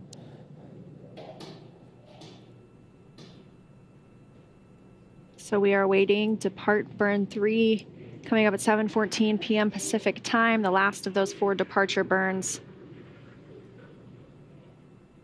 And the astronauts, as we mentioned, they've probably finished their dinner by now. They are out of their suits, out of their seats. They are able to monitor the journey of Crew Dragon, but they will need to get back in those suits and seats before our departure burn later on. We have another question here from Greg. how many Gs do the astronauts feel when entering the Earth's atmosphere? So we expect them to feel about 3 to 5 Gs. So nothing unbearable, maybe even 3 Gs. Maybe you felt it on a roller coaster before. And as Andy mentioned, it's pretty similar to what they experience on ascent as well. But of course, having experienced practically 0 Gs over the last few months, that can be a little taxing. And so we heard them discuss fluid loading and how they go for fluid loading. And this helps combat any maybe potential orthostatic intolerance or essentially dizziness that can occur as the blood rushes away from the head once you return to a gravity environment. We also got to look at the crew in those comfort garments, which are also compression garments, essentially, orthostatic garments. Those squeeze the legs and the lower half of the body to keep fluids moving into the upper part of the body. So it all helps our crew members feel better on the way down. I just looked up the highest G-force experience on a roller coaster. It's 12. So actually, if you've ridden some really intense roller coasters, you're probably going to experience more Gs than what the astronaut experienced, maybe for a shorter duration. 12. But yeah, I was not expecting that answer. So 12 Gs out there is the record for highest G-forces in a roller coaster. We have a question from Jamie asking, the astronauts usually have to sleep shift for the trip up. Did they have to sleep shift for the trip home? Great question. It all depends on really the timeline for undocking and splashdown, because we want to work in the ability for the crew to sleep while they're on Crew Dragon if need be. We're not seeing that today because it is a shorter undock to splashdown timeline. So the crew for this mission did have to sleep shift. They took about a 6-hour nap outside of their normal sleep time yesterday, and then had their sleep overnight as well, waking up at about 7:45 a.m. Pacific time this morning before boarding Crew Dragon and coming home. And we mentioned departure and re-entry. That process can take anywhere from 6 hours to 39 hours. So we're definitely on the lower end of the duration. I'm sure the crew is super happy that, instead of spending 39 hours, although the Dragon spacecraft is very cool with some really cool technologies, I'm sure 6.5 hours is the preferred duration over 39 hours. And again, we are, again, monitoring weather. In the event that we do need to waive off today's return, they do have enough food and water up there to last 3 days and sort of retarget another landing in that time period. So even though things continue to look good, and as Steve Stitch had said earlier, the winds are about 3 miles an hour at the primary landing site, and the seas are in a glass-like state, so waves are just about 1 foot tall. Pretty much ideal conditions. Things continue to look good, but weather is weather. So in the event that things do shift, we do have some potential alternate paths that the crew could take, and there are supplies on board the Dragon spacecraft for them to be fine while orbiting the Earth for that duration. Next question is from James. Do they keep a medical person continuously on the space station? And you can ask these questions with the hashtag #LaunchAmerica if you're on Twitter.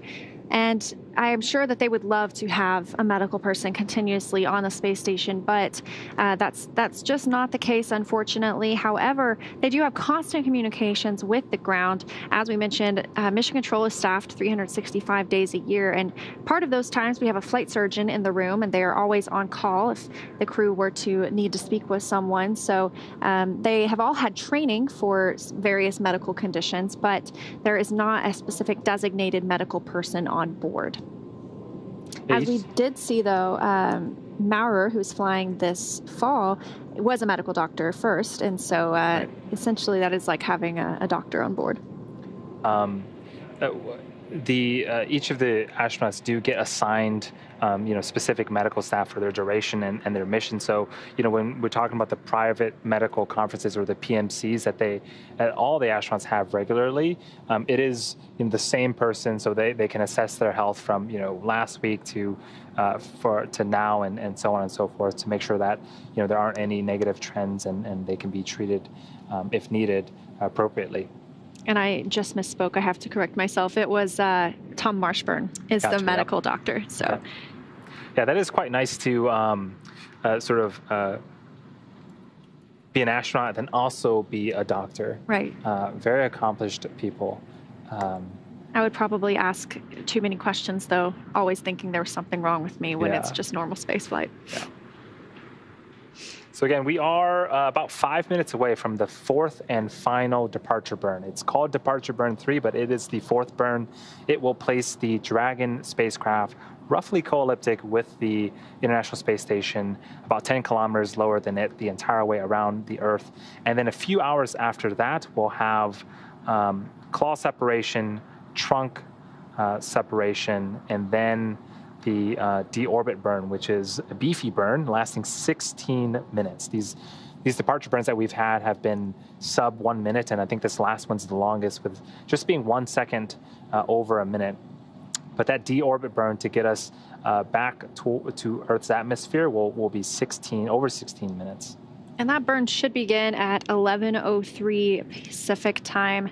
That's 6:03 tomorrow GMT. We have another question.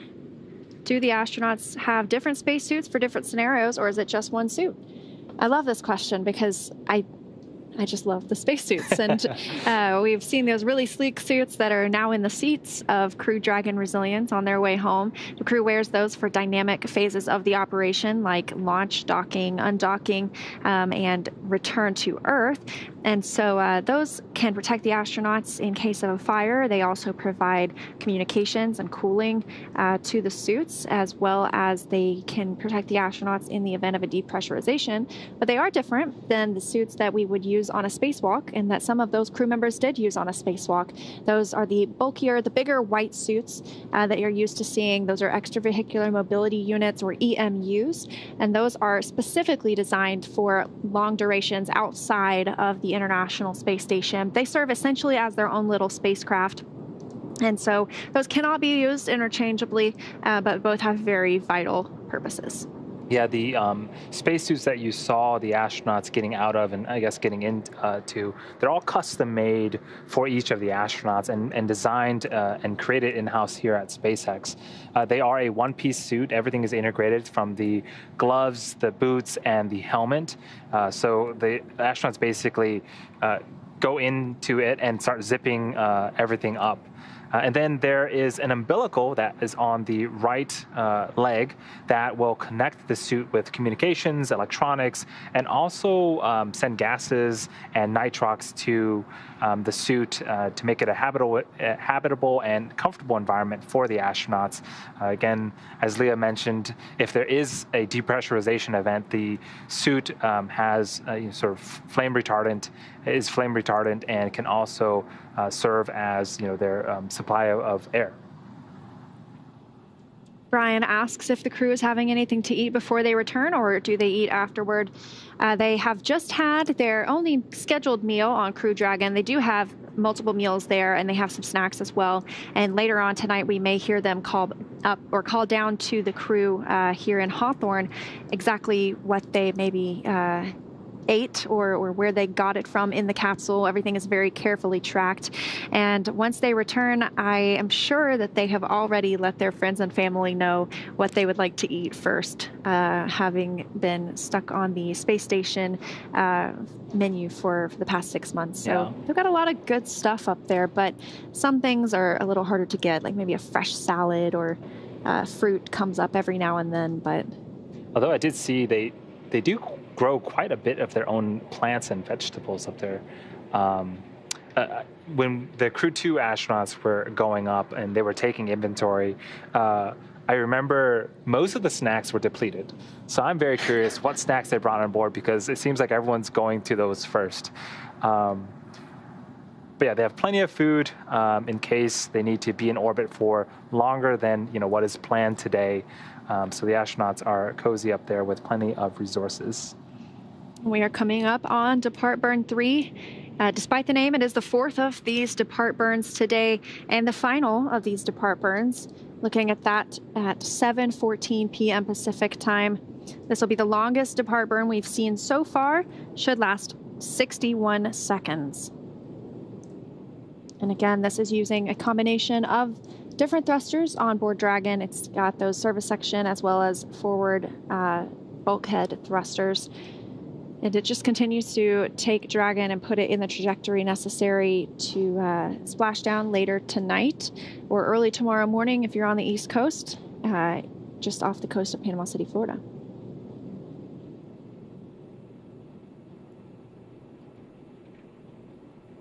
So the crew members are not in their seats for this. They may not even know that the burn has happened. Yeah. But they may hear a call from the crew, or from the Corps, I should say, the Crew Operations and Resource Engineer, to let them know what's going on. And it's just been over an hour and a half since we've undocked from the International Space Station, and it sure does feel like a lot of events have happened. The primary sort of function for the Dragon was to make sure that it was clear of the International Space Station and wouldn't put itself into a cross orbit. But now we're finishing the fourth burn. In about an hour here, the astronauts will put their suits back on and do some leak checks and then start to prepare for deorbit and eventual rendezvous and return back to Earth. And Depart Burn 3 is underway, and we are waiting for confirmation of a successful burn, the fourth and final Depart Burn this evening. Dragon, SpaceX, burn complete, nominal burn.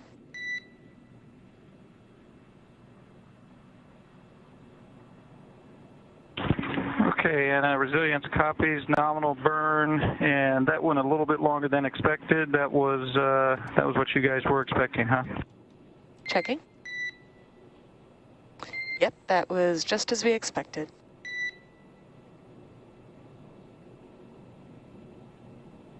Okay, copy all.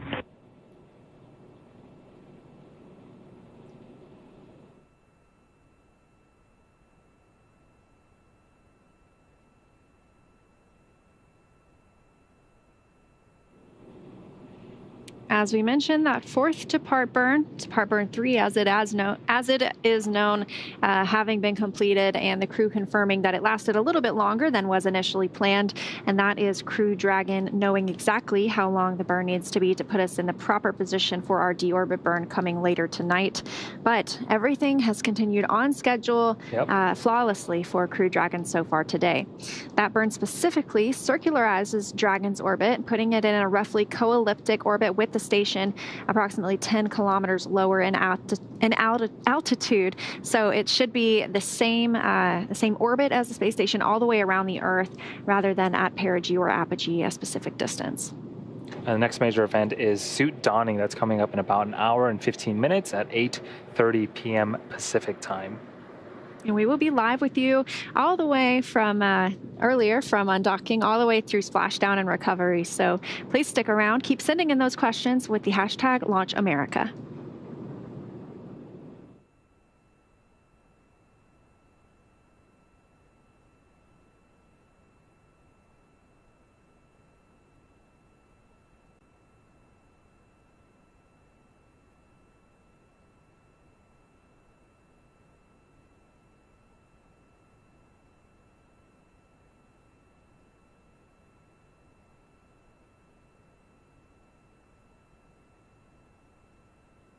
Dragon, SpaceX.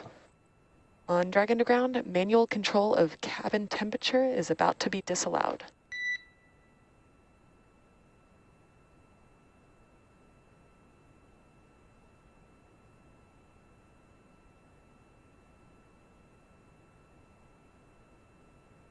Okay, Dragon copies.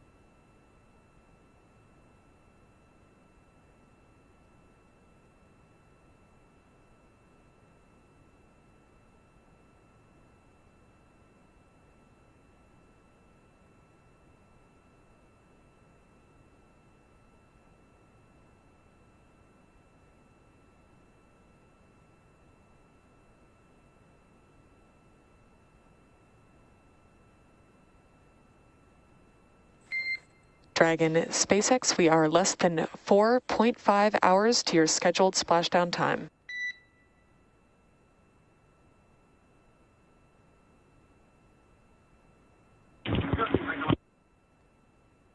Resilience copy, thanks for reminder.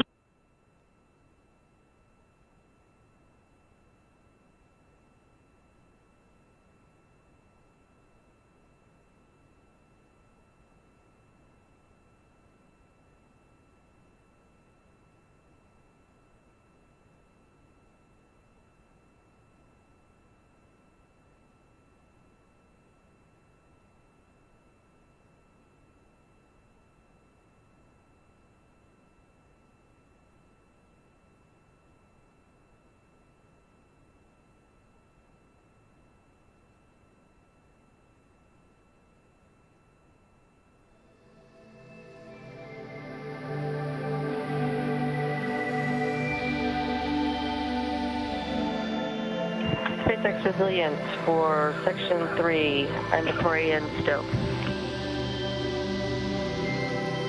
SpaceX here for Section 3.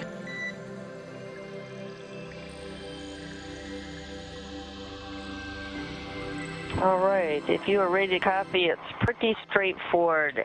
Everything is per the plan except for location 11, bag 213, all 6 water bottles will be consumed. Bag 302, both lunches were eaten. Location 12, bag 216, 5 of 6 water bottles will be consumed. And bag 312, both lunches have been consumed. How copy? I copied. Bag 213, all 6 water bottles will be consumed. Bag 202, both lunches eaten. Bag 216, 5 of 6 bottles consumed. And bag 312, both lunches consumed.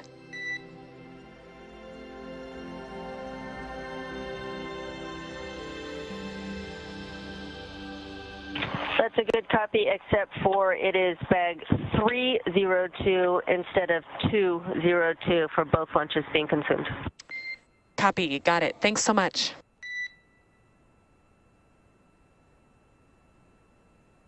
Thank you.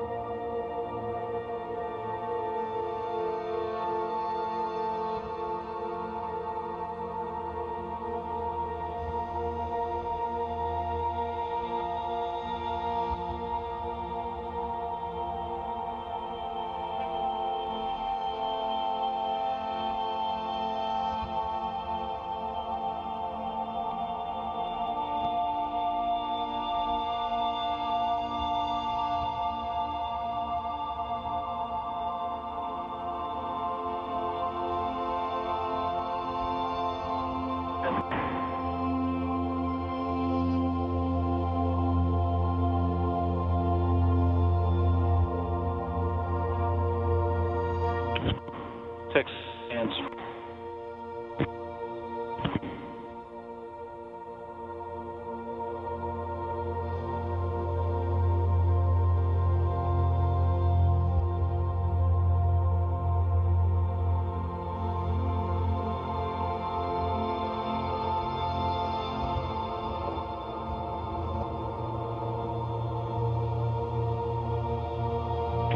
Okay, SpaceX resilience for 4.704. I am with you for 4.700. You're a little choppy as a warning. Okay, copy that. We just had a handover on TDRS, so maybe that's it. But section 4 is complete, good lights. And on section 3, the only thing we have left is 3.4. Copy, just 3.4 is left, and good checkout in section 4. Thanks.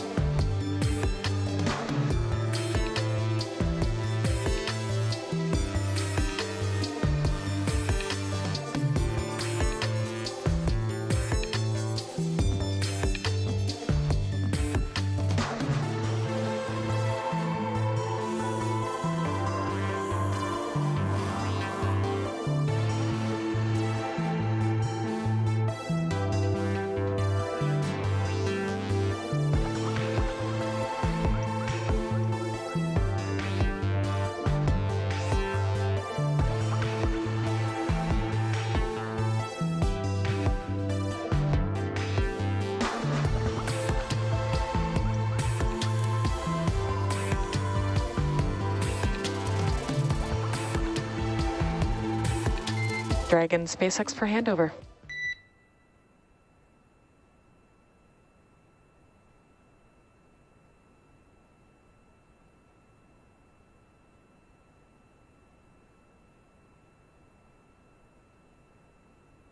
And prepared for handover.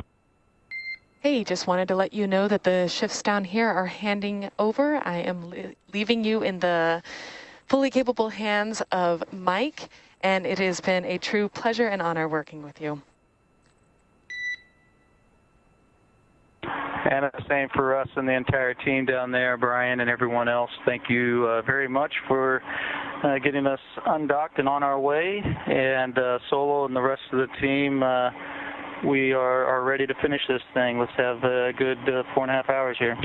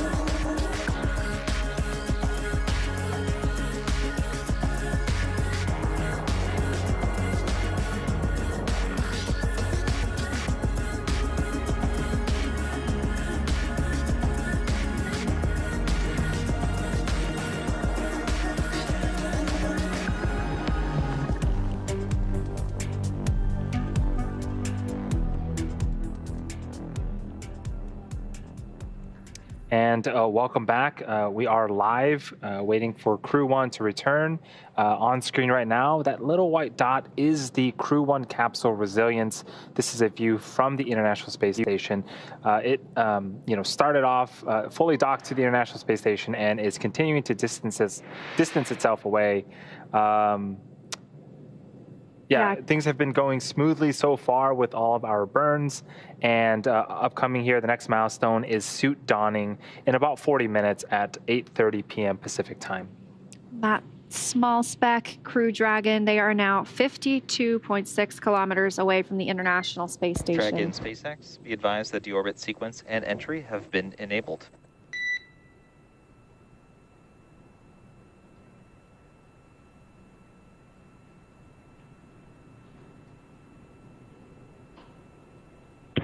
And SpaceX from Resilience, we copy.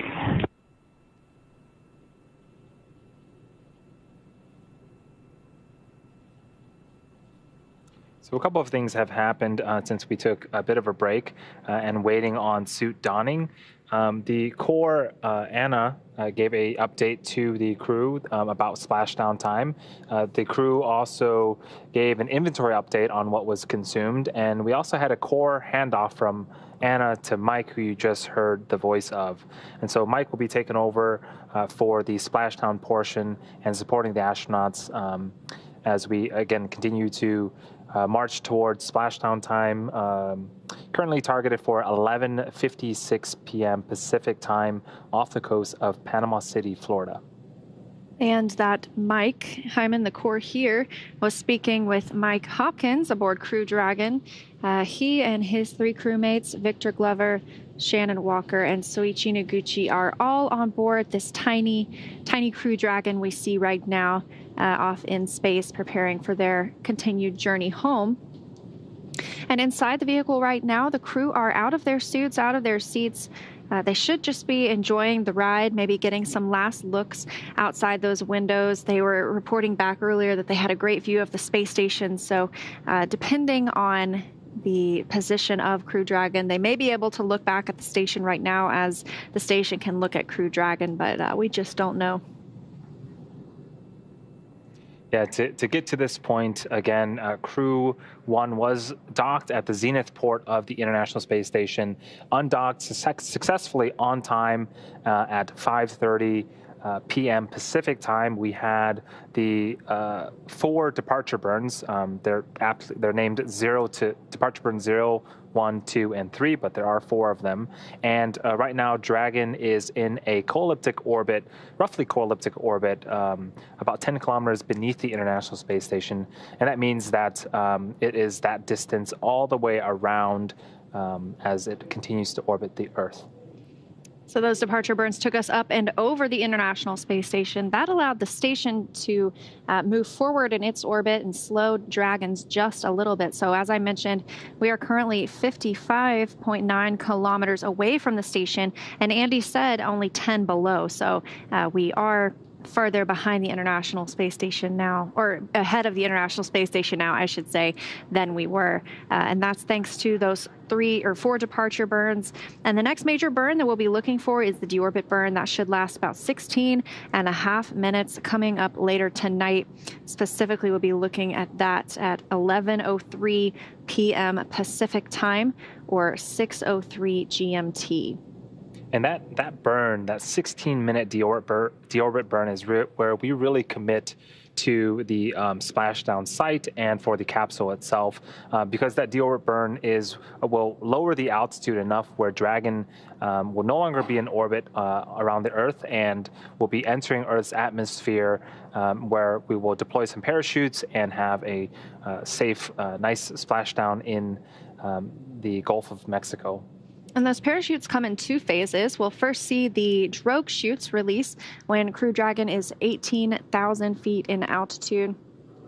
And those drogue chutes will then draw out the 4 main parachutes, and those will deploy and slow Dragon down to approximately 16 miles per hour for a splashdown off the coast of Panama City, Florida.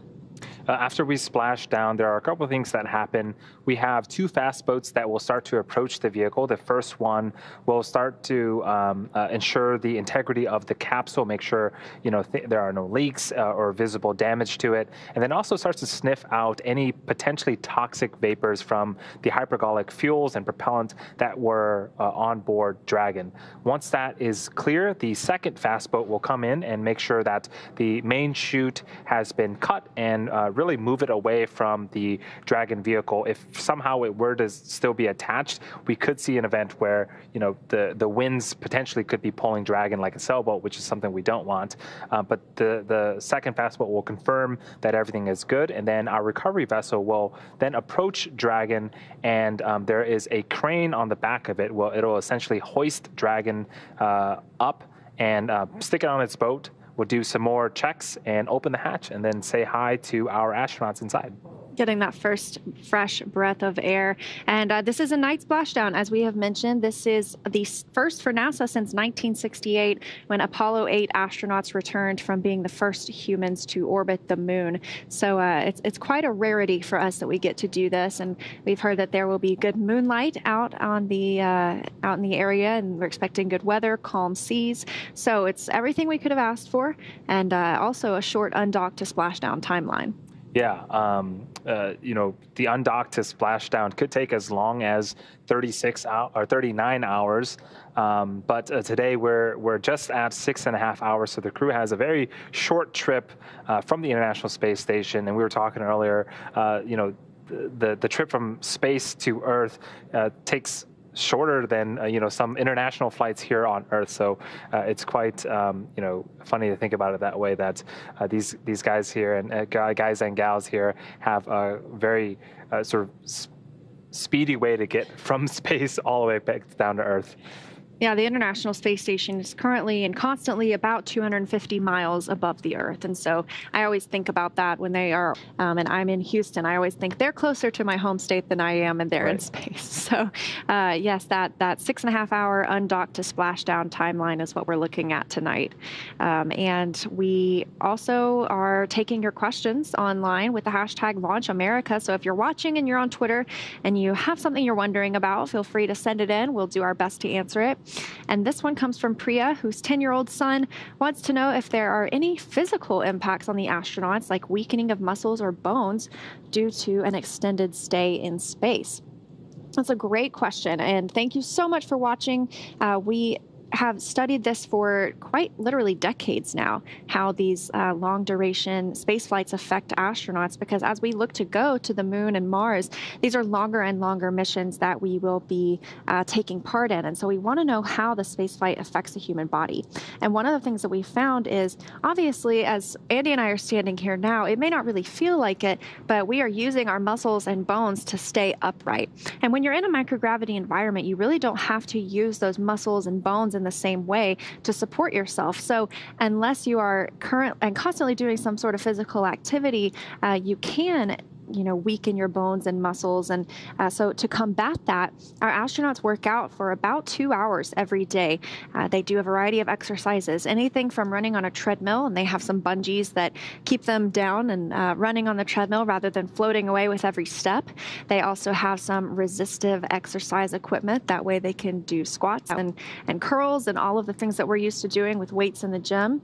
And they have a stationary bike as well. So it's important for astronauts to stay in shape, just like it is important for us to stay on shape on Earth. And, something that's interesting, too, is there have been reports of astronauts getting a bit taller in the microgravity environments of space. As Leah mentioned, they don't have that constant gravity sort of pulling them down this way. And so in space, they, get a little bit taller, but as soon as they come back to Earth, unfortunately, that is not permanent. And so they'll start to shrink right back down. And that is something that we have to account for, too, whenever we do spacewalks. The astronauts, of course, are fitted on the ground for what size spacesuit they might need in space. But once they get up there, ahead of any spacewalk they participate in, they get refitted for those suits to make sure everything is snug just the way it needs to be before they go outside the hatch. So this here is a view of Mission Control in Hawthorne at SpaceX. That is part of the ground team supporting. We saw earlier a very similar view of the Johnson Space Center out in Houston. of them supporting as well. We have another question here from Rob. Why does the American space program land in water versus the Russians choosing to land on the ground? That is a great question. So water landings have a couple of advantages. Water itself is, not as sort of hard as ground, so there is a bit more margin when we're landing in water. Drag in SpaceX for ground uploaded burn.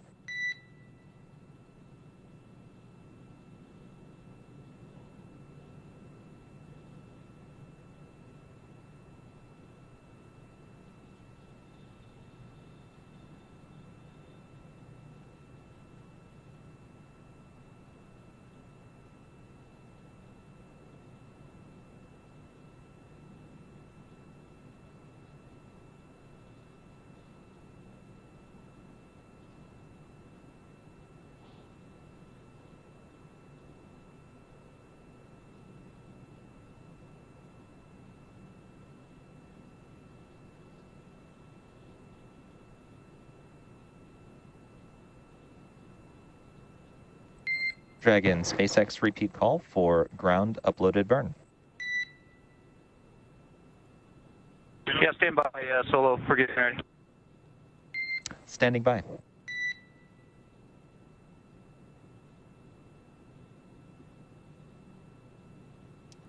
So again, that is the core mic communicating with the astronauts, giving an update on the burns. But the question of water landing versus land landing, again, there is a bit more margin landing in water, so therefore it's a bit simpler. One thing we did have to make sure we did learn and get correctly was how to effectively waterproof the Dragon. There are some sort of bladders that in case, there is a leak, we can start to pump water into the bladders and make sure that it does not submerge itself before. SpaceX Resilience, we're ready for the uploaded prop waste burn. Okay, Resilience, we are getting ready to commence activity for the uploaded prop wasting burn. A few reminders for you. First off, we'll begin by commanding Dragon flight computer state into far field pointing and then to burn plan. After we commit burn parameters, that your forward view planner will populate, and of note that burn prep time and start time will be the same. Both times are burn start time. No applicable event details as discussed during training. However, the burn will progress similarly to any other far field burn. For burn execution, you'll see burn slew, burn prep, settle, and then burn flight computer states. And as a reminder, DV to go will not appear during the burn on the forward view burn instrument. How copy?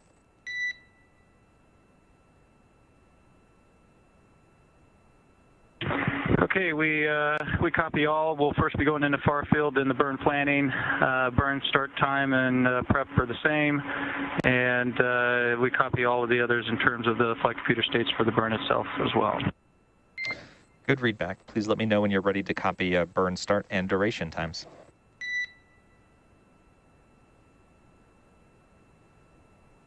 And we're ready.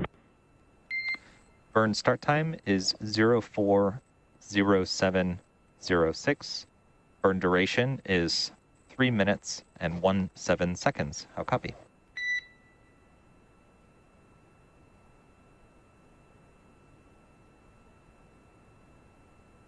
Okay, start is 040706 and duration 3 minutes 17 seconds, 17 seconds. That's a good readback. Stand by for commanding into far field pointing. Okay, copy that. And do you have an estimation of the amount of prop you guys are going through? Copy requests for the amount of prop. I'll get that number for you shortly. Okay, copy, and we're standing by for the upload.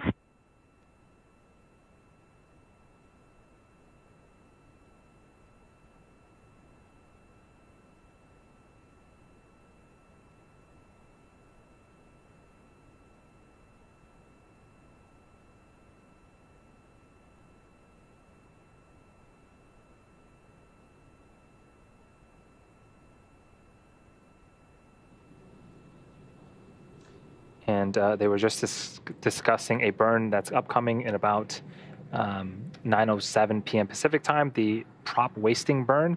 And what we're trying to do here is any unneeded propellant will be burning off to make sure that the Dragon is really as light as it can be before it returns to the Earth.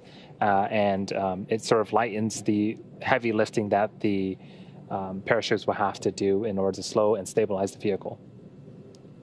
Yeah, absolutely. And it doesn't affect the phasing at all. It's not really the same as these other burns that we are specifically moving the Crew Dragon exactly where we want it to be for the re-entry. It helps us offload that propellant, makes Dragon a little bit lighter, provides extra margin during our re-entry. So they reported that we are looking for that to occur at 9:07 p.m. Pacific time or 4:07 GMT.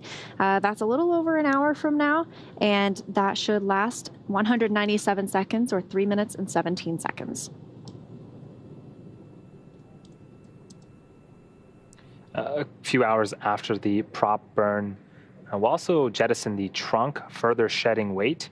And then during the deorbit burn, that long burn lasting over 16 minutes, a lot of weight will be shed there as propellant burns throughout that deorbit burn. Yeah, so it's called propellant wasting burn, but we're not getting rid of all of the propellant because obviously that 16.5 minutes we're going to need some. Far field pointing, standby for commanding into ground burn plan.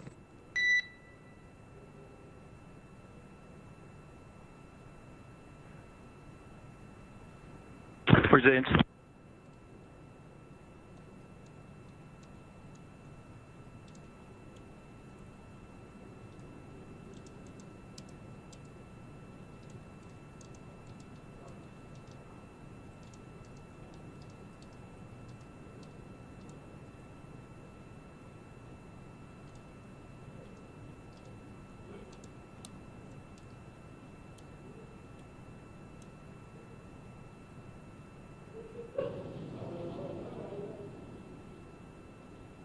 On screen right now, that is the core, the crew operations and resource engineer.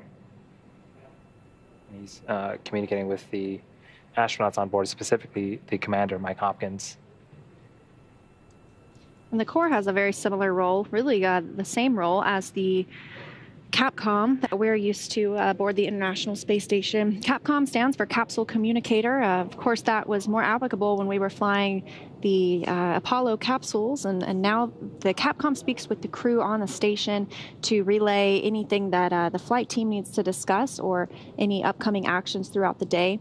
And the core really does the same thing. They take the data from the room and share what's coming up next with the astronauts, and they also check with the different systems and the different teams to provide them the latest information. That keeps just one person in communication with the crew rather than having several people trying to chime in with information at once.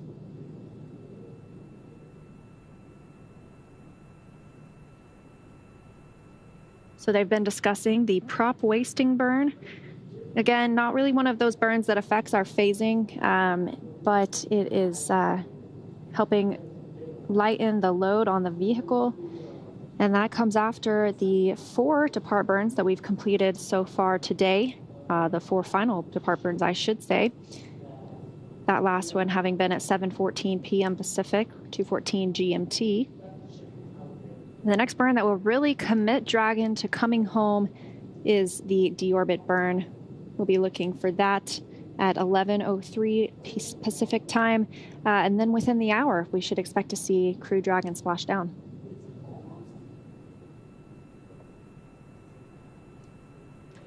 So we have another question here. What kinds of exercises do they do at the International Space Station? You had talked about there is a treadmill on board, but they also do a bit of weightlifting, so to speak, but not in the traditional sense where there are. Mentioned they'll be put on stretchers. This is normal medical procedure as they really get their land legs back, and they'll be on a boat, so it helps a little bit more there for stability.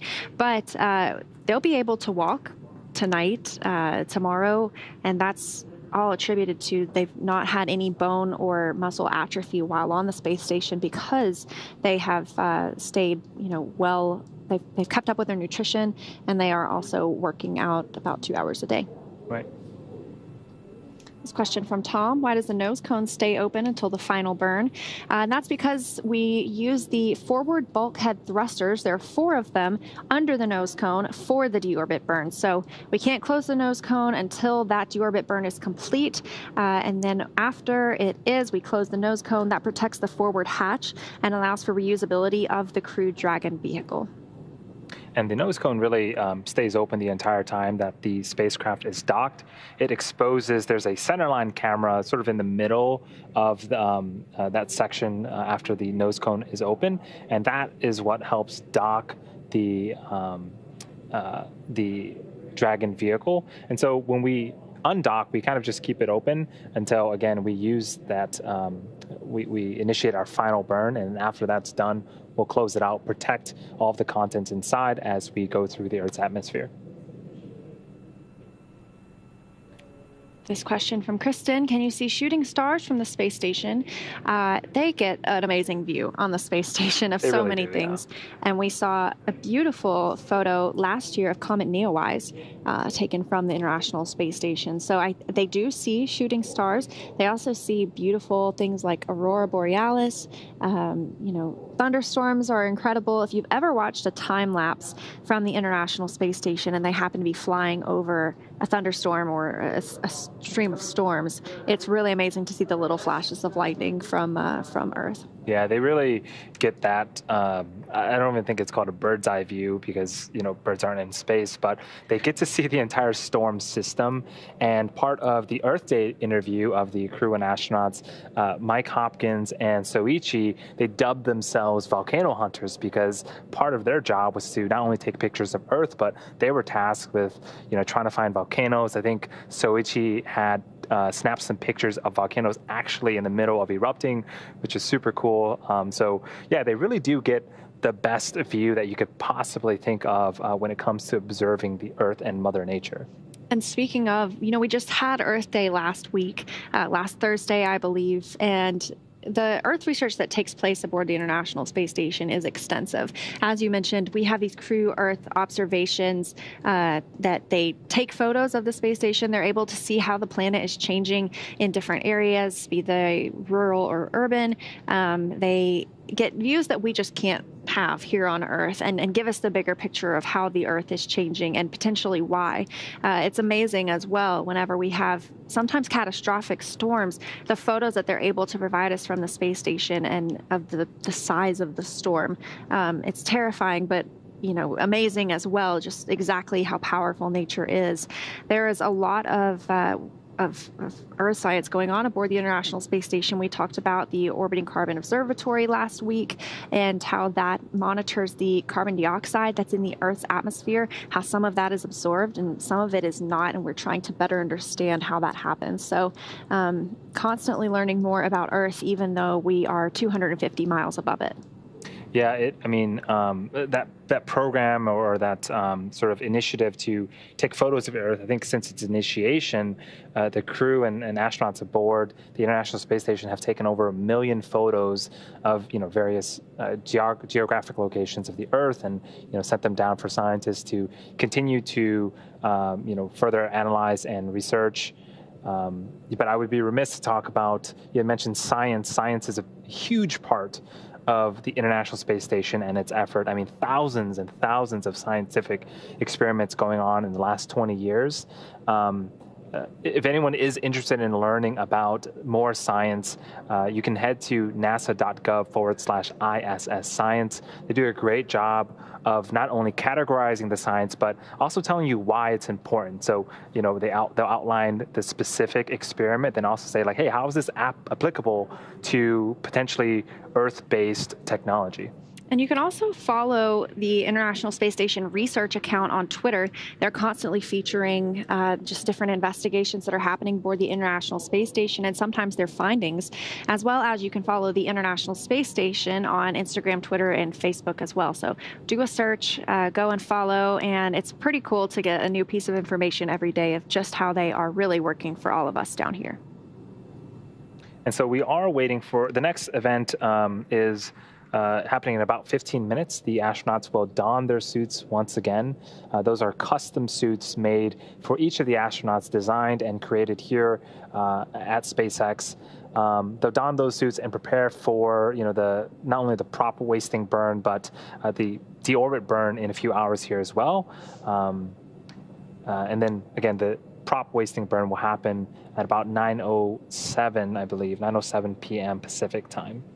And in the meantime, the crew are monitoring the status of Crew Dragon aboard the vehicle. They're not commanding any of these burns. They are just monitoring and enjoying the ride, hopefully. As Andy mentioned, suit donning is coming up, so they have been out of their suits for the past, let's say, hour or so after having completed the first 2 departure burns. And so they are going to get back in those suits for the next really dynamic phase of the mission, which will be the deorbit burn.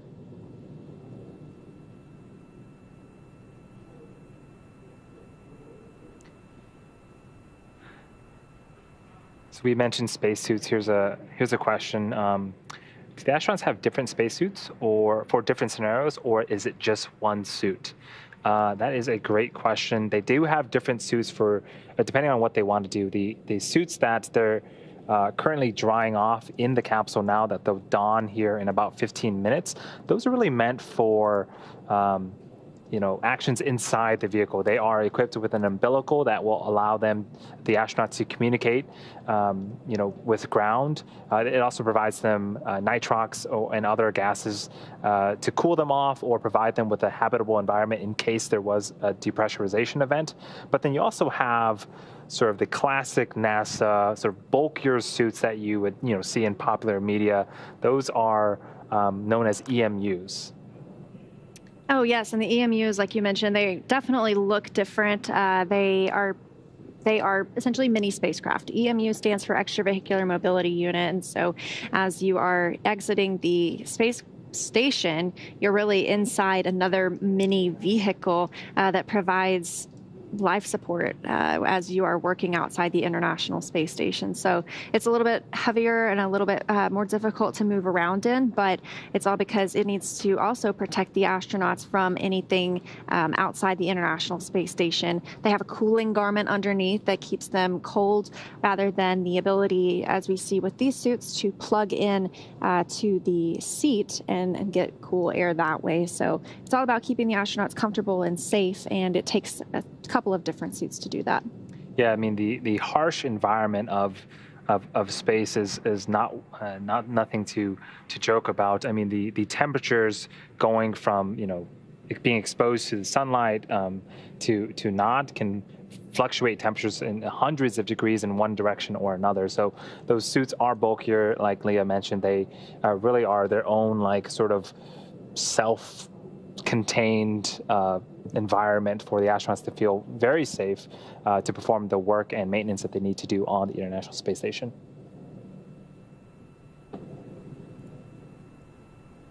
So good news is the Go Navigator will be the main recovery ship tonight, and all of the personnel are standing by on the Go Navigator and will be in place on time for Splashdown. We'll be looking for that splashdown 11:56 p.m. Pacific time tonight. So we next are looking for suit donning coming up at 8:30 p.m. Pacific time, just 12 minutes from now. And we are not going anywhere. So keep watching as we continue covering Crew 1's mission on the way home from the International Space Station.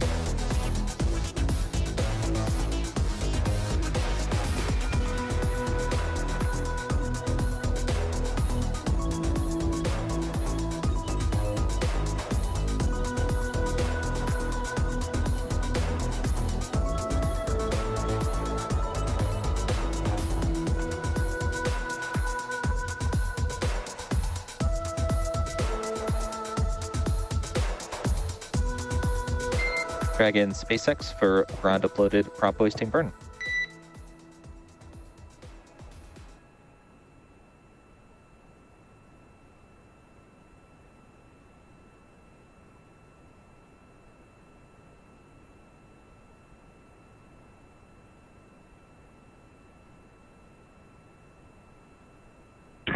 Go ahead, Solo. Okay, Hopper, so the burn upload is complete. Your full review burn instrument should be accurate for the burn start time. We have also pulled go for the burn. Be advised that this burn will be entirely on orbit tanks. In addition, be advised when you're ready to copy approximate prop burn amounts.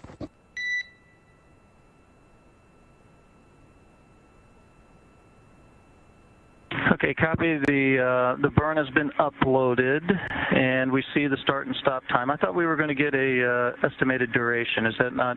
It was only the delta V. Yeah, that's correct. Just I guess the delta V. It's expected for the burn duration and not render. So sorry for that. Let me know when you're ready to copy the estimated prop mass, though.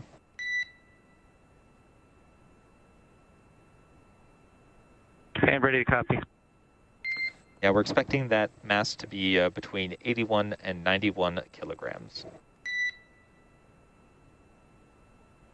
Okay, between 81 and 91 kilograms, and you did pull go for the burn. We copy all. Affirmative, expected to be enabled shortly. Present.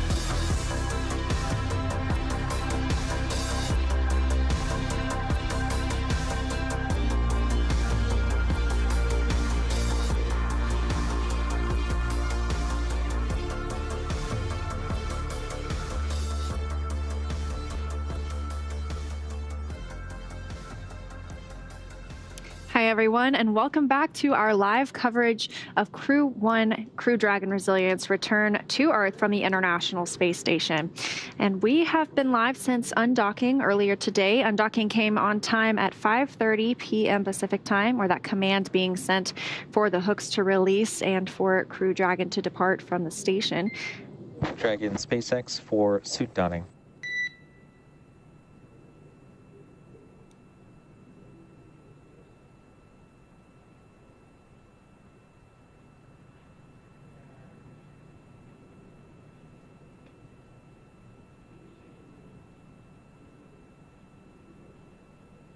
Go ahead, Solo, for suit donning.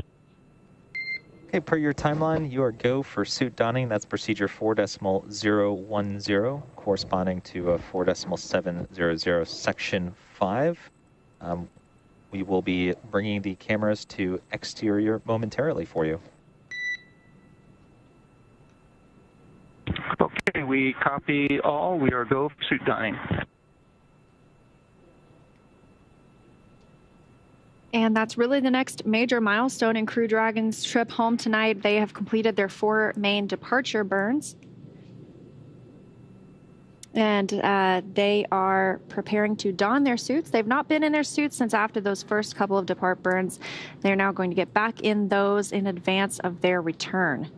And this is part of just preparing for that deorbit burn, which is really going to commit them to come home tonight and Splashdown. The suits serve a couple of different functions, but in the case of a depressurization event, the suit can inflate and protect the astronauts inside. It's also flame resistant as well. And so, again, as we get closer and closer to the re-entry, it is important for the team to have their suits on and, fully zipped up. And once they put on those suits, we will do some suit leak checks where they pressurize the suits. But the suits won't remain pressurized. They need to ensure everything is zipped and sealed properly, as Andy mentioned, in case of a need later to pressurize the suits. So they flow nitrox into the suits once they're completely sealed. And as mentioned, these are worn to protect the astronauts from the event of depressurization or potentially fire. So they'll be able to lift their visor after those suit leak checks, but they won't take the suits off. After suit donning, the next major milestone is a propellant wasting burn, which we are going to do in order to lighten the load on Dragon before the crew returns to Earth. We're expecting this burn to start at 9:07 p.m. Pacific time. It should. Mitch earlier, who was discussing the sea state, sounded like it was pretty clear and ideal for a splashdown. It is our first nighttime splashdown since the Apollo 8 crew returned in 1968. So you're getting to see a special moment here tonight.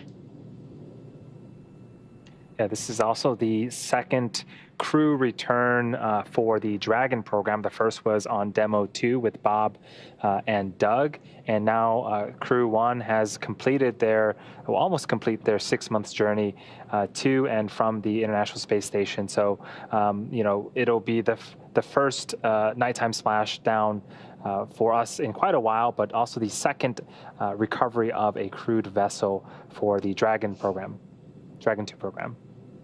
And we're continuing to take your questions on Twitter, so you can use the hashtag #LaunchAmerica to get your question in there, and we'll do our very best to answer it. This one: how long will it take for the recovery ship to pick up the astronauts after they land in water?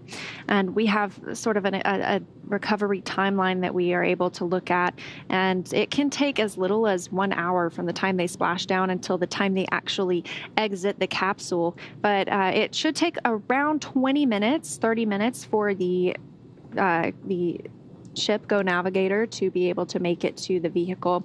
There's some checks that have to happen ahead of that with the fast boats. We have 2 of those that will go out and do a sniff test around the vehicle, making sure none of those hypergolic propellants are lingering around, as well as they will attach buoys to the parachutes. That way those can be recovered. And so once all of those things are complete, Go Navigator, which is the main recovery ship tonight, will move in, and some rigging will be attached to Crew Dragon, and it will be hoisted onto the nest on Go Navigator. Next question is, what type of preparations are made on landing site? Can you have some visuals of that site? I'm guessing by landing site, we mean the primary splashdown site. So we have a number of boats already stationed with crew and personnel on board in preparation for Dragon to splash down. We also have an alternate site off the coast of Tampa in case Dragon needs to make some quick adjustments. Again, weather is something that we're constantly monitoring, and if Dragon needed to deviate from its primary site, we do have boats and personnel already there. As far as visuals, this is probably the best place to see Dragon splash down. We have some thermal cameras. It is nighttime. I'm expecting that we might have some spotlights on the boats, but we certainly have we'll try to get as best visuals as we can as the Resilience capsule splashes down. Johnny wants to know, at this stage, could Dragon abort if necessary and return safely to the International Space Station?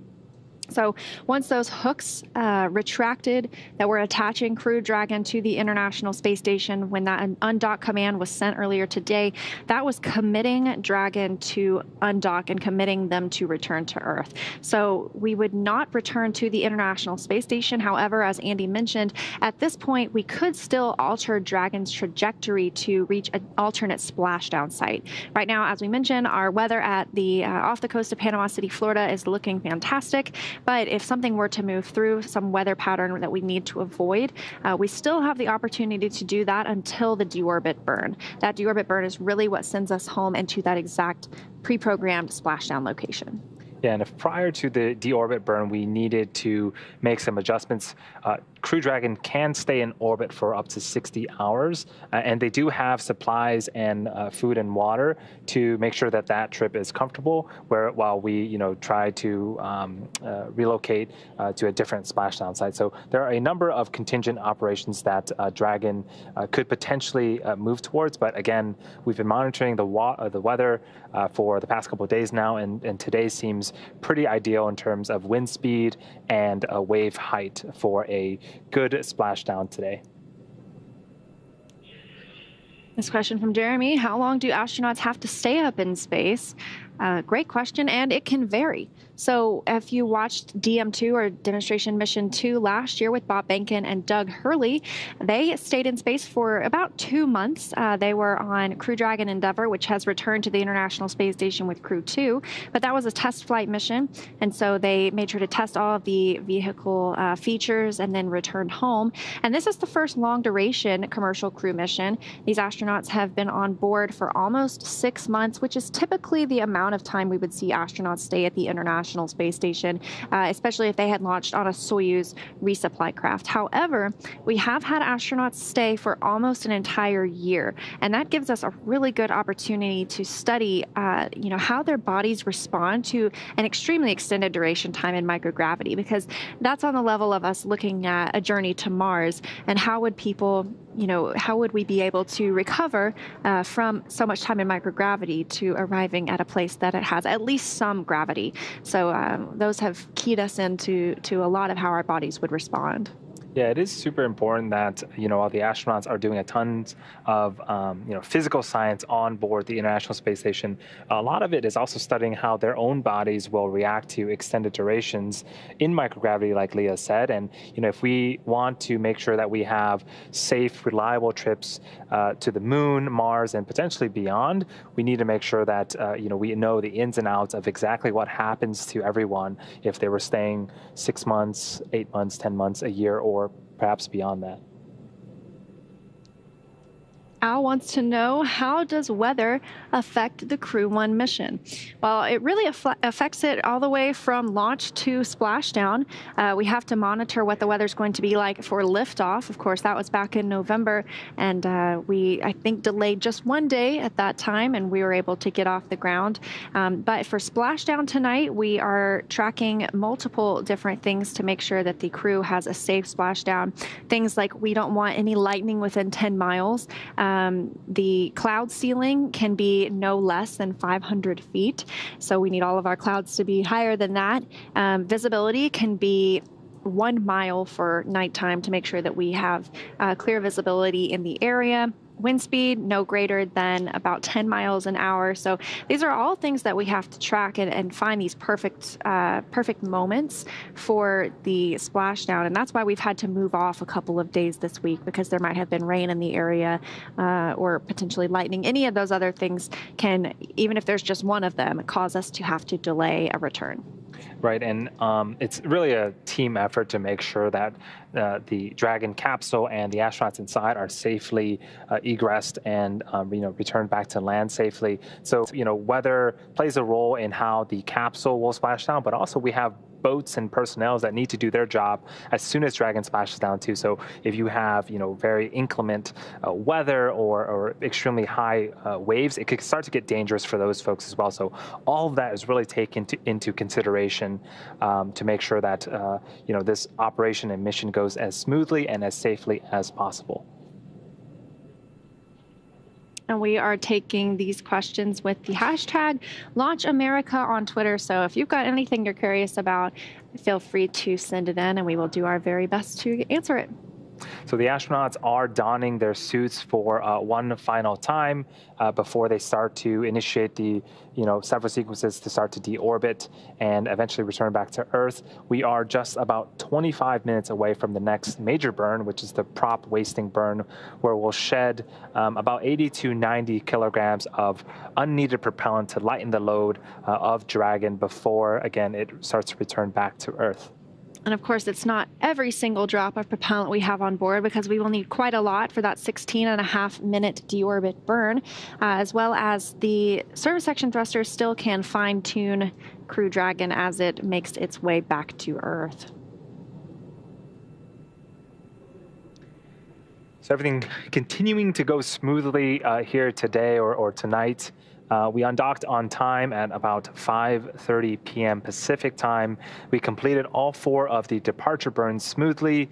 The crew had a meal on board Dragon and in space, their final meal before returning back to Earth. And now they're donning their suits. We'll do the prop burn and then do some more leak checks before we get into the long duration deorbit burn, which will last just over 16 minutes. We've got another question coming in, looking ahead to splashdown from Joshua. Does the crew feel the impact of Dragon splashing down in the ocean, and what do they have to do after splashdown? So the crew does feel the impact of Dragon splashing down in the ocean. However, it's definitely not the impact of them flying in at 17,500 miles an hour. Once they make it into Earth's atmosphere, the vehicle is traveling about 350 miles an hour, which is then slowed by some drogue chutes and eventually main parachutes. And when Dragon splashes down, it's traveling almost 16 miles an hour. So a splashdown at 16 miles an hour is definitely bearable and even a little bit more cushioned than a landing at that same speed. And so these astronauts will be not necessarily reclined in their seats like we mentioned before, but they will be a little more, I think it's 26 degrees will be their seat actuation.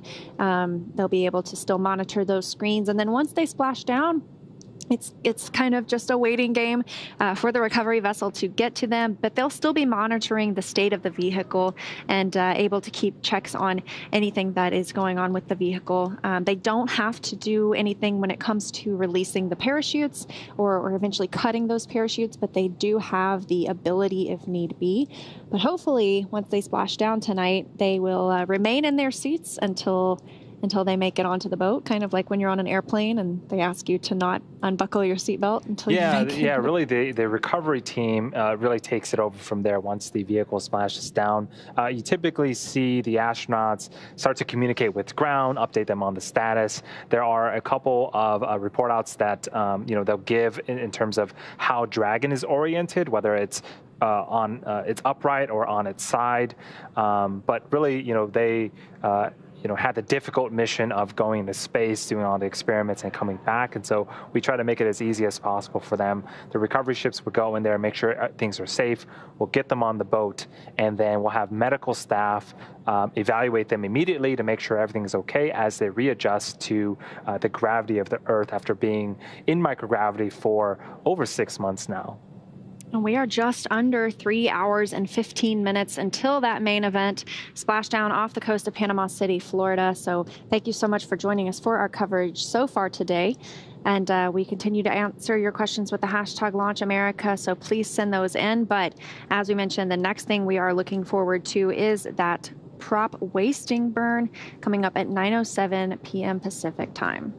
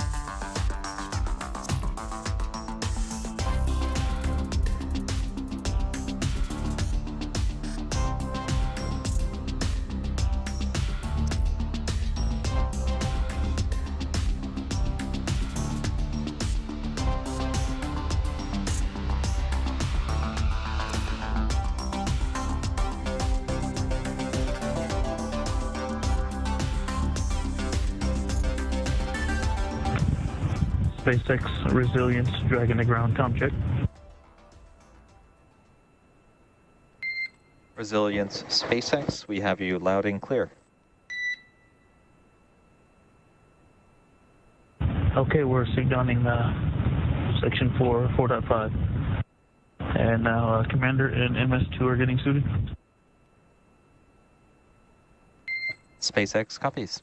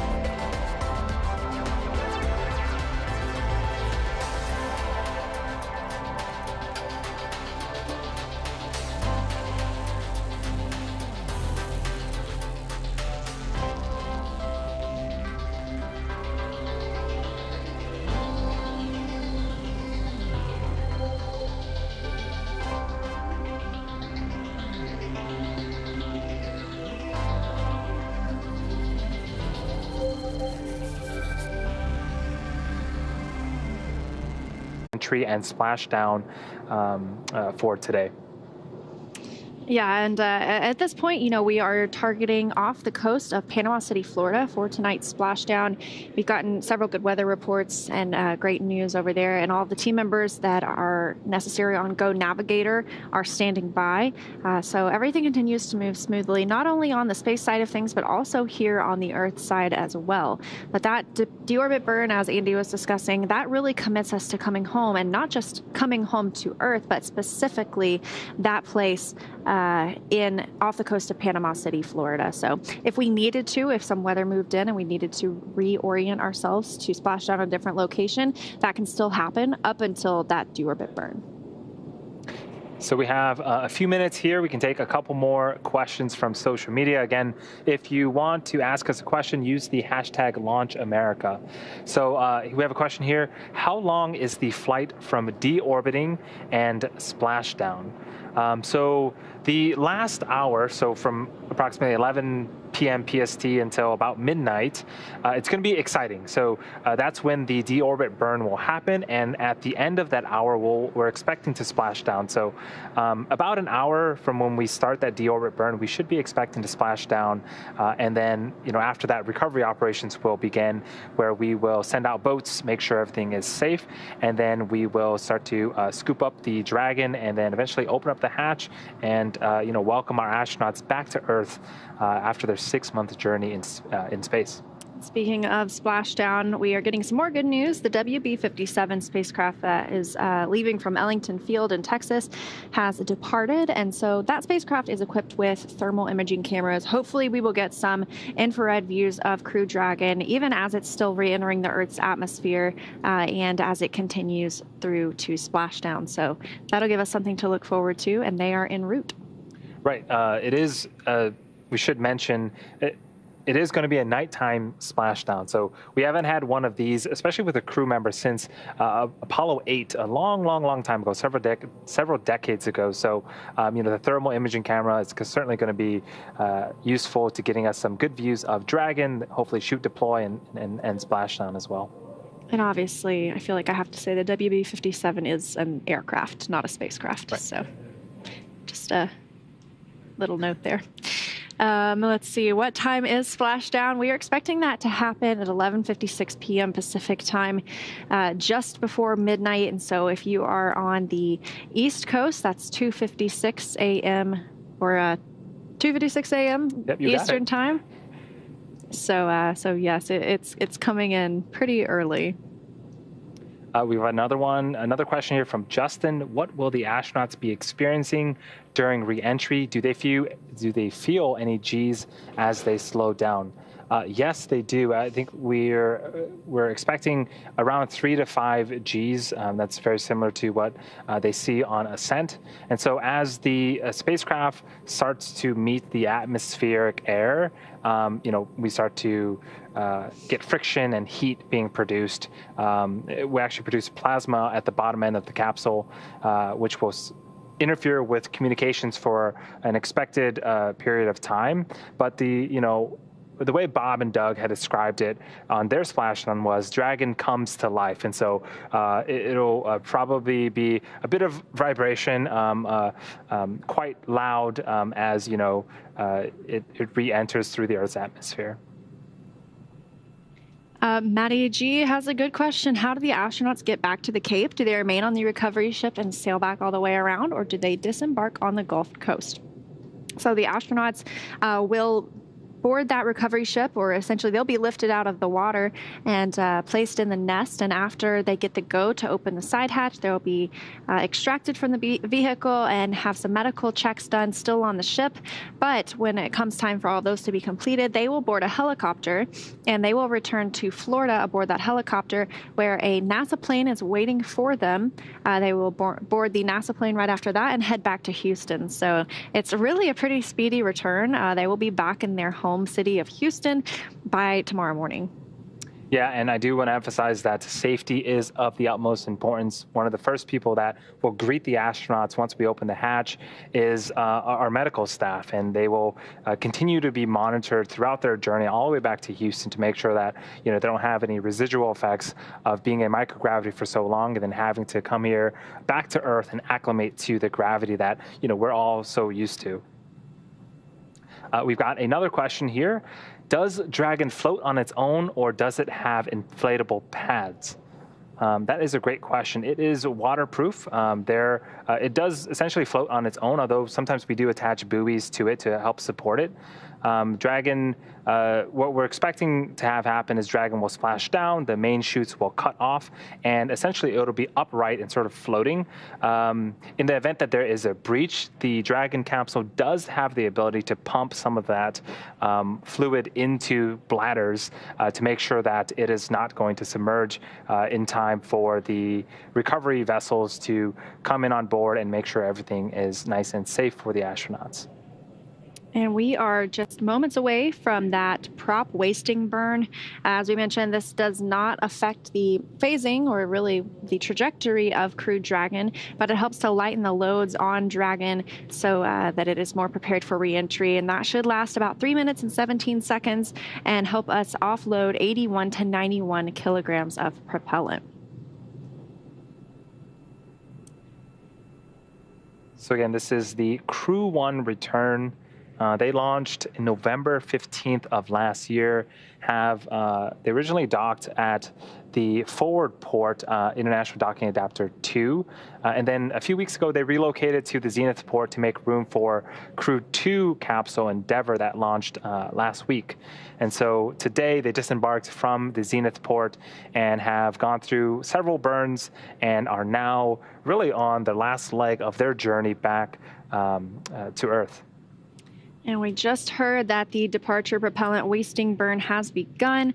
As we mentioned, this burn gives us the opportunity to get rid of unneeded propellant before landing, helping to lighten the loads on Dragon during reentry and splashdown. It's done at a point in Dragon's orbit, so we don't alter our final trajectory for the upcoming deorbit burn, and is only done when we are confident that we are coming home. So as we mentioned, it should last about 3 minutes and 17 seconds. They're using those forward bulkhead Draco thrusters underneath the nose cone to get rid of this prop burn. And the next time we see those forward bulkhead Draco thrusters used will be for the deorbit burn. And in about 40 minutes, we'll have suit leak checks. And this is really to make sure that everything is zipped up nice and tight. And in the case that there is a depressurization event inside of the capsule, the crew is safe and that the suit can protect them as best as they can. And that's, again, really to prepare for that last hour of very exciting events where we're going to be separating the claw.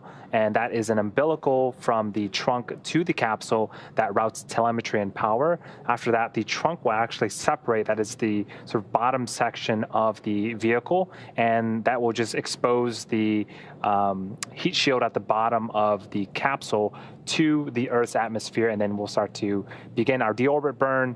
And 16 minutes later, we will close off that nose cone and start to descend back towards Earth. Yeah, so as you mentioned, that nose cone is only closed after the deorbit burn because those forward bulkhead Draco thrusters are what is being used, and they reside underneath the nose cone. So we will expect to have a communication blackout that lasts about 7.5 minutes as Crew Dragon re-enters the Earth's atmosphere. This happens as plasma begins to build up on the outside of the vehicle. It will be traveling at orbital velocity, 17,500 miles per hour, and the atmosphere significantly slowing it down. And that plasma building up on the outside and temperatures reaching up to 3,500 degrees Fahrenheit. We expect to see that entry begin, Dragon entering Earth's atmosphere at 11:45 p.m. Pacific, 6:45 GMT. And really the atmosphere does a bulk of the vehicle slowdown. It really changes its velocity into a lot of thermal energy. Again, 17,500 miles per hour. That's over 20 times the speed of sound. And before we even deploy our first set of drogue chutes, the vehicle has slowed down to about 350 miles an hour. So a lot of that speed is shed off. Will create tons of plasma, and again, we'll have a short period where communications will be lost. But again, the vehicle at that point, it's really just steering itself and flying itself. Dragon, SpaceX burn was nominal. Stand by for commanding back to far field pointing deorbit.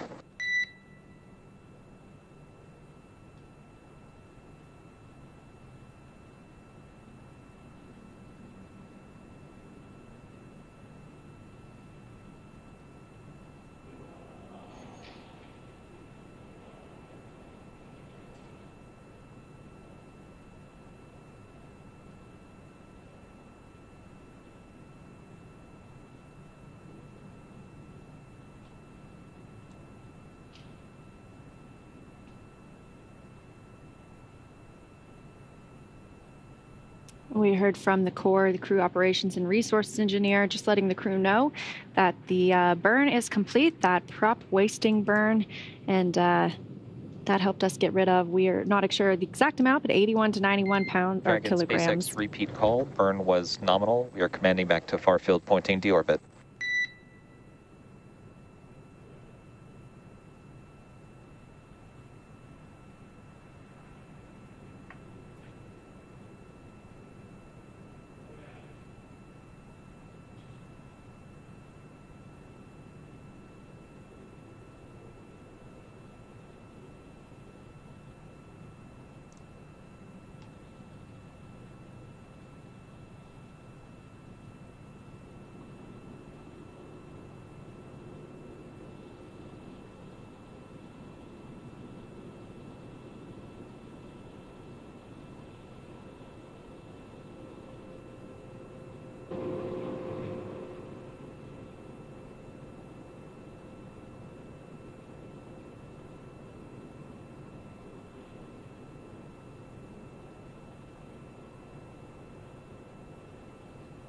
And that was the Corps reaching out to the astronauts, trying to confirm that the prop wasting burn was nominal. We might be in a loss of service area as we're handing off from one satellite to another. We'll continue to listen in and wait for updates from both the Corps and the astronauts.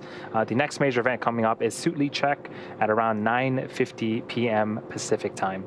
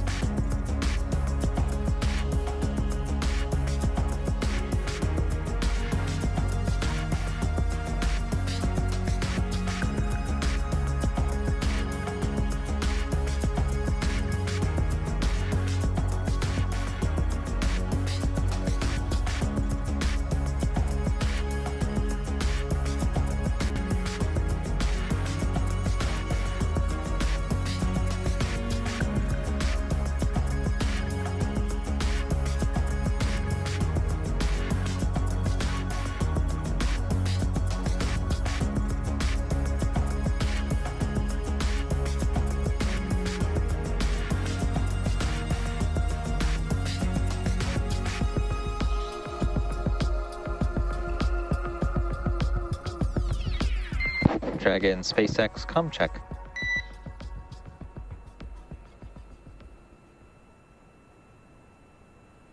And SpaceX, this is Resilience on Dragon to ground. How copy?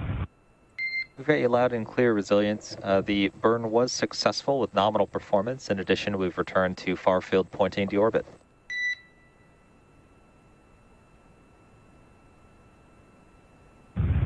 Okay, we copy far field pointing deorbit, successful burn. And were you copying any of the pilot's comm checks?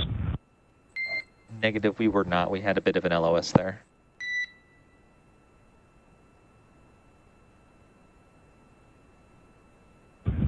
Okay, we were showing a good link up here, but copy, there was an LOS, so it looks like we're in good shape now. Yeah, that's correct. No issue detected. In addition, when you're ready, as a bit of a get ahead for the deorbit burn brief, I can read up blackout start and end times for you. I do not believe those made it onto your tablet timeline.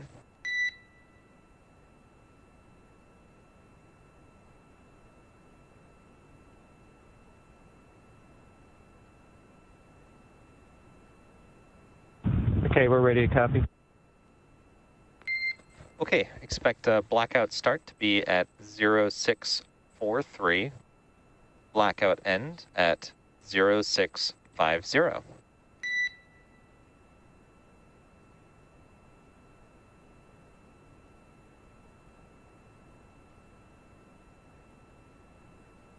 Okay, blackout start at 0643, end at 0650. Good readback, Hopper, thanks.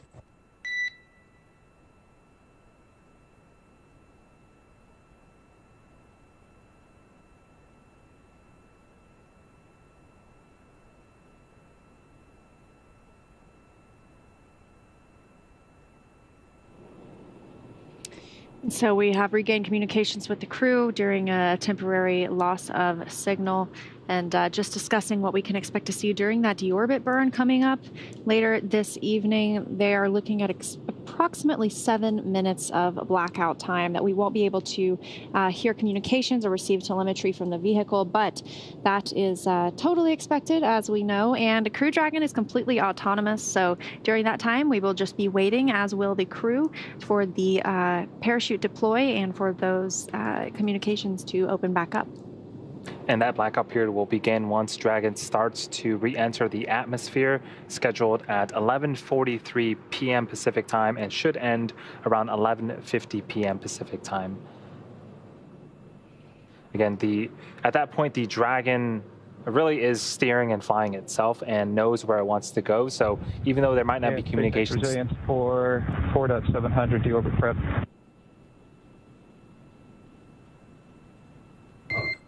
Go for deorbit prep. Okay, we are complete through 5 Bravo decimal 2, standing by for 5 Bravo decimal 3. Okay, copy, completely complete, and standing, with the exception of 5 Bravo decimal 3, and standing by for the suit leak check. Thanks for the update.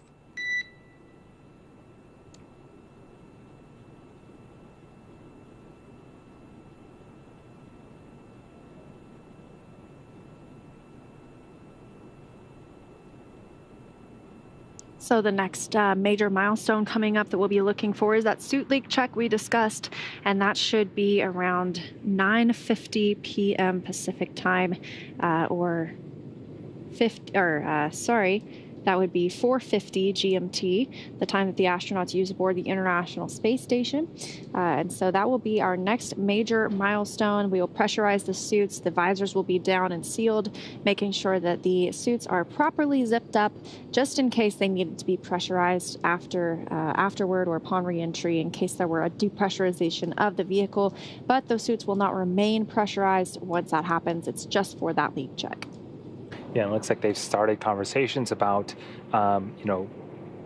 preliminary actions before the deorbit burn starts, which will happen about an hour after the leak checks are completed.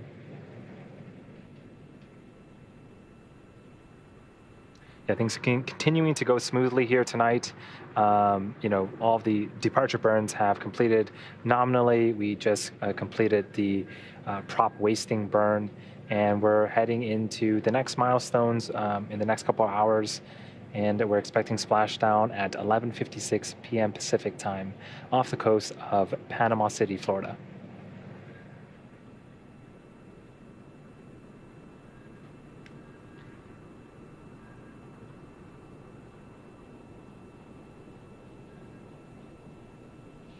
So if you are watching, thanks for joining us as we continue this continuous live coverage from undocking all the way through splashdown and recovery.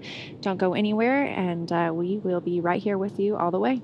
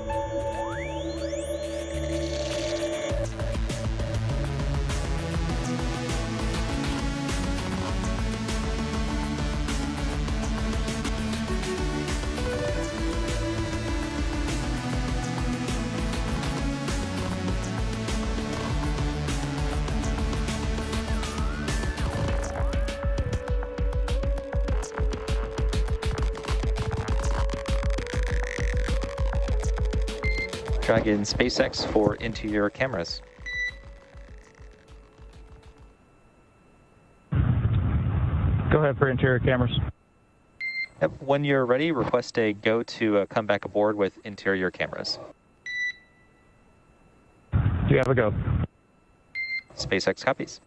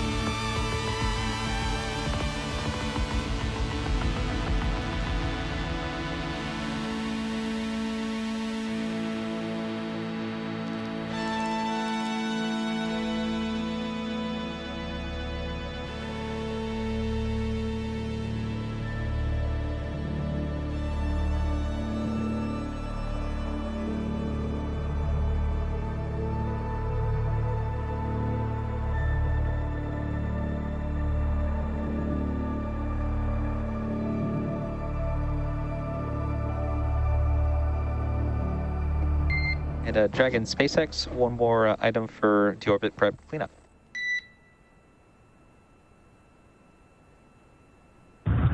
And go ahead, Sol. Yeah, Hopper, just want to triple check that the 2 redundant lid latches on location 8 are closed.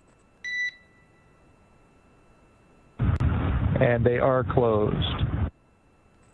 Outstanding. Thanks very much. And one last thing, I just want to be sure that no updates to the water inventory.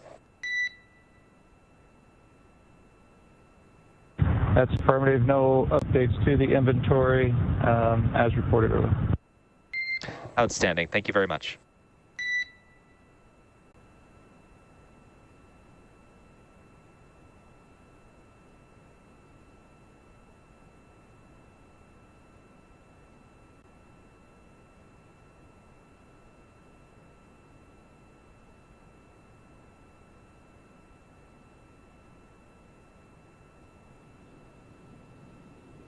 And now we have views of the interior of Crew-1.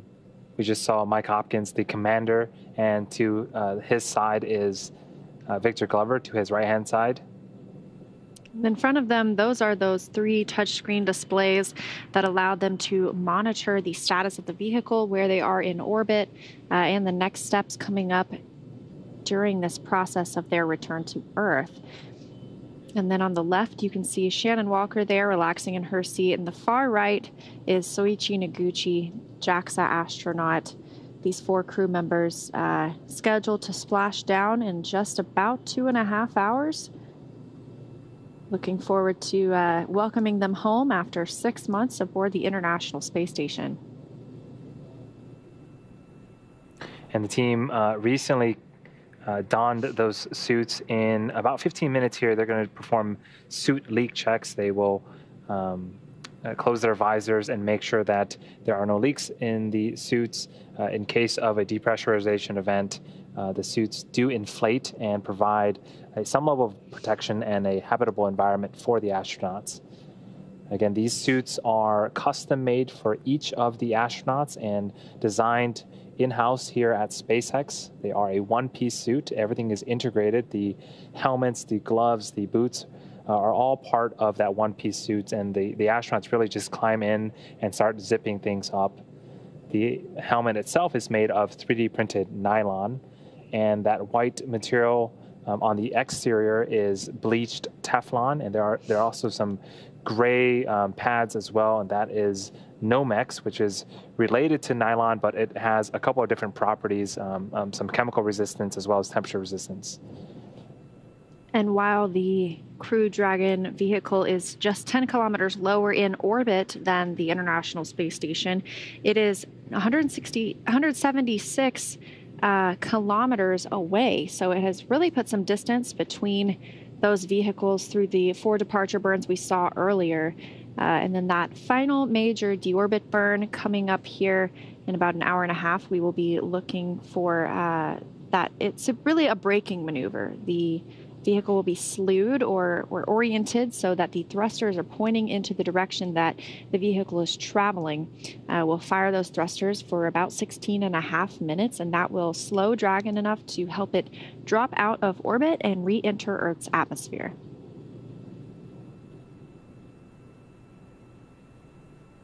At re-entry, those seats do recline, and they will recline back and up about 26 degrees in preparation for re-entry of the capsule.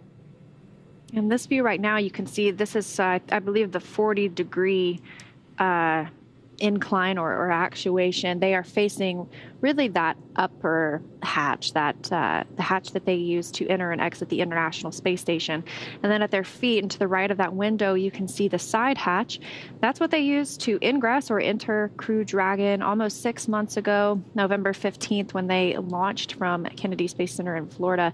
And that hatch is not used from the time they launch until the time they return. That'll be the same hatch that they egress or exit later tonight.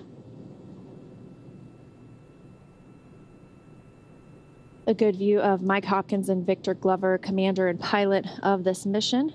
And you can see they have their visors up on their helmets, so they will lower those once it's time for the leak check to make sure there's a good seal within the suit, and the teams will begin flowing nitrox into the suit and pressurizing them. And once there's confirmed a good leak check, like we said, coming up in just a little over 10 minutes from now, they'll be able to lift those visors again until it's time for re-entry. And Mike Hopkins, the commander, is, getting a bunch of different views and information from those touchscreen displays. They do provide a ton of information, especially on re-entry, things like entry angle, capsule perigee, also the time until the deorbit burn once it begins, how long it will be until it ends. They can also see exactly which Draco thrusters are firing at any given time. And again, there are 16 of those Draco thrusters on the Dragon capsule. And it looks like we have just a loss of signal, some satellite handovers potentially with Crew Dragon, and we may regain those visuals shortly, but a great look inside at our crew members as they continued their journey home. And on the Earth side of things, we've got everything moving along smoothly as well. The WB-57 aircraft departed from Ellington Field recently, and we have that aircraft equipped with thermal imaging cameras, so we look forward to the potential of seeing some infrared imagery of Crew Dragon as it begins re-entering Earth's atmosphere and through Splashdown, as well as the crew members, or the team members, I should say, necessary for recovery are all aboard the Go Navigator recovery vessel that will be lifting the Crew Dragon vehicle out of the water tonight. Yeah, it is so cool to see the astronauts in their spacesuits donned up.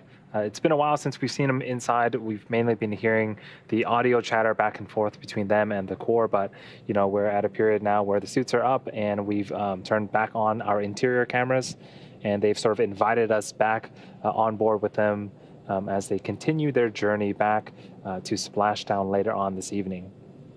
We did get a fun look inside the capsule earlier while they were having their dinner. And the crew members were out of their suits, but they left their suits in their seats. So that was a little bit of a funny sight for a moment there.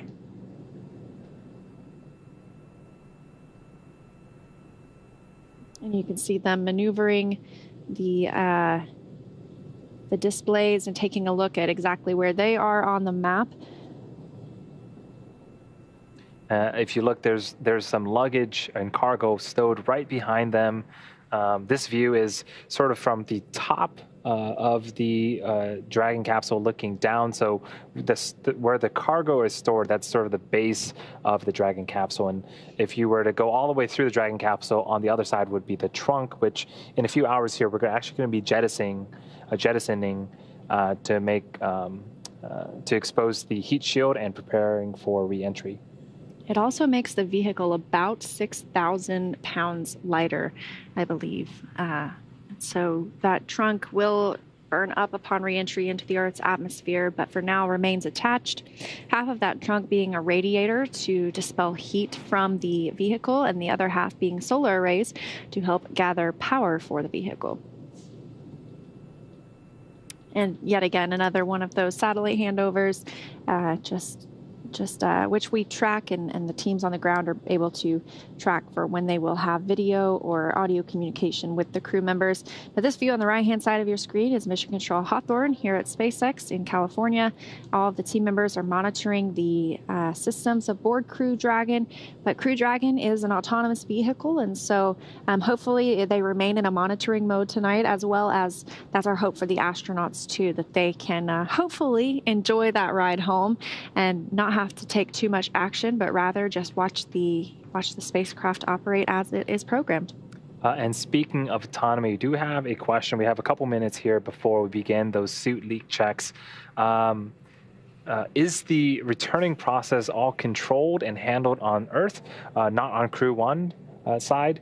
And as Leah mentioned, it's really the Dragon vehicle. There are some commands that, the ground can send up to Dragon, but the Dragon vehicle itself is really ushering all of its commands to make sure that it is landing where it needs to land. You do hear often information and communication being relayed back and forth between the crew operations resource engineer here in Mission Control Hawthorne and the astronauts to make sure that they are in sync. But at that point, really the spacecraft is flying itself.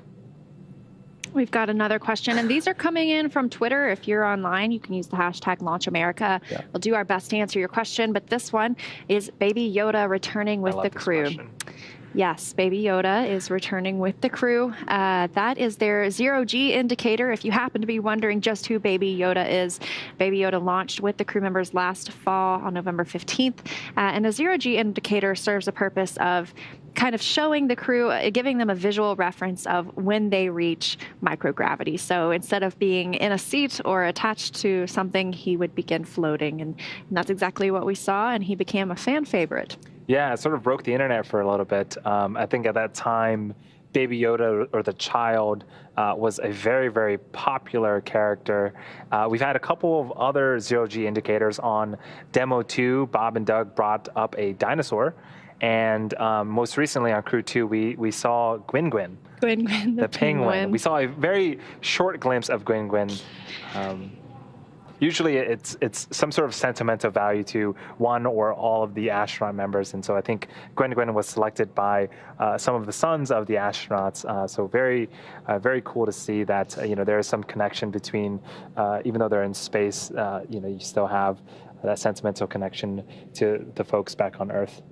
And that dinosaur, that was the same thing that was chosen by Bob Behnken and Doug Hurley's sons, that sequin dinosaur named Tremor. So I know they had to be very excited to see once their dads got on orbit, and Tremor was with them as well.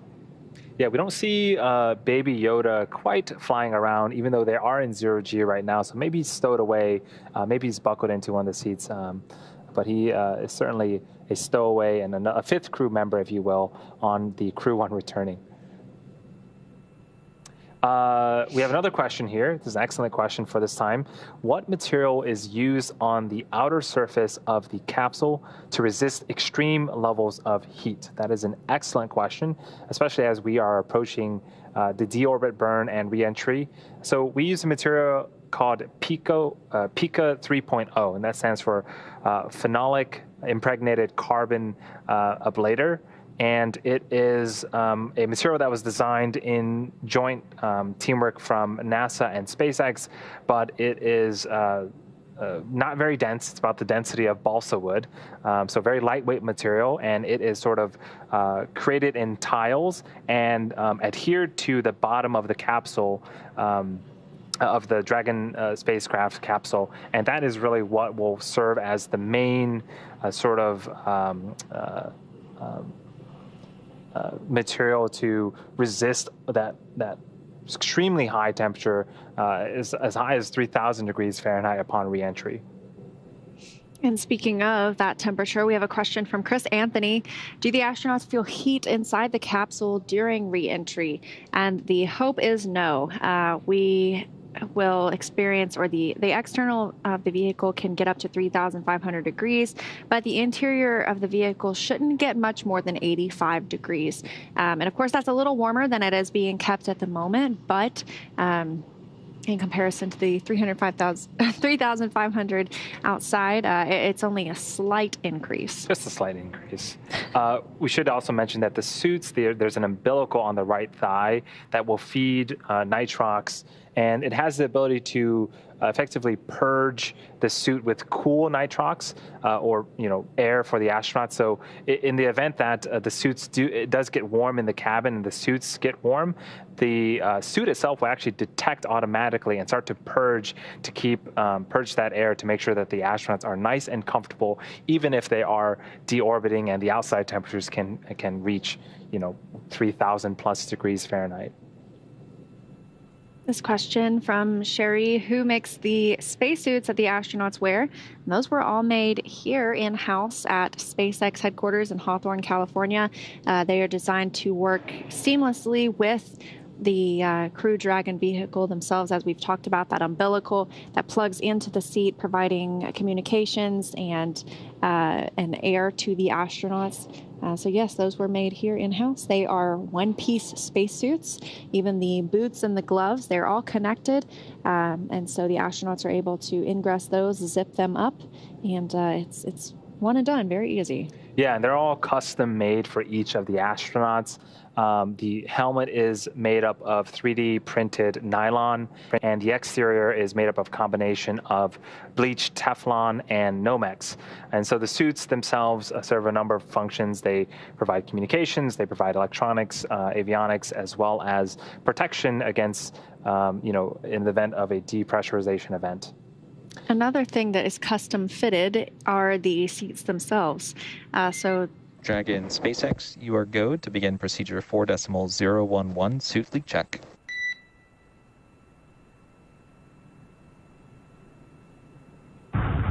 Copy. Go for suit leak check 4.011.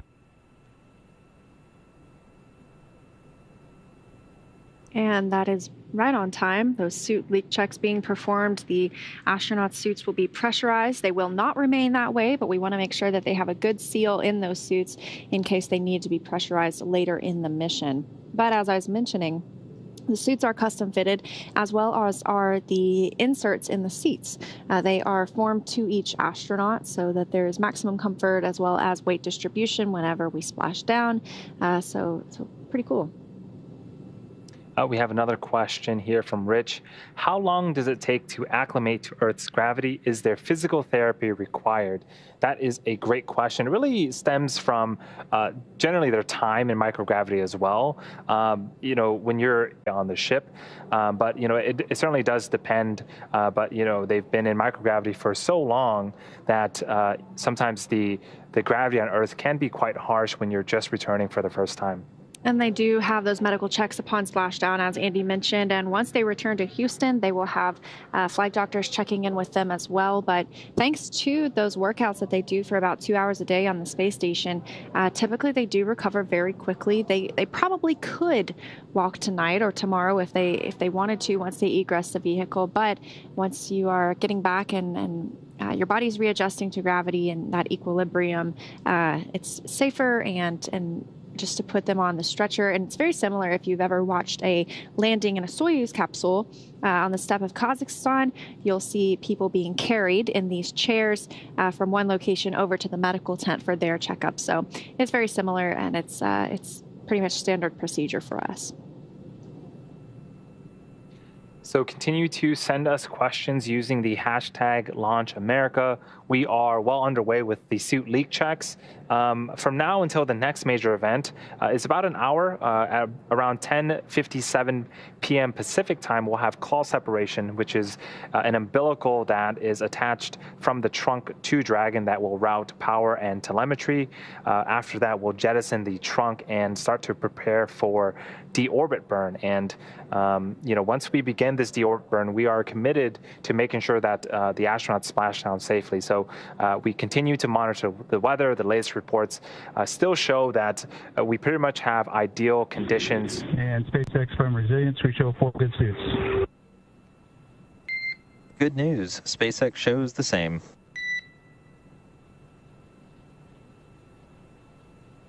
Copy. And the trend of seamless operations continues with 4 good suit leak checks. As Andy mentioned, next we'll be looking for that claw separation, trunk jettison, and then the deorbit burn. And once the deorbit burn occurs, that should come around 11:03 p.m. Pacific time and last about 16.5 minutes. And within the hour of that time period, we expect to see our astronauts splash down. So we have been monitoring weather. It continues to look good, although at this point, it is always a watch item. The winds are, just below 3 miles an hour. The waves themselves are about 1 foot tall, which is great, right, for not just the splashdown of the capsule, but the recovery team on their boats out there as well.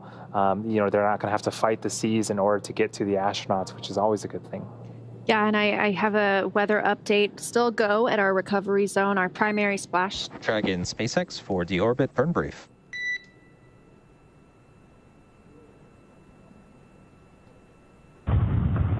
And go for the deorbit burn brief. All right, Hopper. First off, your display and tablet timelines are up to date. In addition, the recovery team reports all personnel aboard. They are in position and ready to go. The WB-57 is airborne. Nearly on location, and we're getting some great imagery here. The Coast Guard have also cleared the landing area. How copy?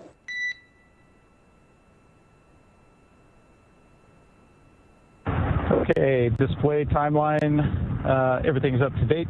Team is on site on the recovery team, and the WB-57 is airborne and almost on site as well. Good readback. In addition, the winds at your landing site are currently showing 2 knots, wave height under 1 foot with a period of about 5 seconds.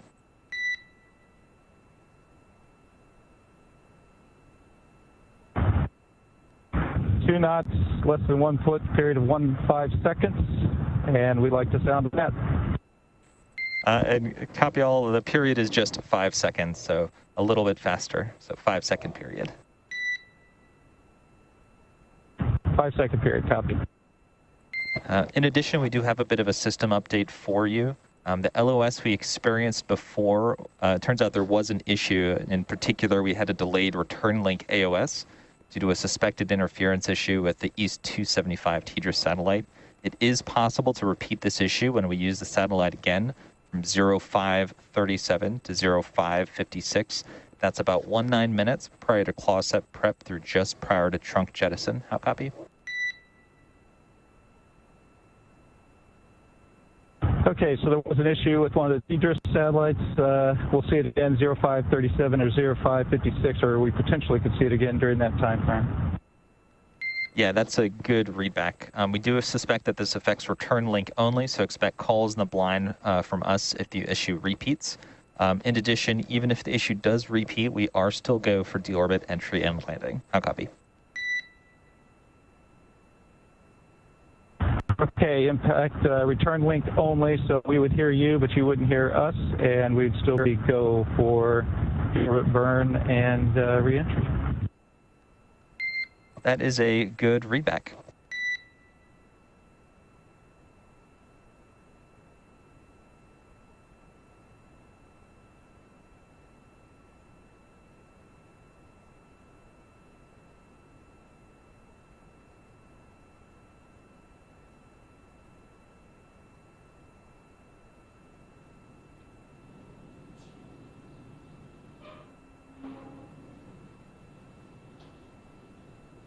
So we got a couple of updates there in preparation for the deorbit burn. So the Coast Guard has cleared the landing site. The WB-57 is airborne and almost towards that landing site as well. And then we also got an update on weather. So the winds are just at 2 knots and the waves are under a foot with a period of 5 seconds. So things continuing to look good for a nighttime splashdown at 11:56 p.m. Pacific time. The Corps also did mention that we did have a loss of signal earlier and we're suspecting that one of the Tejas satellites could pop up again about a few minutes before claw separation. So if that does happen, it seems like we are still good for deorbit burn. The Dragon team should be able to hear ground comms, but we won't be able to hear anything back from them. Absolutely. And TDRS, that's the Tracking Data and Relay Satellite System. That's the same satellite system used by the International Space Station for communications. So they're continuing to watch that issue. However, it's good to know that it may be expected and that we are still go for splashdown. So we mentioned that the wind speed is about 2 knots, and looking at the recovery criteria, the wind speed can be no greater than 10.5 knots. So we are well within that margin, and things continuing to look very optimal for our splashdown and recovery tonight. And some really interesting information. We've mentioned that this is a record-setting splashdown. It will break the record from the final Skylab crew, who splashed down 84 days, 1 hour and 15 minutes following their mission. Tonight's splashdown at the end of 168 days in space is exactly twice as long as that former record. That's the previous longest U.S. mission in a space capsule. So we've got a lot of history happening once again tonight. So we have a couple of, we have a bit of time before the next major event. That is claw separation at 10:57 p.m. Pacific time. So we just finished and had a nominal suit leak check. And from now until then, the team is coasting until they sort of reach their optimal position in space to begin the sequences to shed some more weight in the form of the trunk, and then start the deorbit burn, which should last just over 16 minutes. And then we'll see the capsule deorbit and eventually go through the Earth's atmosphere, return back to Earth, and splash down at our primary site off the coast of Panama City, Florida. We've had a lot of action so far today, with that undocking command coming on time at 5:30 p.m. Pacific time. We've been with you ever since through all of those 4 departure burns that occurred, putting Dragon exactly on the trajectory to splash down in Panama City later, as well as the prop wasting burn, which we saw about an hour ago, a little less than an hour ago, getting rid of around 81 to 91 kilograms of propellant from the vehicle, making it a little bit lighter for re-entry, as well as it doesn't affect the phasing. So that was not one of those burns that really changes our trajectory. We have the astronauts now back in their suits and 4 good suit leak checks, and we just heard another weather briefing. So next major milestones are that slew, which is putting Dragon into the proper position for claw and trunk separation, eventually deorbit burn. So everything continuing to go pretty smoothly here today.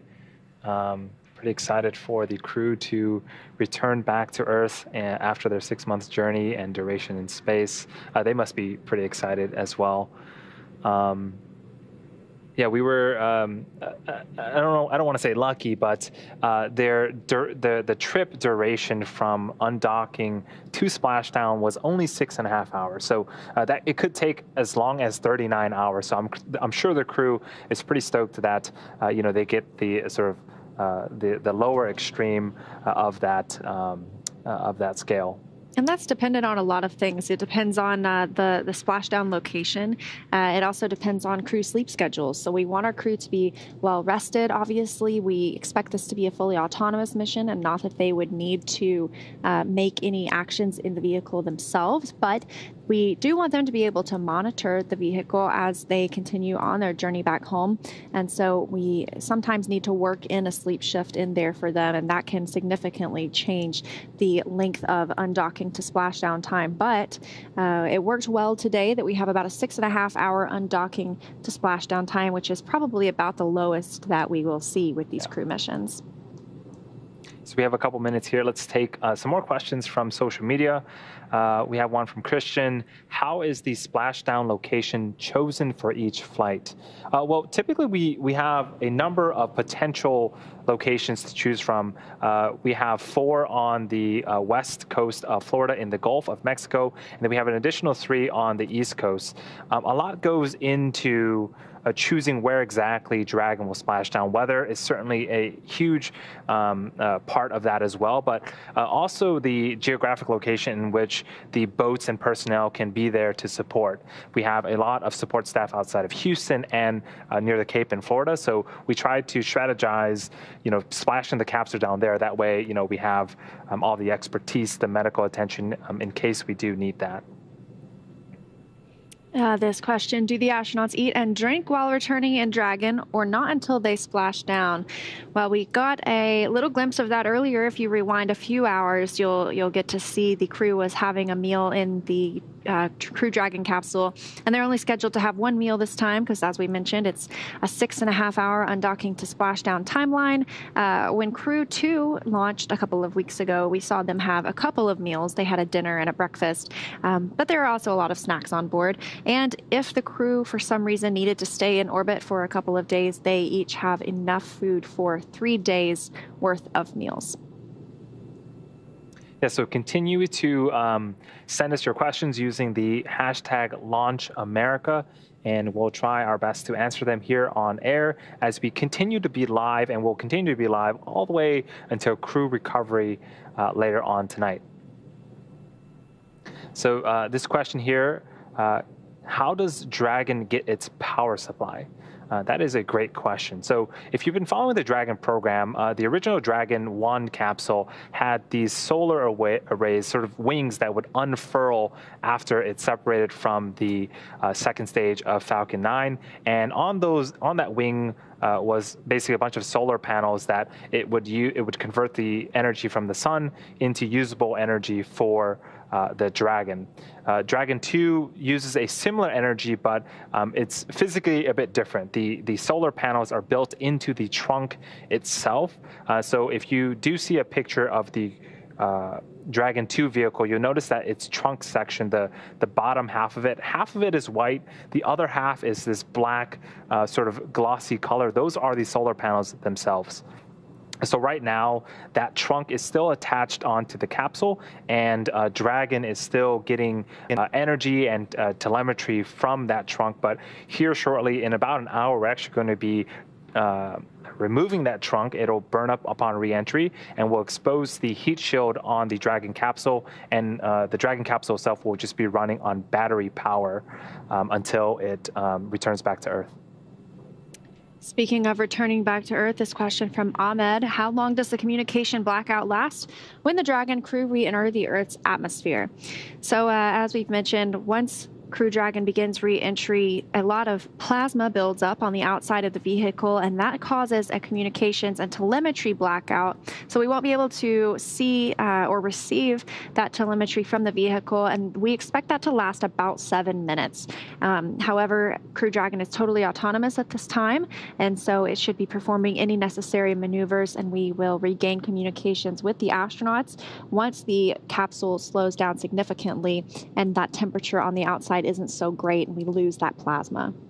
Yeah, the plasma is really a function of just the amount of friction that the Dragon capsule is going to be experiencing when it meets the atmosphere of the Earth. Right now, it's moving at over 17,000 miles per hour, 20 times greater than the speed of sound. And it's going to basically go through this wall of air particles, and it's going to get really, really hot very, very quickly. And when you superheat that gas, you start to form plasma, which is another state of matter. And that plasma can start to interfere with some of the communications from Dragon and ground. So, as Dragon, initially enters that, you're going to see a lot of plasma build up. And then as we slow down, we'll start to regain communications. And then eventually, it'll slow down enough to about 350 miles an hour, where we'll start to deploy our drogue chutes. And then after that, the main chutes to slow the Dragon vehicle all the way down to about 16 miles an hour. So from 17,500 miles per hour using the beauty of the Earth's atmosphere, a ton of heat, a bunch of parachutes, we go from 17,500 miles an hour to about 16 miles per hour, and then we splash down nice and softly in the Gulf of Mexico. A much softer splashdown. Yeah. We have another question here. Why does Crew Dragon land on water? That is a great question. For those that are following the space program, most of the space crafts nowadays have been landing on land. The space shuttle was essentially a plane. It had a runway and it landed itself. The Soyuz lands on land with the help of some parachutes. Dragon, we felt that landing on water gives us a little bit more margin in terms of splashdown. So in that sense, it's a bit simpler, right? The astronauts, in case there were some sort of malfunction with the parachutes, there is just that little bit of margin more landing in that nice sort of soft body of water as opposed to land. And we are continuing to answer your questions with the hashtag LaunchAmerica. So if you're on Twitter, submit your question, include that hashtag, and we will do our very best to answer those. This one from Sean: what activities will happen post-splashdown?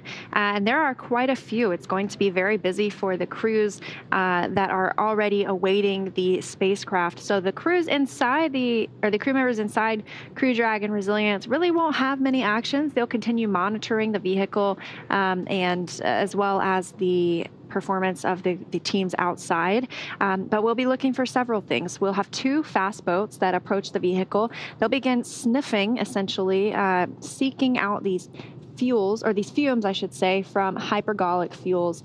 Those can be toxic fumes in the air, and we want to make sure before we bring anyone too close to the vehicle that those are clear. And once that is clear, we can bring in the recovery vessel.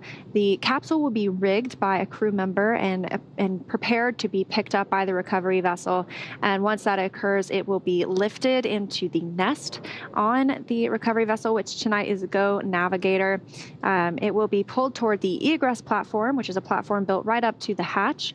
Eventually, the hatch will open, and the first person to be able to see Shannon, Mike, Soichi, and Victor after they are nearly 6 months in space will be some medical doctors. They will get to check in on the crew and make sure they are ready for egress.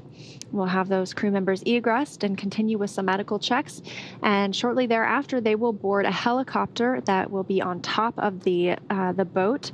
They will return to Florida from the helicopter and then to Houston from a NASA plane. Yeah, that recovery vessel is really a multi-function vessel. And here is a great view of inside the Crew Dragon right now. On the left-hand side of the screen is the commander, Mike Hopkins, and to his right is the pilot, Victor Glover. They're looking at the touchscreen displays, providing them with a ton of mission data.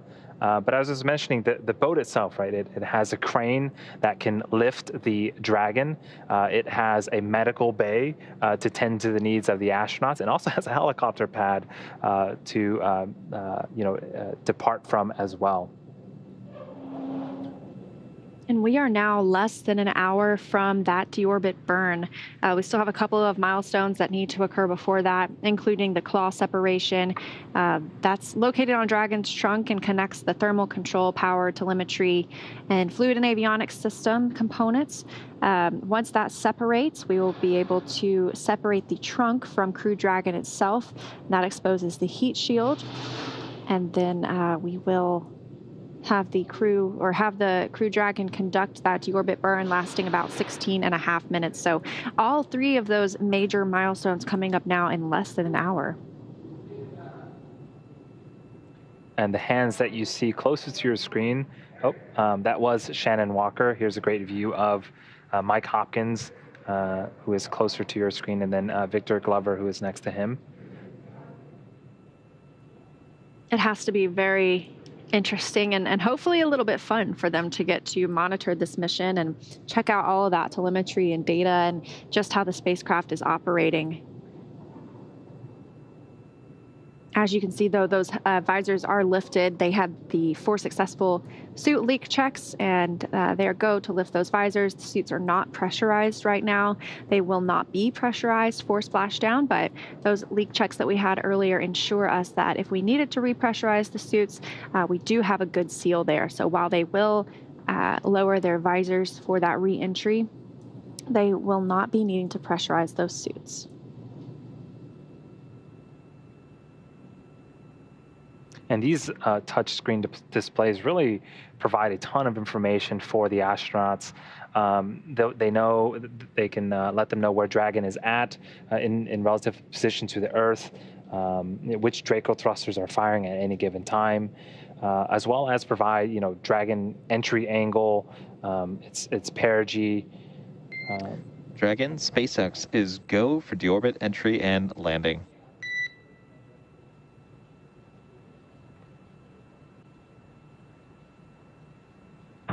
Resilience copies. Go for deorbit entry and landing.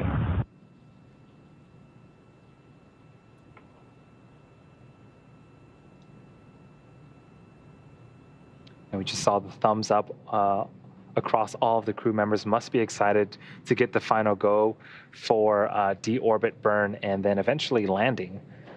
And it's amazing to realize that they are in space right now. They're still in microgravity, but in under 2 hours, they will have splashed back down to Earth.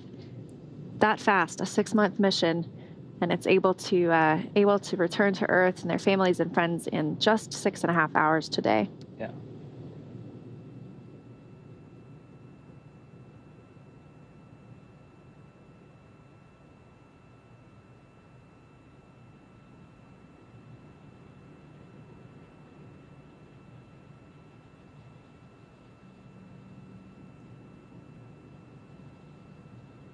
So we've talked a little bit about the seats, and these crew members are currently, their seats are a little more reclined. They're at that 40-degree angle, essentially, and they are, if you were looking at them, they are really facing that forward hatch underneath the nose cone. That's what docks to the International Space Station, and that's what they would fly into and out of at the space station. And once we go for landing or through that deorbit burn, I should say, those seats will actuate and turn up to a 26-degree angle. And so they're still a little bit reclined, and they still have the opportunity to monitor those devices at the front, those touchscreen displays. But it will be properly angled for splashdown to distribute the correct amount of weight onto the seats. So to the very right of your screen, there is sort of an arm bar and the side hatch. Later on, after splashdown, that is the hatch that they'll be opening up and egressing the vehicle from. This is the same hatch that they used to enter the vehicle back in November of November 15th in 2020. This hatch, after launch, does stay closed while it's docked at the International Space Station, and they use the forward or top hatch to egress the vehicle when docked at the ISS.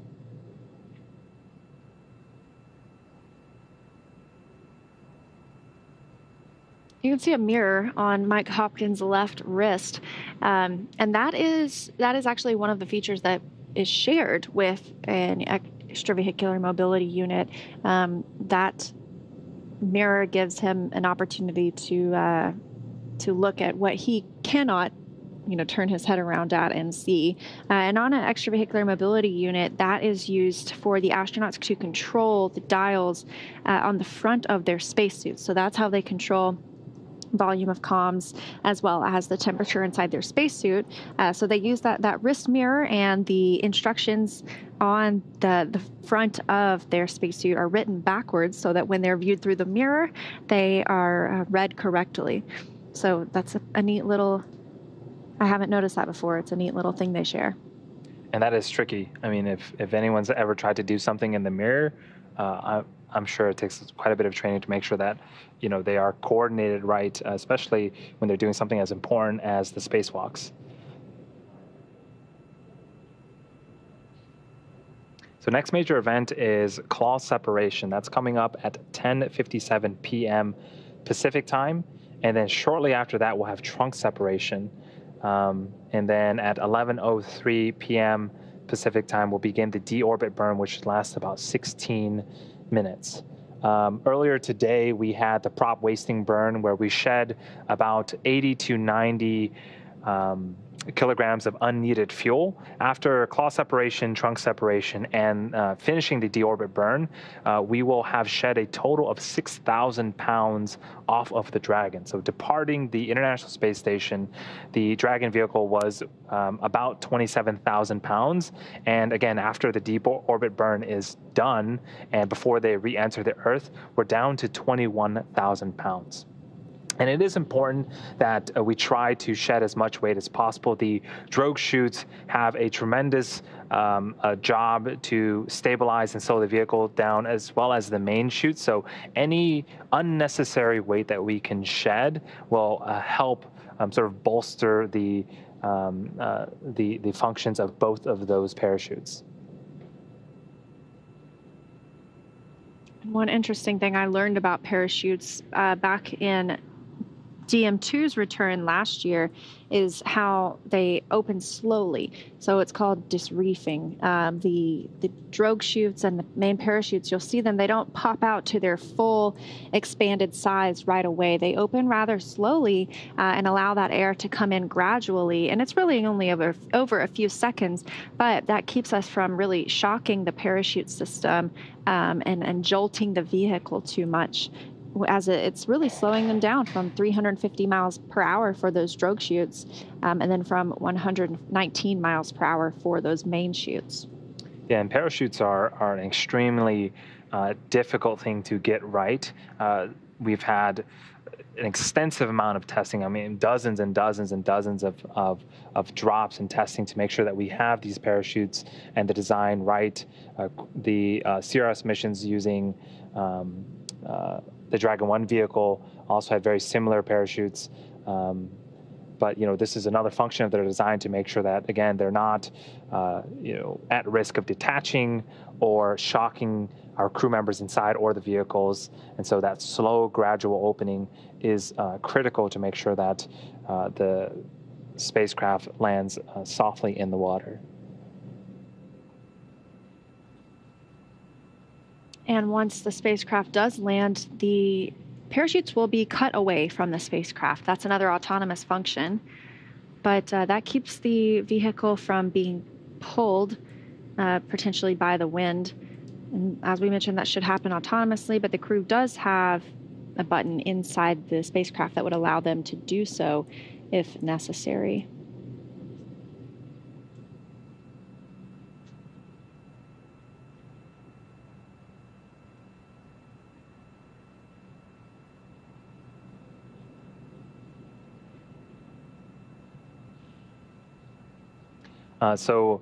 Just a couple weeks ago, the astronauts on the Crew-1 astronauts that you see here were in a very similar position. They had a dock relocation maneuver where they undocked from the forward port of the International Space Station and redocked to the zenith port. So a very similar type of procedure where they had donned their spacesuits, performed all of the leak checks, got in the spacecraft, suited up, and left the International Space Station temporarily, redocked, and then egressed the vehicle another time. And today they're doing a similar maneuver, but this time they're returning back to Earth.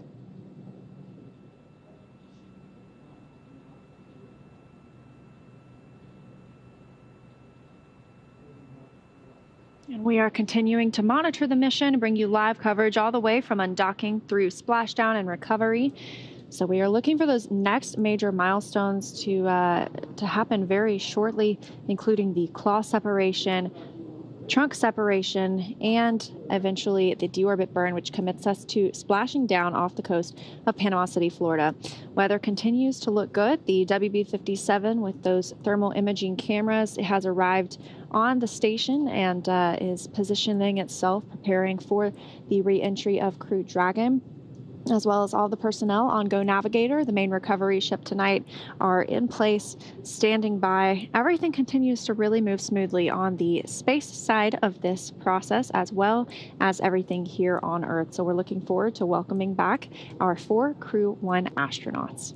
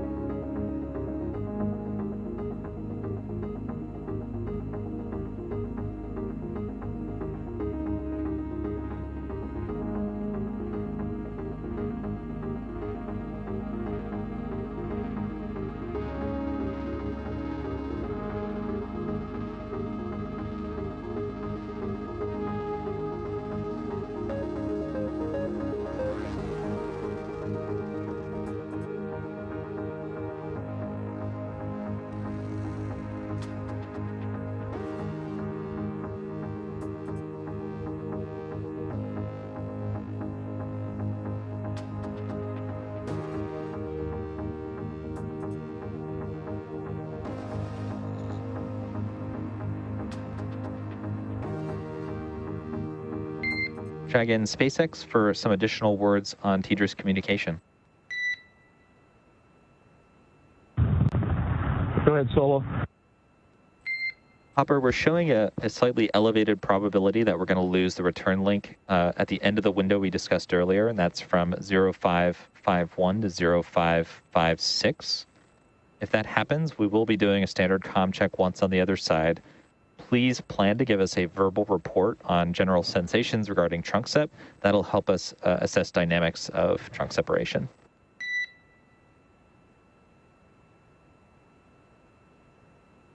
Okay, you are anticipating return link issues 0551 to 0556, and make sure that we report on trunk sep, give you guys a verbal report on that.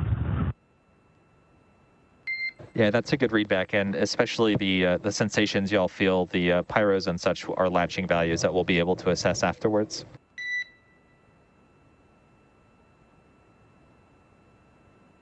Okay, copy that. We'll let you know what our sensations are. SpaceX copies, thanks.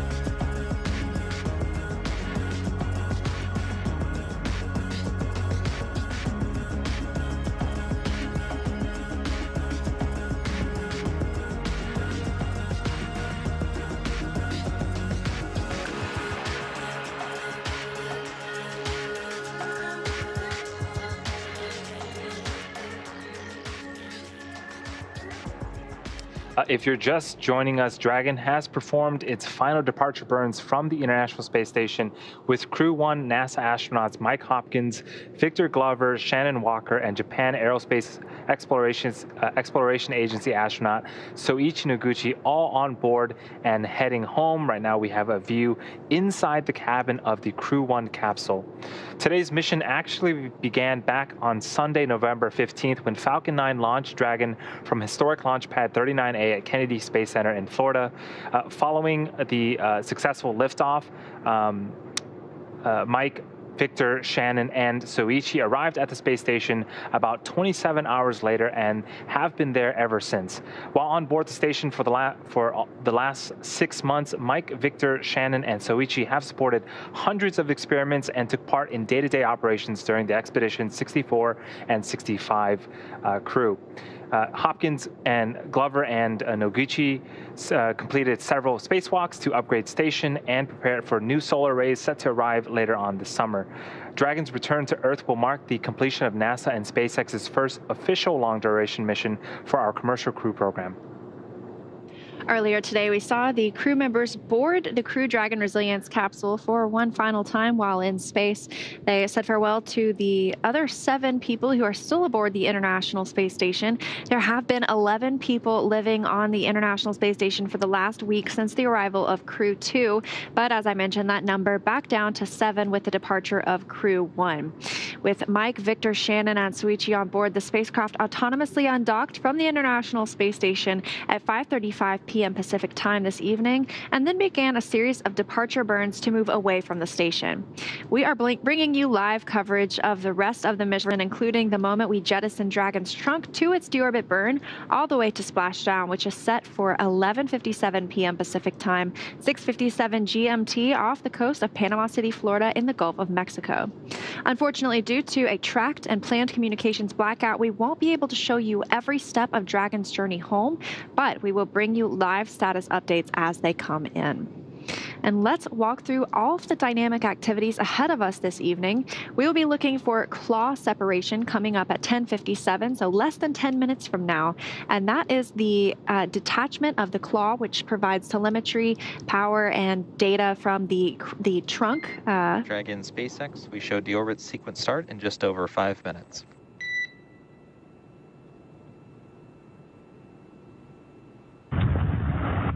And resilience copies, we see this.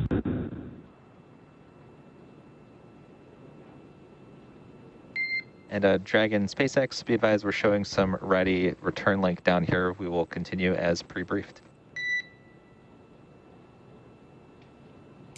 And that communications, we do expect that communications to be ready as noted by the core, meaning that it might not be clear or come through at all times due to a tracking data and relay satellite system issue that we are tracking. However, everything still remains go for deorbit burn coming up shortly. But first, a couple of other items. The claw separation, as I mentioned, the claw is located on Dragon's trunk and connects the thermal power control, telemetry, and more from the trunk to the capsule. And after that separation, just less than a minute later, we will see trunk separation. The trunk will burn up upon re-entry into Earth's atmosphere, and we are only returning the capsule portion with our crew members to splash down. At 11:03 p.m. Pacific or 6:03 GMT, we will see the deorbit burn start. And deorbit burn today is scheduled to last about 16 minutes. Dragon will fire its 4 bulkhead thrusters into the direction it is currently traveling. So this serves as essentially a braking maneuver and will help Dragon drop out of Earth's orbit. Deorbit burn should be complete at 11:19 p.m. Pacific or 6:19 GMT. And once we fire those forward bulkhead thrusters for the last time, we'll then close the nose cone. That should happen at 11:22 p.m. Pacific time. About 20 minutes later at 11:43 p.m. Pacific time, there will be a planned communications blackout period as Dragon re-enters the Earth's atmosphere due to the heat and the amount of plasma buildup.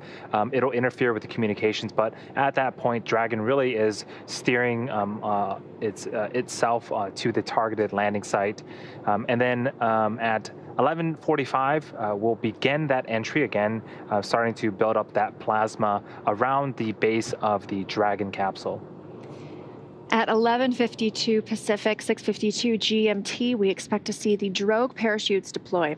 Those are 2 parachutes that will begin to slow the vehicle down from 350 miles per hour. And at 11:53, just less than a minute after those drogue sheets deploy, they will then pull out the main parachutes. We expect to see 4 parachutes, those orange and white, above the capsule that will slow the capsule down to approximately 15 to 16 miles per hour for an on-time splashdown at 11:57 p.m. Pacific time, 6:57 GMT, off the coast of Panama City, Florida, in the Gulf of Mexico. Now, in preparation of Splashdown, the Dragon recovery team has been busy over the last week. One of the big ticket items has been final selection of the landing site. And to increase the options for the space station departure, the teams identified a total of 7 possible splashdown locations. In order to meet NASA's timeline requirements for crew recovery, these potential splashdown locations have to be close to a port and medical facilities. Since Dragon is capable of splashdown on either side of the Florida Panhandle, we have 2 identical and fully equipped recovery vessels ready to support, one in the Gulf of Mexico and the other in the Atlantic Ocean. With all that in mind, it's easy to see how determining the landing site is a complex process. Today, as Leah mentioned, we'll be splashing down in the Gulf of Mexico just off the coast of Panama City, Florida. And it's hard to believe we are in the final orbit right now of Crew Dragon in orbit of Earth, and the deorbit burn is scheduled to start in 10 minutes. So before that, we are obviously looking for claw separation and trunk separation, with that being part of the deorbit sequence, now starting in under 2 minutes. So for these recovery operations, NASA and SpaceX closely coordinate with the United States Coast Guard to establish a safety zone, ensuring public safety and for the safety of those involved in the recovery operations, as well as the crew aboard the spacecraft. Multiple notices have been issued to the mariners in advance and during recovery operations, and Coast Guard patrol boats are currently deployed to discourage boaters from entering the splashdown zones. We want to stress to the public the need to respect this safety zone.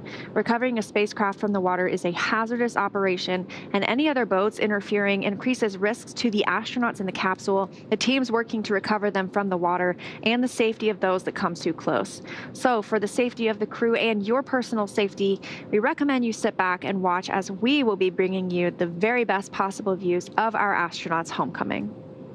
So the teams have been looking at return opportunities since April 28th, with weather being the major factor. We waived off our initial opportunities to undock on the 28th and on the 30th, with teams making the decision to pursue our current undocking and splashdown plan just yesterday.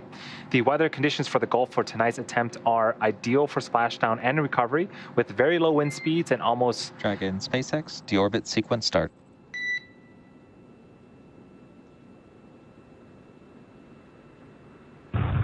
President's copies, we see the same.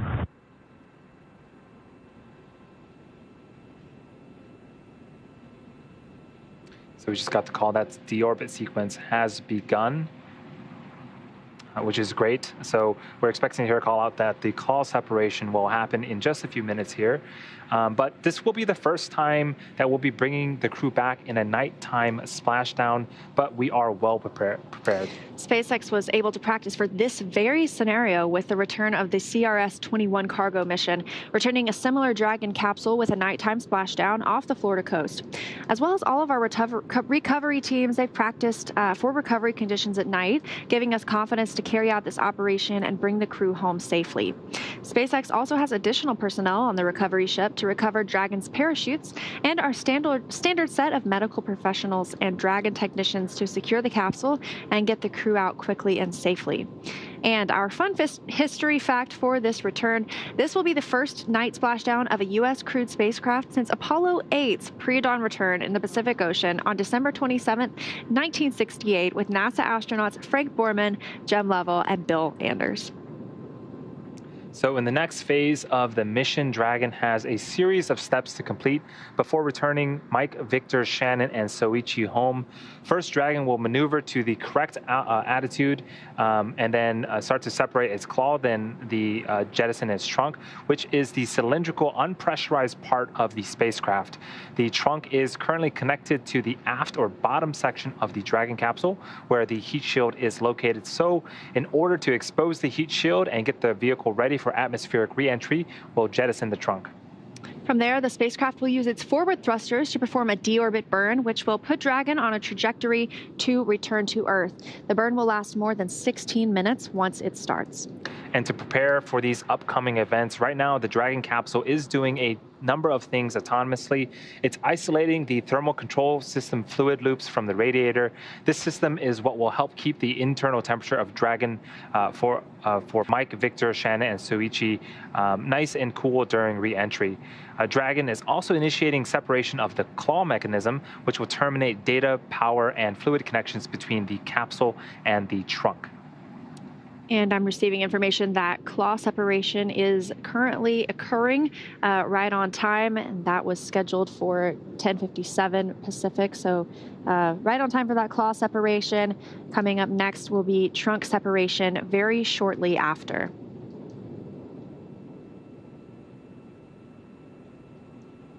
And I'm sure we will hear a call out to the crew shortly about our claw separation.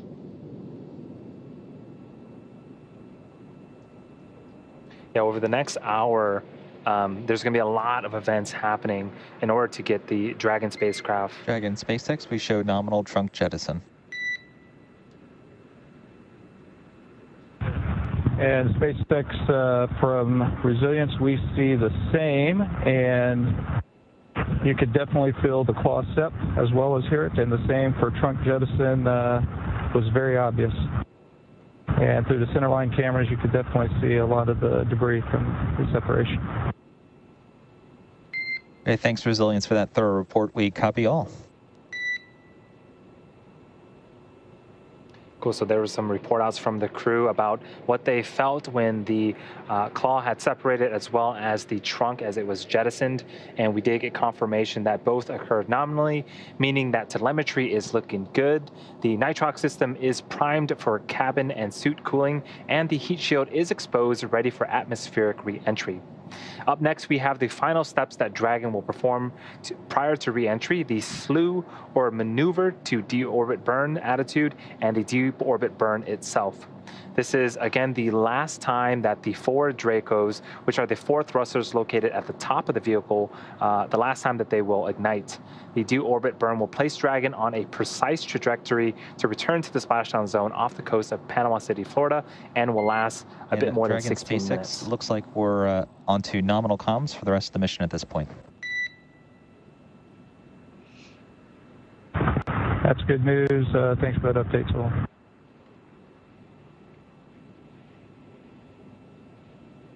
And good news indeed. As we were mentioning, we were tracking some issues with one of the TDRS tracking data and relay satellite system satellites that was preventing us from getting some communication from the vehicle at certain points in their orbit. However, that seems to have cleared up. And next, we are looking for deorbit burn to begin in just about 3 minutes. As we mentioned, that should last almost 16.5 minutes. And that is the braking maneuver that's going to drop Dragon out of Earth orbit and bring them back into the atmosphere. So things are really speeding up with that nominal claw separation and trunk jettison. And they reported some similar things that we heard from Bob Bankin and Doug Hurley, mentioning that it was something you could definitely feel jettisoning that trunk. So very interesting and good news that everything still continues to look well.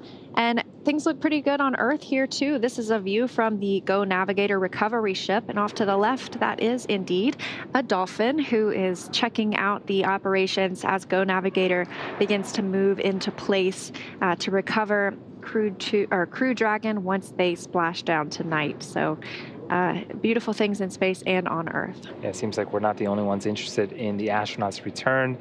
Maybe aside from medical staff, they might get a greeting from some marine animals as well. That is very, very cool picture of those dolphins. Again, just a few minutes away from the beginning of that 16-minute deorbit burn. We just had trunk separation, and a couple of things about the trunk separation.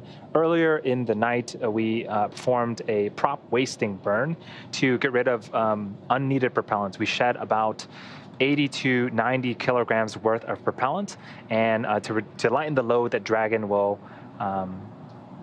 be experiencing when it comes back to Earth. And this is an incredible shot right now we have of the separation. That is Crew Dragon and its trunk now separate, flying free. And we are just moments away from hearing the beginning of the deorbit burn.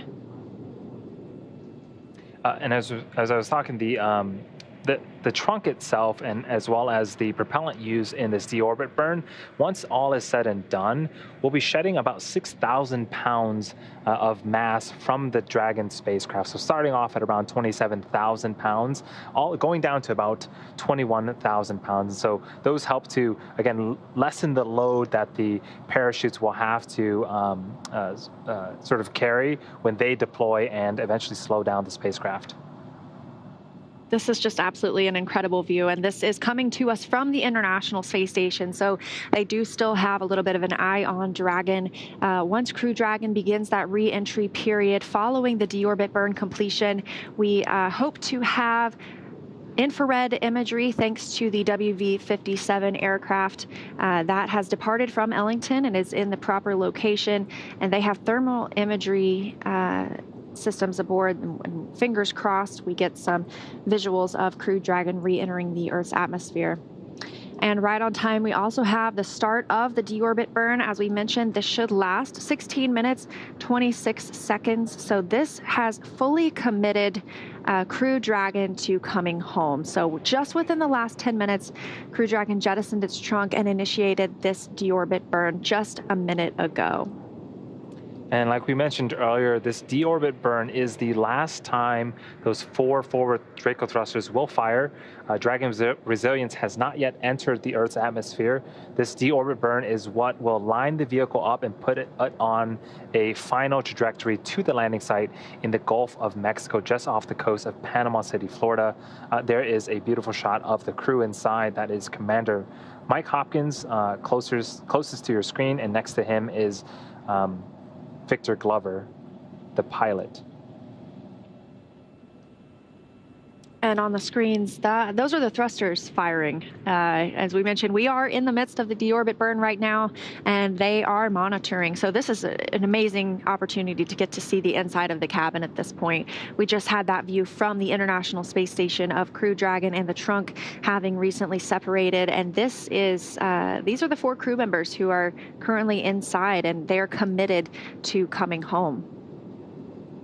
They're using the screens to keep tabs on the burn duration, the Draco thrusters firing, and trajectory details like entry angle, capsule perigee, and how much distance remaining until deorbit burn termination. Dragon is flying itself, so all the crew has to do is stay strapped in their seats and enjoy the flight. And they're just keeping tabs on things using those touchscreen display monitors.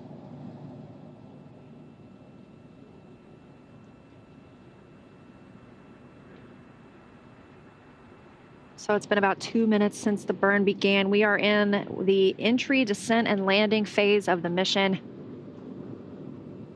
This is the largest burn of the evening, and as we mentioned, this really commits us to splashing down specifically at that Panama City location just off the coast. And we were monitoring weather all the way until the point of deorbit burn because, in the event that the weather shifted or we needed to potentially target a different site, this deorbit burn wouldn't have begun. But now, like Leah mentioned, we are committed and we'll be looking forward to the splashdown of not only the capsule, but the crew members as well. And that deorbit burn should end at 11:19 p.m. Pacific time. Following that, we will close the nose cone a few minutes later. The nose cone is open right now because, as you can see in those screens, those 4 thrusters firing are the 4 bulkhead thrusters, and they are located underneath the nose cone. So we leave the nose cone open right now for the 16.5-minute burn, and we will close it once that is complete.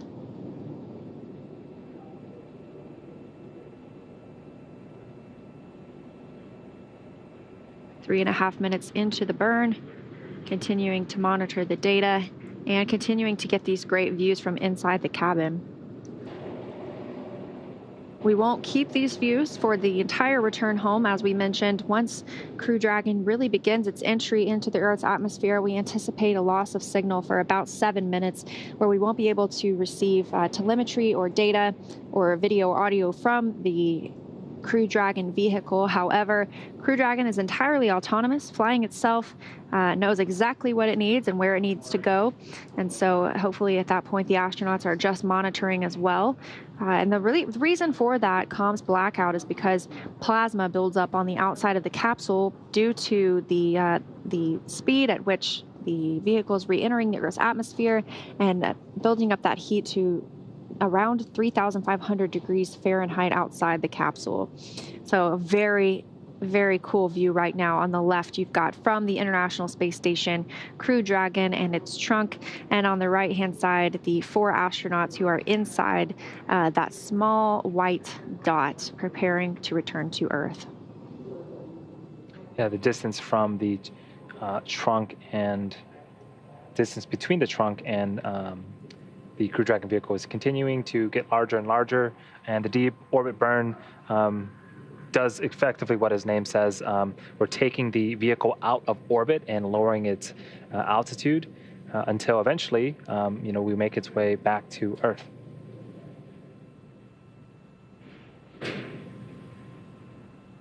We're now 5 minutes into the deorbit burn, about 11 minutes left.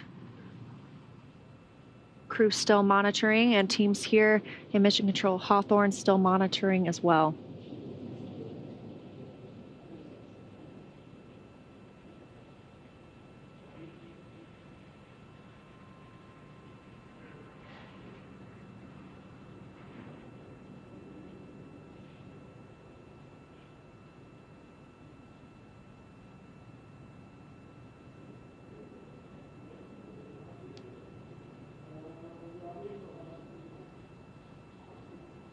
This crew has been in space for about 6 months. Their journey started on November 15th of last year, and now really they're on their last section before they can return back to Earth and get that fresh air that we all love.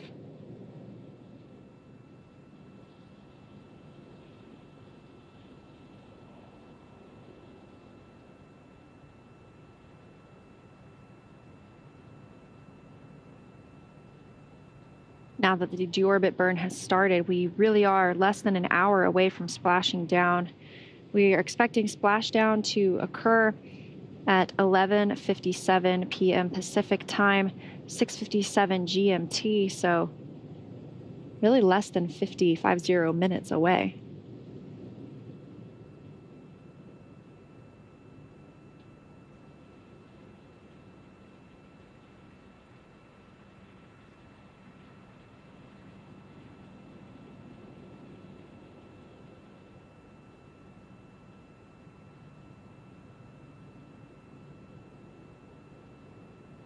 As we mentioned here on the Earth side of things, everyone is in place on the Go Navigator vessel that needs to be there when the crew arrives.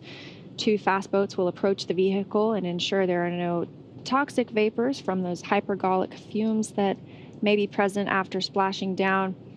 They will also begin rigging the vehicle and prepare it to be hoisted into the nest on Go Navigator. But ahead of all of that, we also have the WB-57 aircraft from Ellington Field in Houston, Texas, that is in position, and we will be awaiting views from the aircraft once Crew Dragon begins its re-entry into Earth's atmosphere. There's a thermal imaging camera on the aircraft that we hope to get some views from.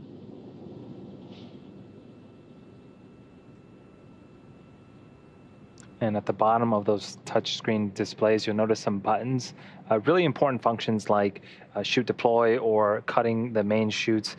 These have dedicated buttons for them. Otherwise, the team can, use a number of views to monitor the mission as they're doing right now.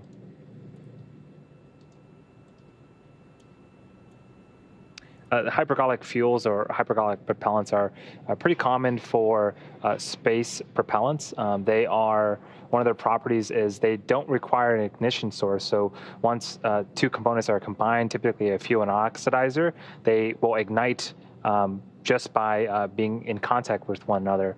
And it is great for, use in space, but one of the downsides is they can be pretty toxic to humans. So that's why it's super important that when the spacecraft does land, the first fast boat, one of the first things they do is perform a sniff test to make sure that none of that toxic vapor is still in the vicinity. So that way the other personnel can approach and continue with the rest of the recovery operations. We're coming up on 9.5 minutes into this 16.5-minute maneuver, so approximately 7 minutes left, and everything is looking good. Crew's still monitoring those thrusters in the screens on their displays.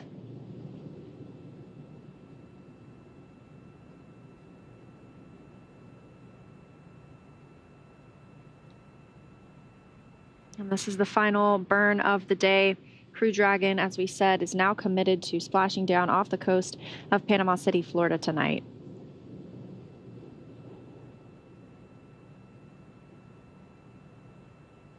And a reminder of the astronauts that are coming home today. Their closest to the screen is Mike Hopkins. He's the commander, and to his right is Victor Glover, the pilot. To Victor Glover's right is Shannon Walker. And to Mike Hopkins' left, we have Soichi Noguchi, an astronaut with the Japan Aerospace Exploration Agency.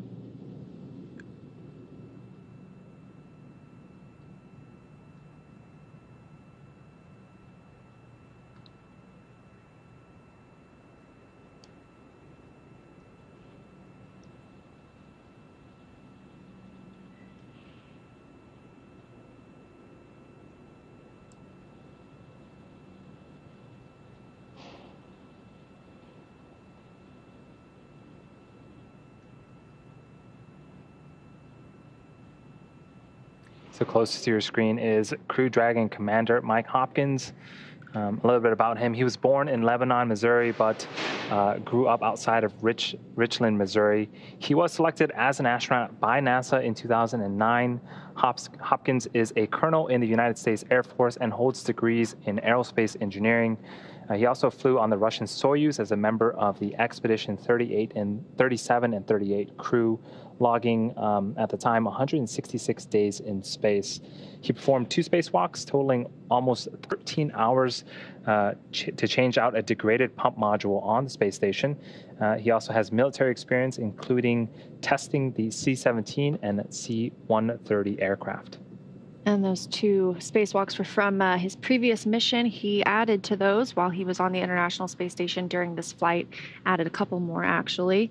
And the deorbit burn, we are just about 4.5 minutes away from that being complete. Things are still looking good. And as a reminder, this is a braking maneuver. So Crew Dragon is firing those thrusters into the same direction that it was traveling. This should slow Crew Dragon down enough to drop it out of orbit.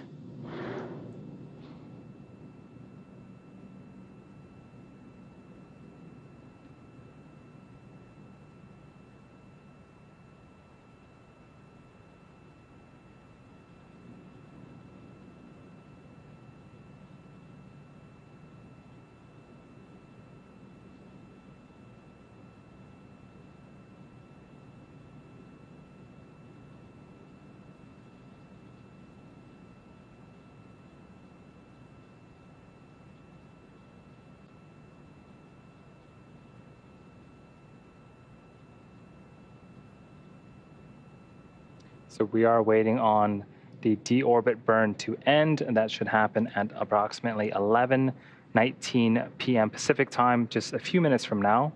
The astronauts on board are continuing to monitor the burns of the 4 forward bulkhead thrusters.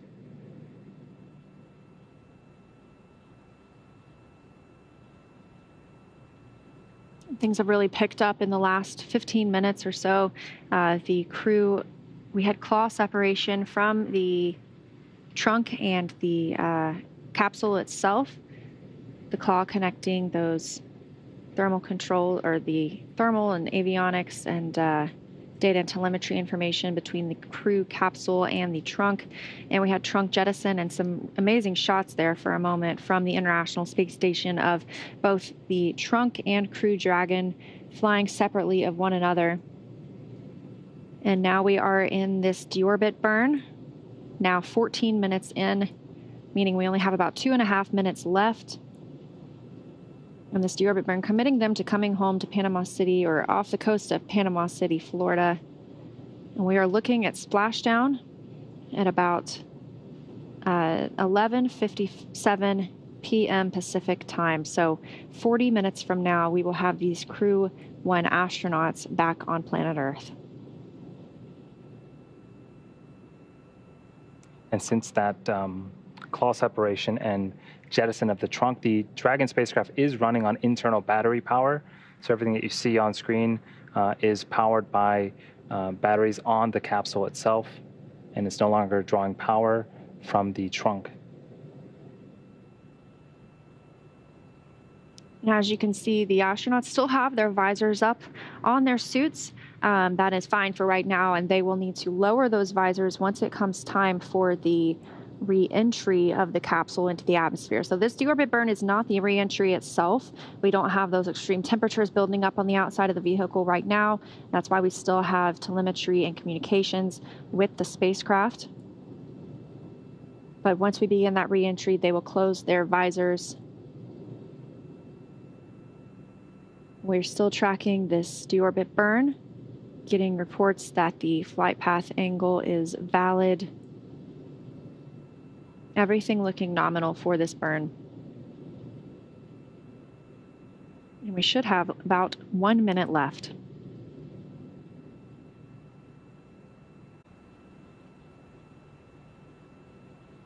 And this deorbit burn is a braking maneuver.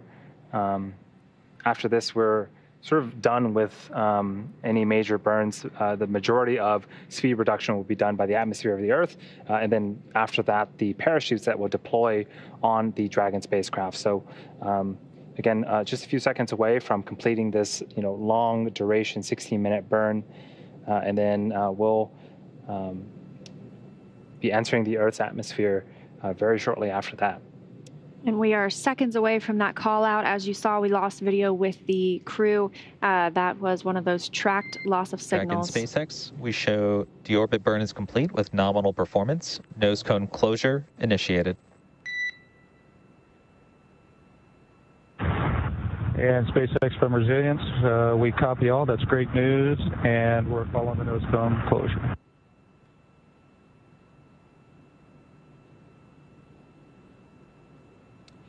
And that is great news. The deorbit burn completed successfully, and now we're moving on to nose cone closure.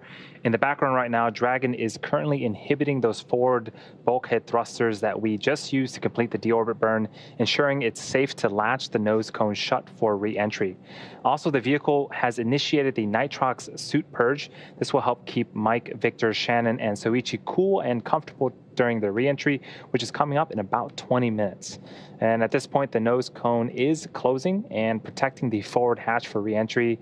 Again, our astronauts are using their screens to monitor the locking of the nose cone, which is done by a set of hooks.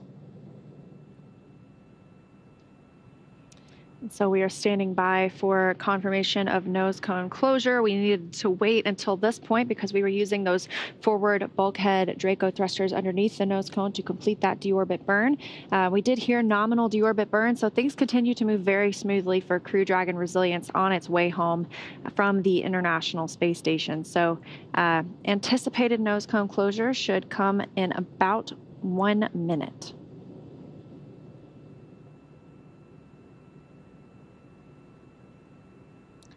So this view here is mission control in Hawthorne in California. Have a whole team of folks supporting the astronauts' return. We are expecting a planned communication blackout period at 11:43 p.m. Pacific time Again, that is when we have a ton of plasma buildup at the bottom of the capsule. It's going to start to interfere with some of the communications, but that is planned and should last for about 7.5 minutes. At that time, the Dragon spacecraft will continue to steer and pilot itself towards the targeted landing site off the coast of Panama City until we get those communications back and once again can talk to the astronauts. And we just heard a call that nose cone closure is about 50% complete. So that continues, and we are tracking for that to be complete momentarily. That nose cone protects the forward hatch that the astronauts use to ingress or enter and egress or exit the International Space Station.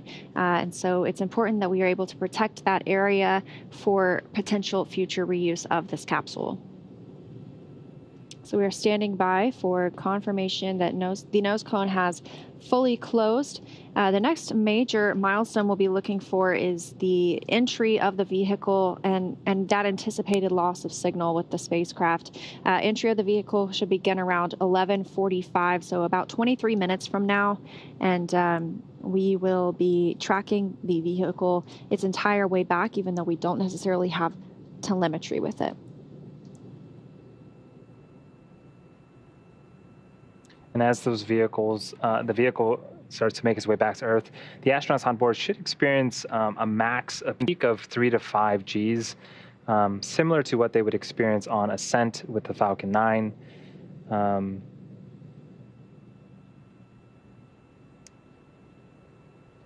then the drogue chutes will deploy, and the main chutes will also deploy after that.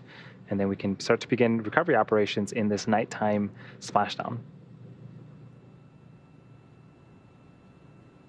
We are standing by for information about the nose cone closure.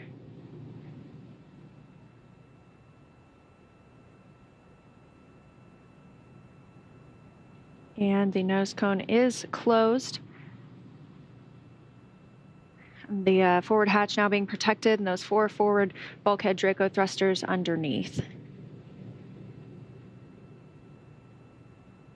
So as we begin the second half of entry, Dragon is now beginning to flush nitrox into the cabin and continuing to top off Mike, Victor, Shannon, and Soichi's suit with cold air.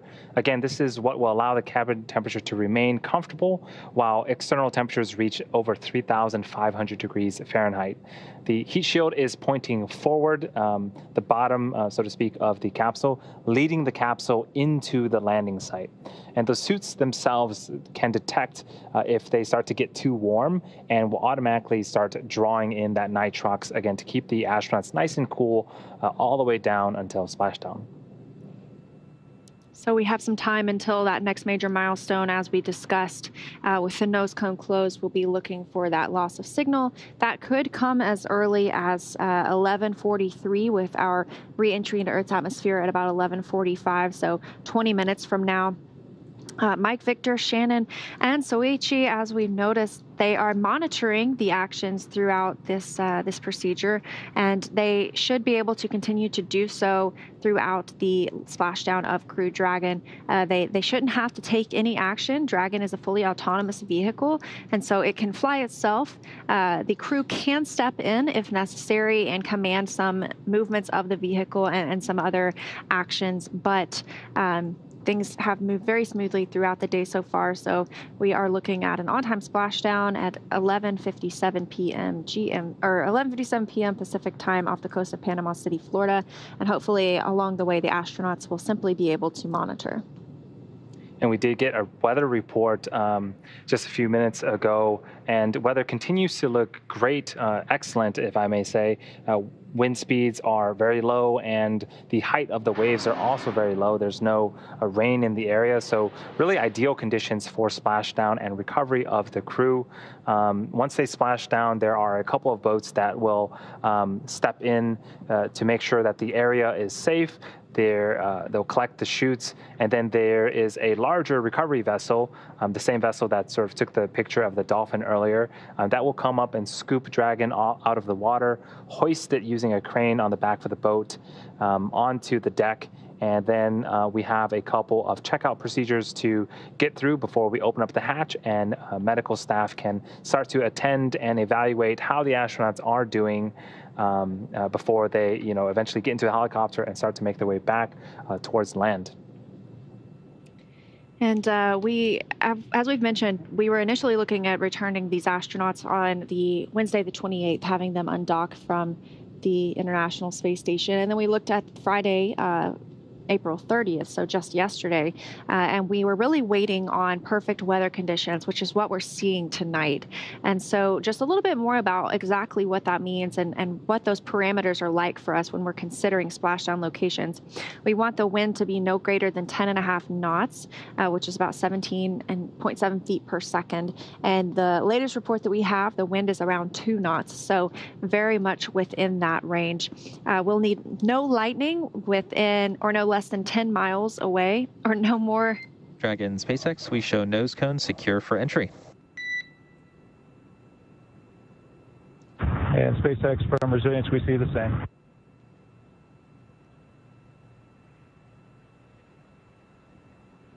And good news being relayed to the Crew Dragon crew, that nose cone is closed. But a little bit more about that recovery criteria. We were talking about lightning. We don't want that within the 10-mile radius and away or within the vehicle area, as well as no more than 25% chance of rain. We don't want any clouds lower than 500 feet, which means that's the cloud ceiling. We don't want that any lower than 500 feet. And we need at least a mile of visibility for a night splashdown. So everything is really lining up perfectly for splashdown tonight, and we are continuing to watch Crew Dragon execute all of the pre-programmed maneuvers. The next major one now with the nose cone secured and all of those hooks secured, we'll be looking for really re-entry. And once the Dragon spacecraft splashes down, we typically try to target about an hour before we can, get in there, recover the vessel, and open up that hatch. But it'll depend. It'll depend on, if there's any hypergolic vapors in the air, how fast the boats can get to the capsule. But, certainly expediency is of the utmost urgency for us. So, the recovery team will certainly try their best to make sure the astronauts are in good, safe hands and on the boat, and eventually the helicopter as soon as we can do so safely. Yeah, and we hope to see the crew egress or exit Dragon within an hour after splashing down, which is really an impressive timeline. And so as soon as splashdown occurs, those 2 fast boats will begin proceeding toward the vehicle. They'll be sniffing for those hypergolic fuels. We don't want any of those toxic fumes within the vicinity of the capsule. And we will have one person go onto the capsule and begin to rig it or prepare it to be lifted out of the water. And once the recovery ship backs up to the vehicle, they can connect that to the ship and lift it onto the ship. So, and that all can happen within about a 30-minute time frame. Things are really moving quickly now with the start of entry, descent, and landing, a lot of milestones happening. So we hope that you'll stay tuned with us for all of those.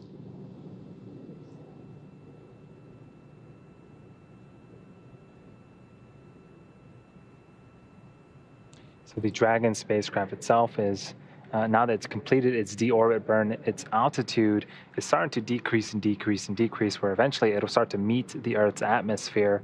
And once it does, it's moving, it was moving at over 17,500 miles an hour. And so we'll start to eventually slow it down all the way to 16 miles an hour. And that's generally the rate at which, the speed at which it will splash down in the ocean. So much softer than if it were to hit the water at 17,500 miles an hour.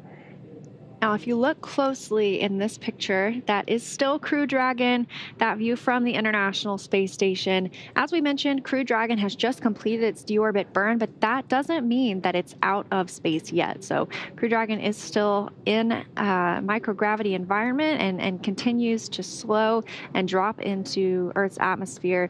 That's when our reentry period will really begin, when we expect to also have that loss of communications Andy was just discussing.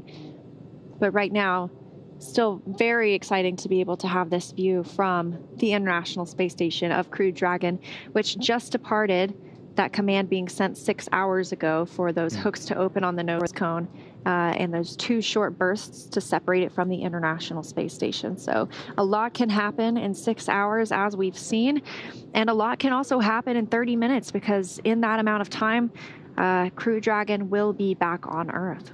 And those sort of quick movements, that is not Crew Dragon. There it is. That is not Crew Dragon moving in space. That is the camera repositioning itself. So Crew Dragon right now is really on a controlled sort of slow descent back towards Earth. But it is quite cool that the International Space Station can still and has been tracking Crew Dragon all the way since it separated earlier on today.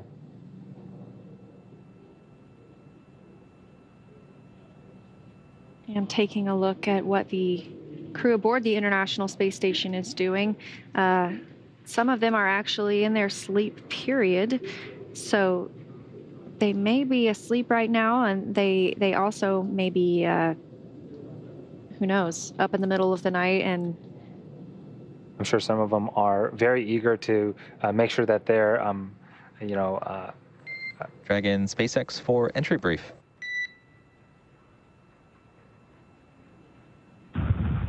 And go for entry brief.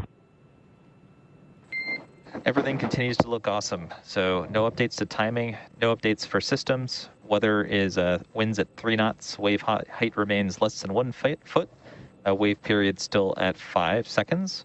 Recovery team reports in position, ready to support.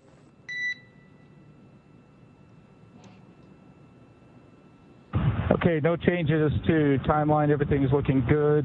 3 knots on the wind, less than a foot in 5 seconds on the period. We're currently showing 220, and we're working through our entry brief, and we'll give you a go here momentarily.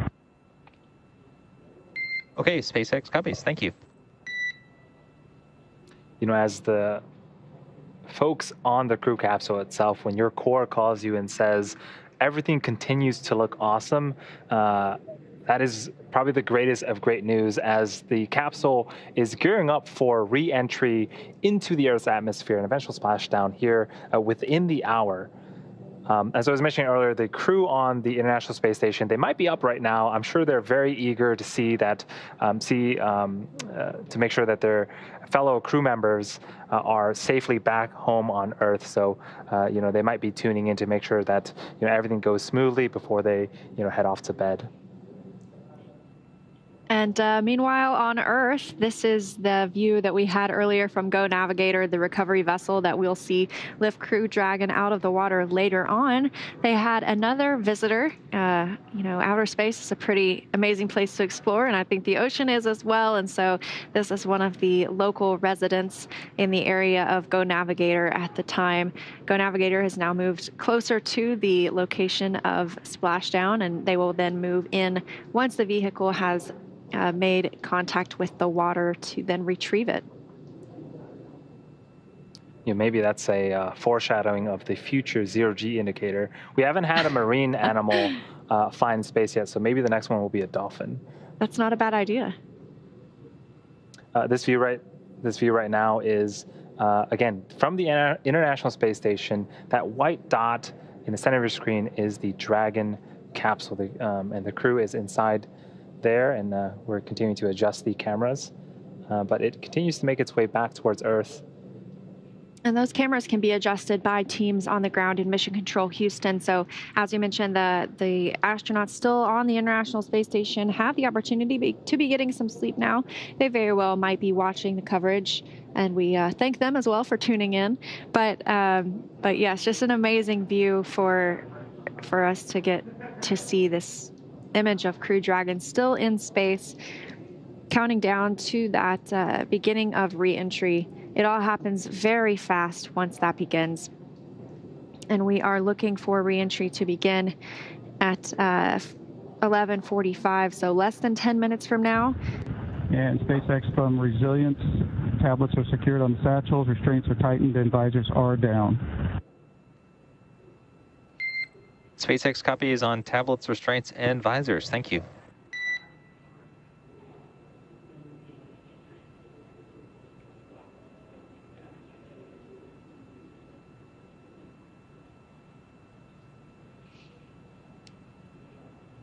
The crew reporting to the core here that they are in the proper configuration for their deorbit, their reentry essentially. So their visors on their suits are now down and locked in place. We saw them earlier during that deorbit burn. The visors were still up and they needed to be closed prior to the reentry. And so it sounds like everything is properly secured and stowed for that reentry into Earth's atmosphere. As we mentioned, we can expect the astronauts to feel about anywhere between 3 and 5 Gs upon their reentry. All right, we are under 20 minutes away from splashdown. Here's the rundown again of what to expect here in the next 20 minutes. At 11:43 p.m. Pacific time, we're going to enter that communications blackout period that will last for approximately 7.5 minutes. At 11:45 p.m., entry will begin. That is where the capsule will enter the Earth's atmosphere. 11:52 p.m., the drogue chutes will deploy. Then less than a minute after that, the main chutes will deploy, slowing the Dragon spacecraft down to 16 miles an hour. And then at 11:57 p.m. Pacific time, we have splashdown of the Crew-1 Resilience capsule. Dragon SpaceX, we show 5 minutes until predicted comm blackout. We will see you on the other side at 0650.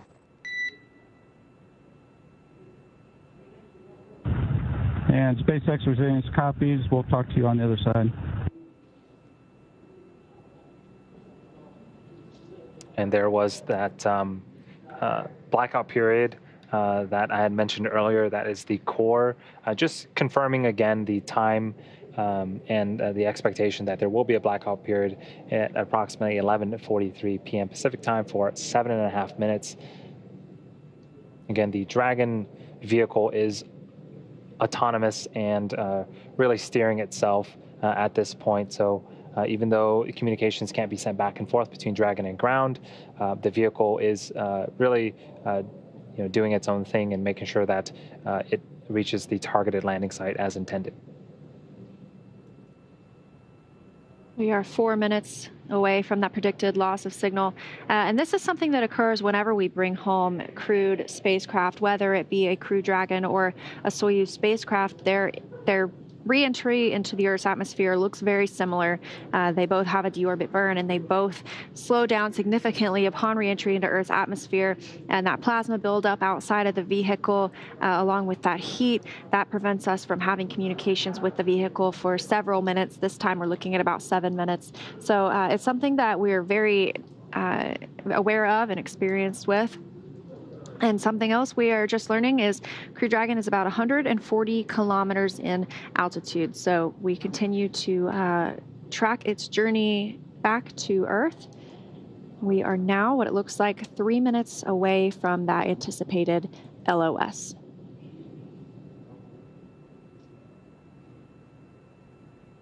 So yeah, Leah and I will continue to be with you live, not just until splashdown, but afterwards as part of the recovery operations as well. We'll want to make sure that the team is picked up out of the water and safe and sound on the Go Navigator boat before we sign off. So we still got a bit of time here, but we do have quite a bit of events coming up in the next hour and a half until the crew is safely back on Earth. And speaking of recovery, that leads into a Launch America question that we have. Do any medical checkups happen after the return of Crew-1 back on Earth? Yes, that's actually the first thing that happens once Crew-1 returns and is hoisted onto the ship. The first person inside the hatch will be a medical doctor that speaks with the crew and allows them to let them know how they're feeling ahead of egress or being taken out of the vehicle. And as soon as that happens, they'll be moved in for some further medical checks ahead of being flown back on a helicopter to shore in Florida. So that'll be the first thing that happens. Safety of our crew and their health is our priority. Yeah, and part of landing selection flights, one of the criteria is we have to be close to medical facilities. So everything is really planned around the safety of the astronauts and make sure that they come back nice and healthy because they've had such rigorous sort of time up in space, being in microgravity and now returning back to Earth and having to deal with the gravity down here. And so, like Leah mentioned, medical staff will be one of the first people that speak to the astronauts as soon as they land here on Earth. We just heard that Dragon is in entry attitude, exactly where they need to be. And for this targeted splashdown off the coast of Panama City, Florida, we have that loss of signal that we predict to occur coming up in about 1 minute. And we expect to see that last for about 7 minutes. Hearing our altitude is approximately 108 kilometers above Earth.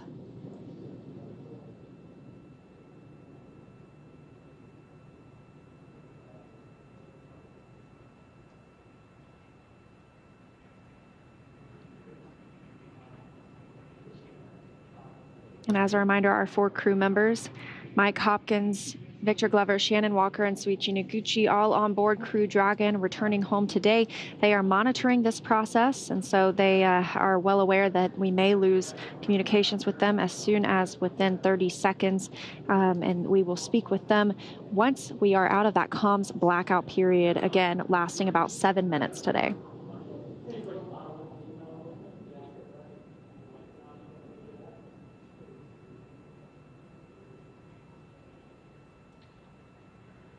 We're standing by for that LOS under 100 kilometers in altitude.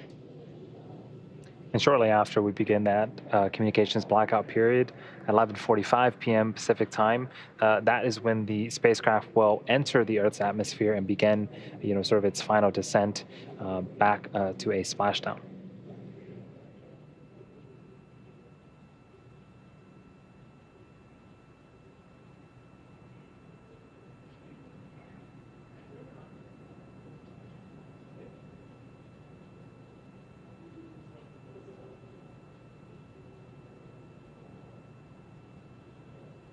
Altitude of Crew Dragon now at 90 kilometers. And this view on the right-hand side of your screen and Mission Control Hawthorne here in California, teams monitoring the vehicle. And during this loss of signal point, this communications blackout, they won't be able to get telemetry on the vehicle, but Crew Dragon is totally autonomous.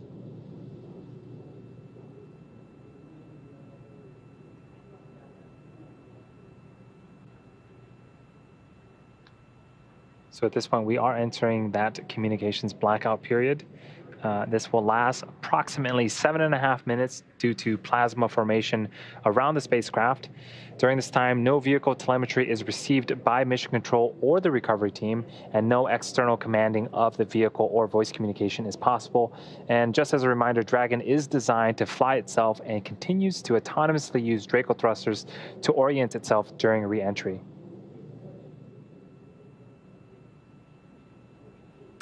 During reentry, the vehicle will be slowing down from orbital velocity, which is approximately 17,500 miles per hour, and the top temperature around Dragon that Dragon will experience upon reentry is about 3,500 degrees Fahrenheit. And of course, inside the capsule, it will not get near that hot. We expect the temperature to raise to about 85 degrees. And the astronauts have cool air inside the vehicle as well as inside their suits. And so we have just entered the time of entry interface. So Dragon is now experiencing the Earth's atmosphere for the first time in almost 6 months. So we are continuing to be in this LOS period. As we mentioned, it should last about 7 minutes, and that began at 11:43 p.m.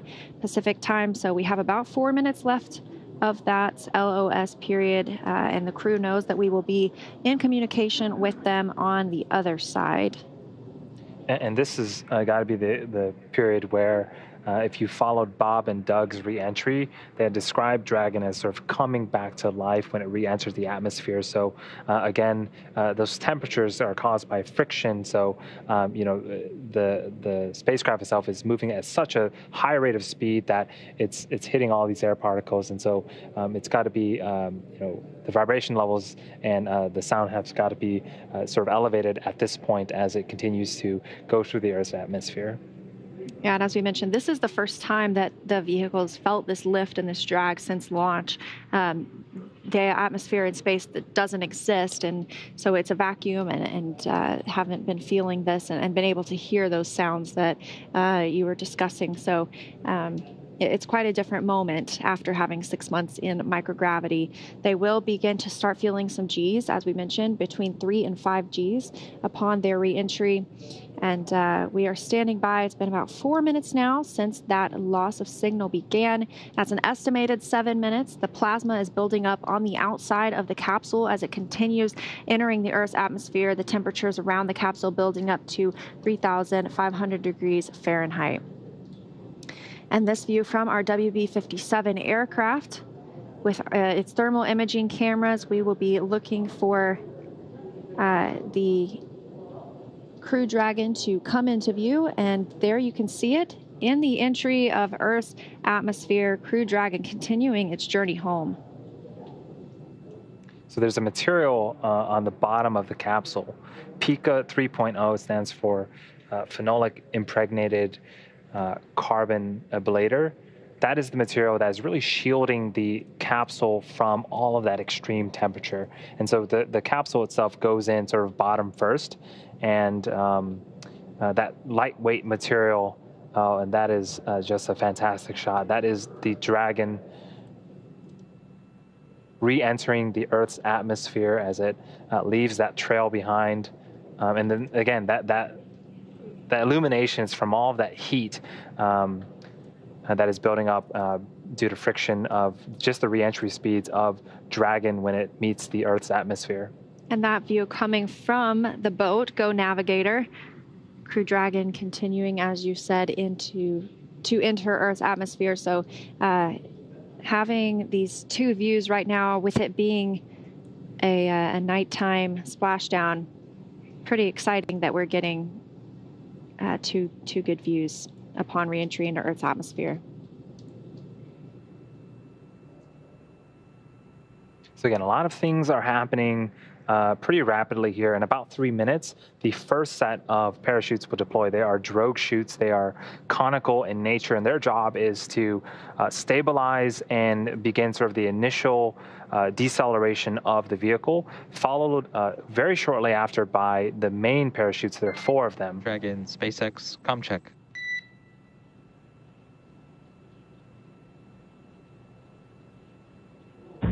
And SpaceX, this is Dragon, over 4 Gs, 42 kilometers.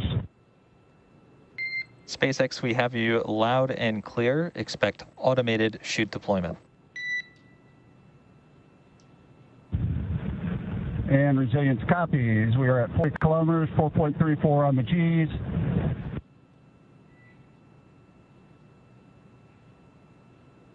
That's Commander Mike Hopkins reporting the Gs that they experienced upon reentry. And as you heard, we are now out of that loss of signal portion, meaning the plasma has eroded away enough from the spacecraft.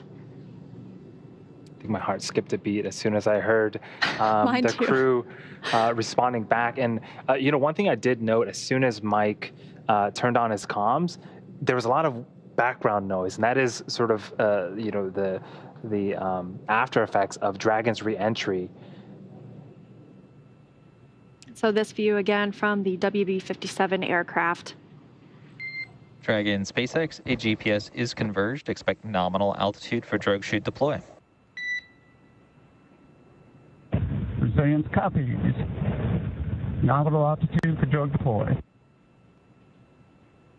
Crew Dragon Resilience now 30 kilometers over Earth. It's quite a quick drop over that 100 that we saw just a few minutes ago. And now we'll be looking for drogue parachute deploy within the next minute or so at 11:52 p.m. Pacific time, 6:52 GMT. Those 2 drogue chutes should deploy at 18,000 feet in altitude. Crew Dragon will be moving approximately 350 miles per hour. Dragon, SpaceX, recovery team reports visual. Good news, we're at 20 kilometers, seats are rotating. SpaceX copies on the seat rotation. And those seats are rotating into the proper landing position. We saw them a little bit more reclined earlier, facing the top of the capsule, and now they are more forward-facing towards that side hatch.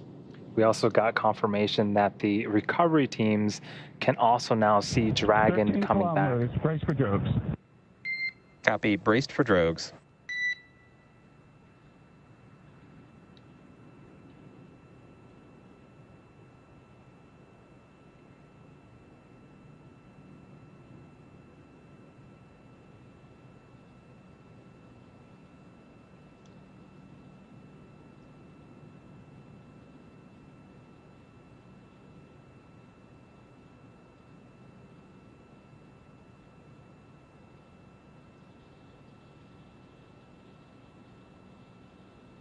So we are waiting for confirmation that the drogue chutes have deployed. We are expecting them to deploy any minute now. And it looks like those might be our drogue chutes. Visual 2 chutes.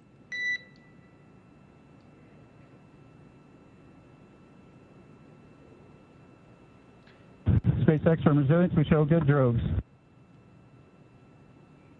SpaceX copies and concurs nominal descent right on 2 drogues. Continuing to hear good news after good news. 2 drogue chutes have deployed. Everything looks nominal, and we're slowing the Dragon vehicle down. We are expecting the 4 main chutes to deploy within the next minute.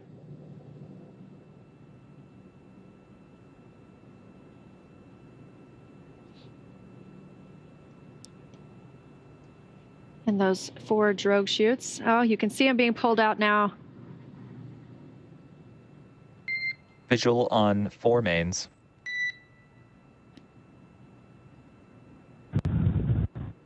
And Resilience copies, and we see a nominal descent rate. SpaceX copies and concurs nominal descent rate. And this view coming from the WB-57, very clear image of those 4 main parachutes, slowing the vehicle down to what will be about 16 miles per hour prior to splashdown just off the coast of Panama City, Florida. If it were daylight, we would have an image of those 4 beautiful parachutes being orange and white. And still getting these incredible views, even though we are in a nighttime splashdown. So we are waiting for visuals of splashdown.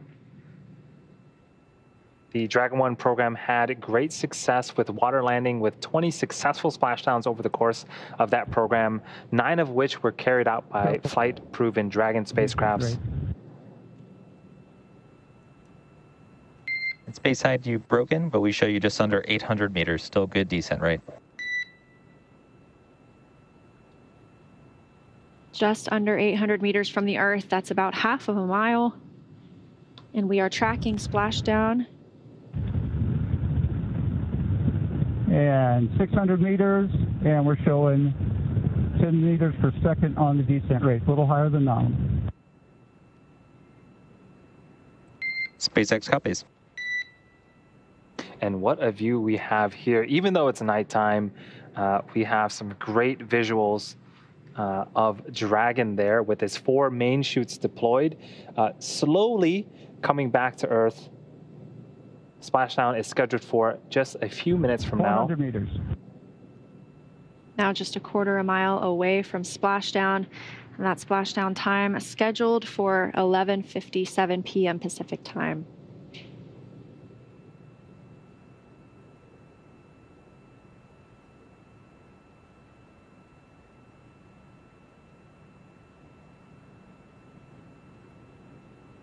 And SpaceX, we show nominal descent rates, 200 meters, brace for splashdown. SpaceX copies, brace for splashdown.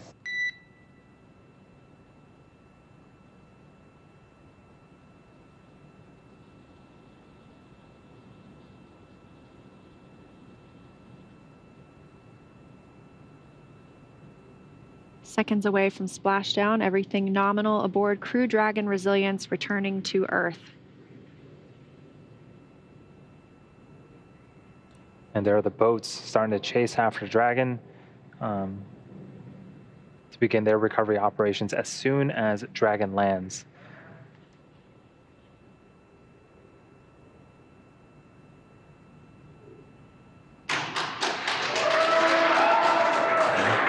And I don't know if you can hear the applause on Splashdown. But we have visual confirmation of the Crew-1 resilience capsule. From Resilience. That is excellent news. We are splashed down. The pyros have fired. We're water.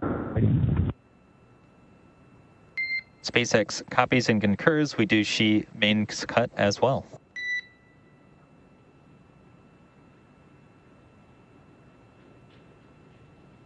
So again, you heard the applause. The Crew-1 capsule has returned, and we have successful splashdown. The main chutes have also cut as well.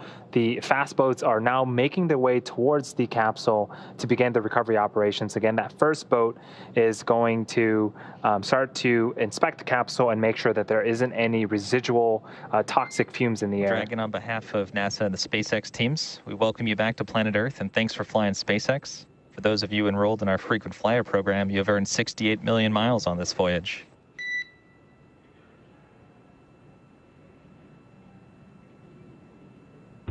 And SpaceX Resilience, it is back on planet Earth, and we'll take those miles. Are they transferable?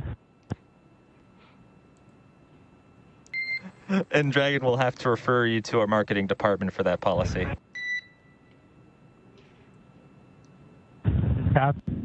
And we are in 1. That's 3.1 of 4.800.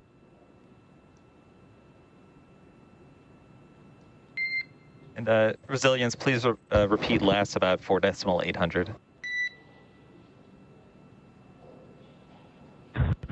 Okay, we are at 3, and we show stable 1.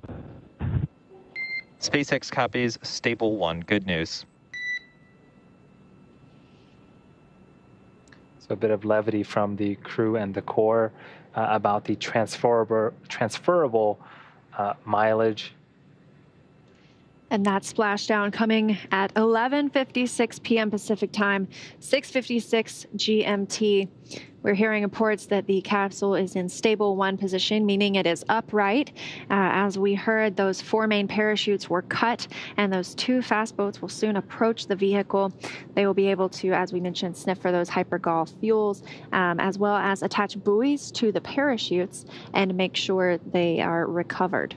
The teams have been ready and waiting about 3 nautical miles away, so it's going to take them around 20 minutes to make their way to Mike, Victor, Shannon, and Soichi inside Crew Dragon. And while the teams move in, we are continuing to watch this scene unfold and this view coming from Go Navigator, the recovery vessel on which we will see Dragon hoisted later.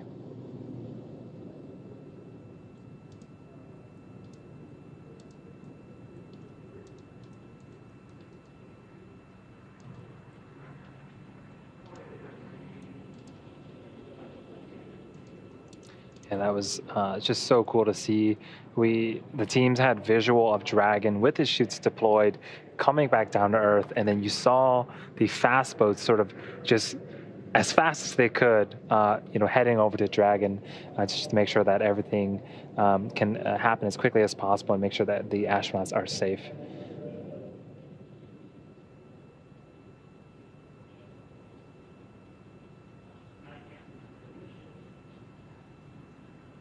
And good news, the recovery vehicle has a go to approach the spacecraft. Dragon SpaceX, we are go for recovery personnel to approach. Expect personnel alongside in about 1 minute. And SpaceX from Dragon, that is great news. And that comes right on time as well. Just 5 minutes after splashdown, those fast boats are going to be able to approach the capsule and put buoys on those parachutes. And the hypergol checks will continue. And eventually someone will help rig up the capsule to be picked up by the Go Navigator once it has to go to approach the vehicle as well.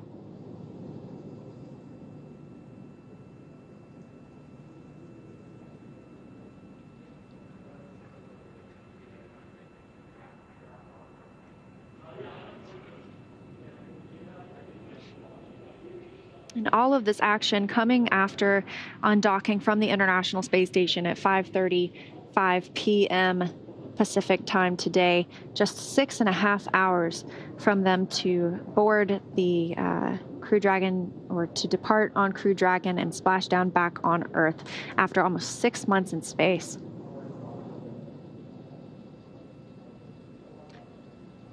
And here's a aerial shot of those fast boats approaching Dragon SpaceX comm check. And SpaceX from Resilience, we're still reading you loud and clear. Loud and clear as well. We just completed a minor comm configuration. Thanks. You bet. And we see some lights outside. Looks like some people are getting close. Affirmative. Quite the welcome home party.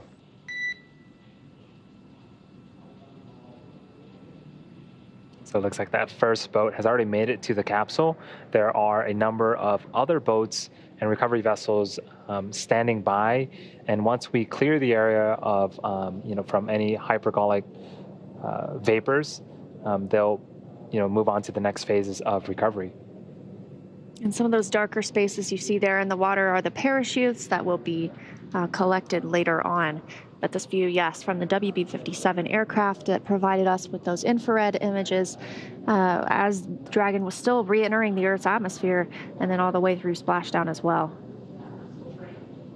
So you can see that second boat approaching those parachutes to attach some buoys.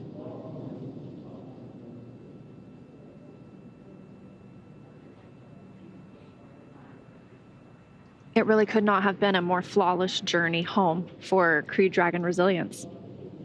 Yeah, we continue to see, nominal call after nominal call from the Dragon SpaceX. We show hypergol sweeps and unfired ordnance checks nominal.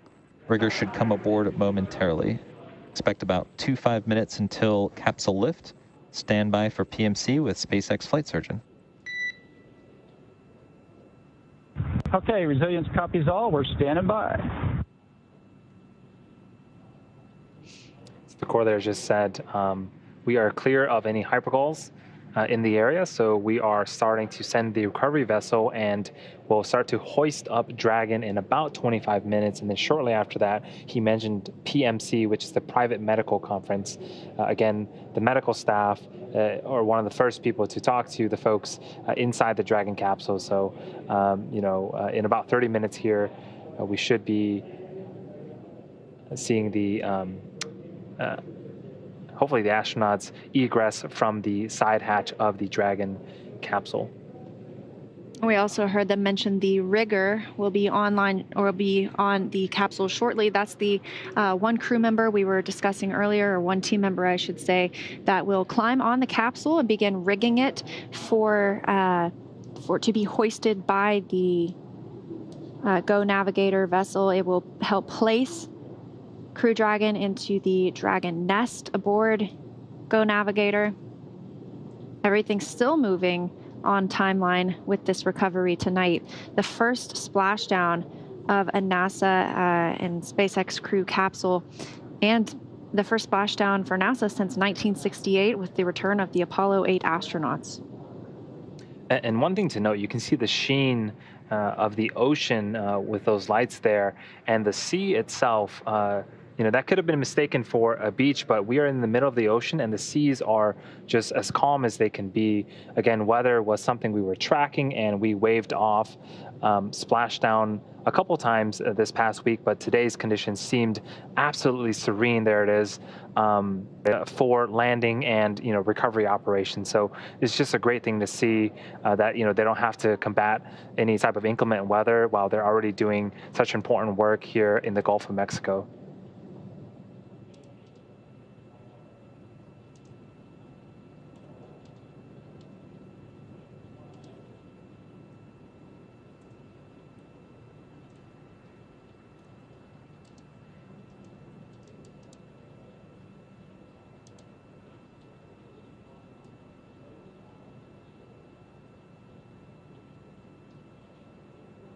So you can see some of those recovery vessels surrounding the capsule.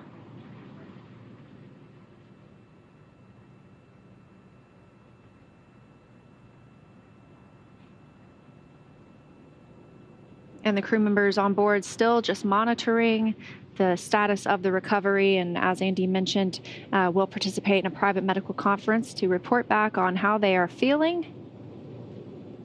And once they are brought on board, they'll have an opportunity to be checked out by medical personnel as well.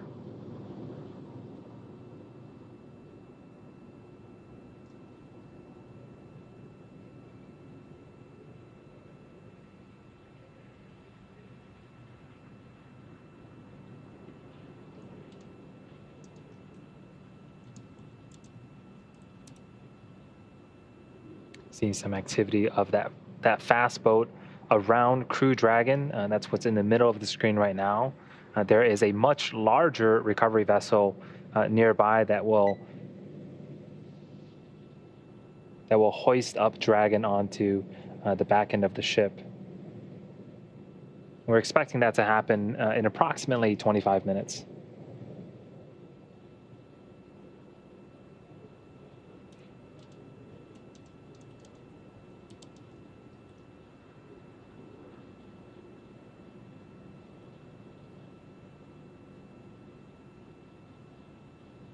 And I can't tell exactly, but we may already have that person on Crew Dragon beginning to rig it in preparation for when Go Navigator can approach and it be attached to the ship and brought on board.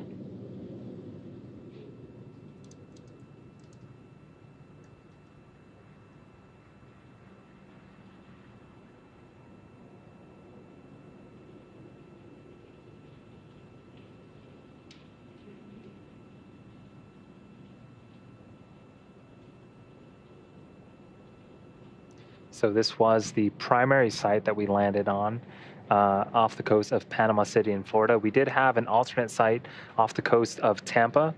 There was an equivalent amount of personnel and hardware and ships ready to perform the same type of recovery operations in the event that Dragon had to choose that site over the primary one. But things are continuing to go smooth. And we did get a report that the crew is feeling well inside the capsule, just what we wanted to hear. Of course, they will still have that private medical conference and they will still receive medical checkouts once they arrive on Go Navigator. But amazing preliminary news that the crew reports that they are feeling well. And that's quite a feat in itself, to be feeling well after 6 months in microgravity and to return to gravity. So great news all around tonight with the return of Crew Dragon Resilience.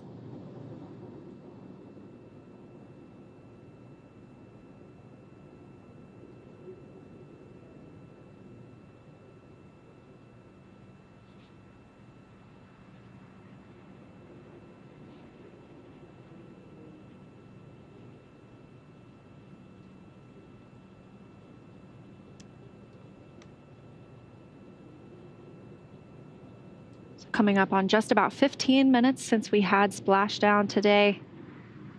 This evening, that Splashdown coming at 11:56 p.m. Pacific Time, 6:56 GMT. And now you can, a little more clearly on the right-hand side of the capsule, see the person who is preparing it for their to be picked up by Go Navigator with that rigging system. And that's right on time as well. And so this is the Resilience capsule. It flew for the first time in November of last year. And when it flew, it was pristine and white. And now we've got a little bit of toastiness on its side. And some people have described the re-entered capsule as a sort of a toasted marshmallow. And again, that is just from all the heat on re-entry. It is continuing to stay buoyant in the Gulf of Mexico. The Dragon vehicle itself is designed to be waterproof. And in the event that there is a breach, we do have some abilities to pump water into some bladders in the capsule to make sure that it stays buoyant for as long as possible. But everything continues to go well. We are now seeing a even better view of the rigger on top of the Dragon capsule, preparing it for hoisting later on in a few minutes here.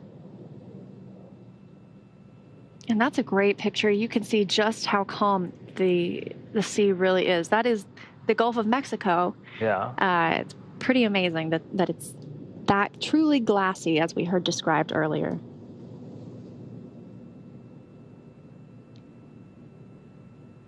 A great view of the capsule now and the person preparing it to be hoisted on to Go Navigator.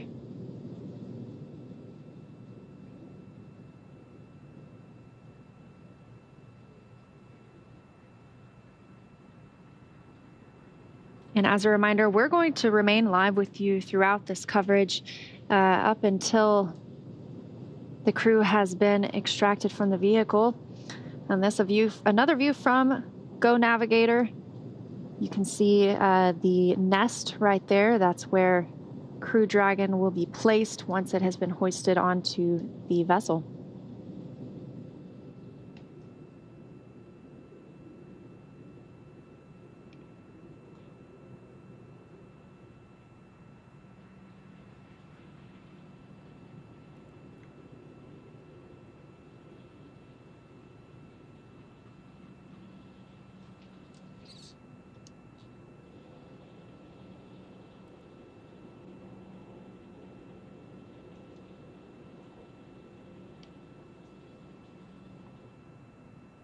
And we have some people stepping in on the nest, and you can just see sort of the scale of that nest and really the boat.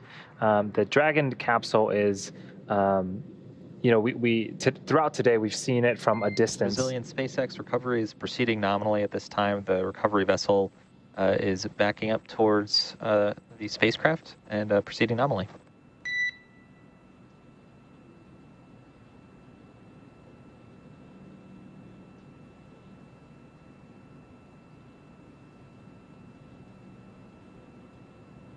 And you can see Crew Dragon Resilience within the frame of that hoist mechanism on Go Navigator. The report going out to the crew that things continue to proceed nominally, and we can see that for ourselves as well. The Go Navigator will continue backing up to Crew Dragon until it's close enough to attach those lines and hoist the spacecraft onto the nest there at the bottom of your screen. Yeah, as I was saying earlier, the scale really doesn't really put into perspective until you start to put people around. The capsule itself is over 20,000 pounds, and so. And Dragon SpaceX repeat call. We are proceeding nominally. It looks like the recovery vessel is about 1 boat length away, backing up towards the spacecraft. That is great news, SpaceX. Looking forward to it.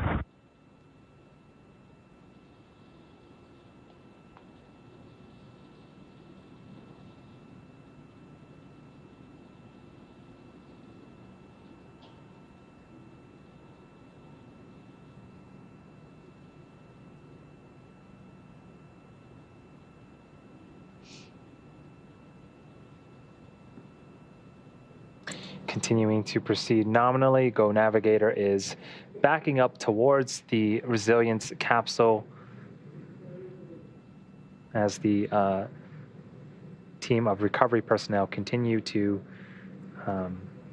get Dragon on top of the nest there that you see on screen. And once Crew Dragon is lifted onto the nest, it will shortly afterward be pulled toward the egress platform, or the platform that allows them to exit. That platform is built up towards near the that forward hatch, and it should allow them to more easily exit the vehicle.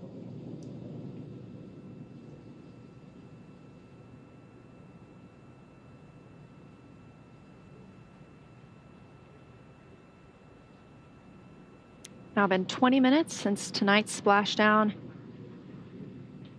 6:56 GMT, 11:56 p.m. Pacific time.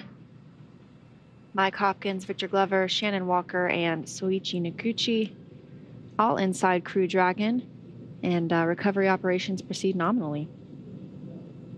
So we are now waiting excitedly for the recovery of our Dragon spacecraft with NASA astronauts Mike Hopkins, Victor Glover, Shannon Walker, and JAXA astronaut Soichi Noguchi inside. Dragon has already autonomously completed several steps to safe itself following splashdown. For those of you just joining us, the mission has gone smoothly so far. Dragon successfully splashed down in the Gulf of Mexico off the coast of Panama City, Florida at approximately 11:56 a.m. or p.m. Pacific time. Approximately. Dragon SpaceX rigging is complete. Approximately 5 minutes until capsule lift. Resilience copies, 5 minutes to lift.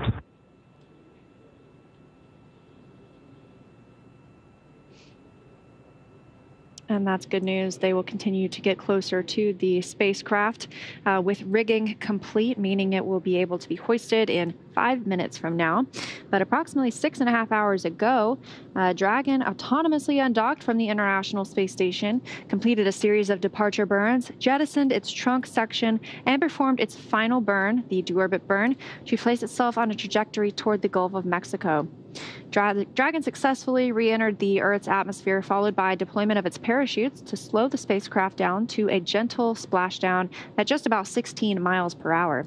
And we're now following the final part of Mike, Victor, Shannon, and Soichi's journey as Dragon is lifted out of the water and placed on the recovery boat.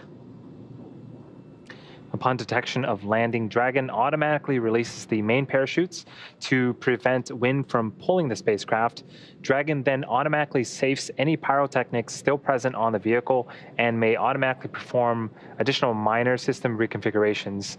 The astronauts do remain seated and in their suits at this point, but the onboard air conditioning keeps temperatures in check inside of the spacecraft, and the communication systems on board remain powered so the crew can continue to communicate with ground.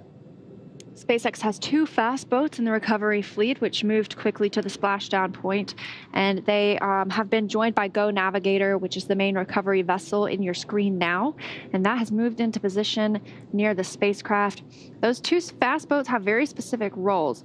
On first approach, it's immediately focused on safety inspection of the capsule integrity and checking for any presence of those hypergolic propellant vapors we've been talking about, ensuring that it is safe for Go Navigator to approach the Dragon spacecraft. Once the capsule is cleared for full approach, the team begins rigging the capsule for water recovery by the recovery ship, which we recently heard was completed.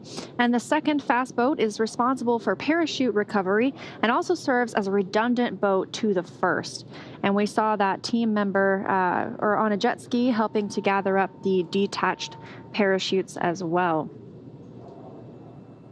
So it took about 10 minutes for the recovery crew to complete their safety checks.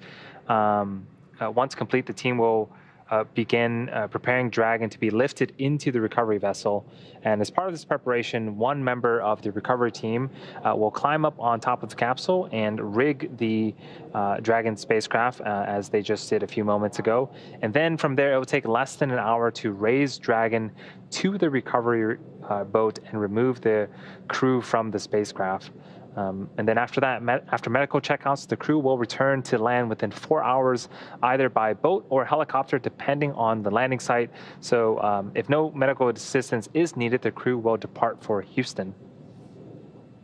And if you look very closely, you can see down to the bottom right of the capsule, there is one attachment on Crew Dragon. There will be multiple to keep and there's another on the left. There will be multiple to keep the spacecraft from swinging once it is hoisted out of the water. And it'll very, very quickly be placed on that Dragon nest waiting just below and at the bottom center of your screen.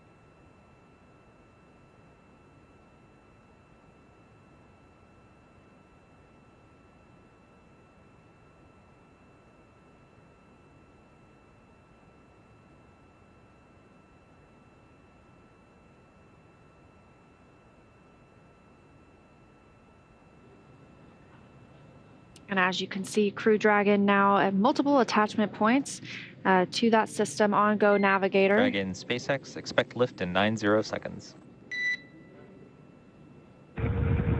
Copy, 90 seconds. Thanks, Phil. So about a minute and a half until we see Crew Dragon removed from the water. And there's still a team member up on the front of it. That's likely the same team member who helped rig the system and prepare it for attachment to the vessel.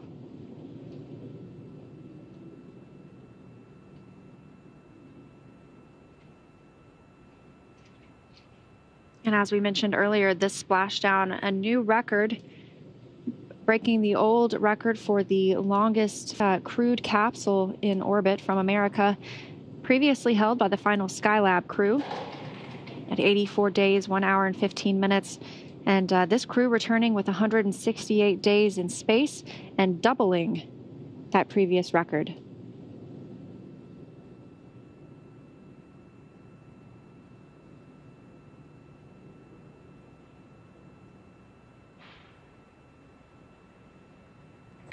Dragon SpaceX, brace for capsule lift. Go ahead, Sol. We're here at the lift.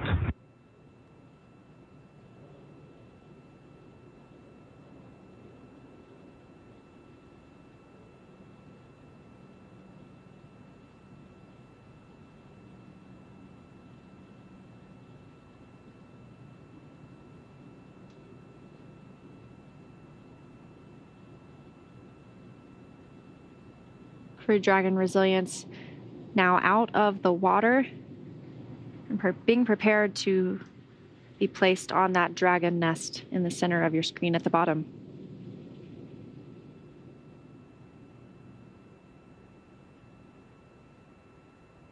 And just an hour ago, this capsule had just completed the deorbit burn and was still in space, and now is being returned to Go Navigator. The first time for these crew members to be on Earth in almost 6 months.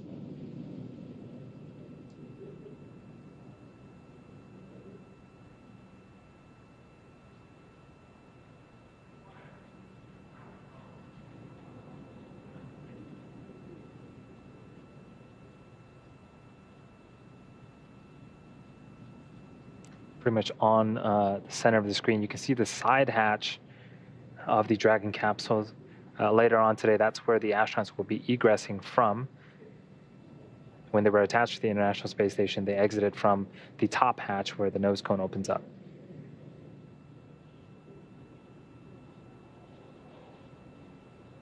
And those two holes, essentially, that you see up toward the top of the nose cone above the...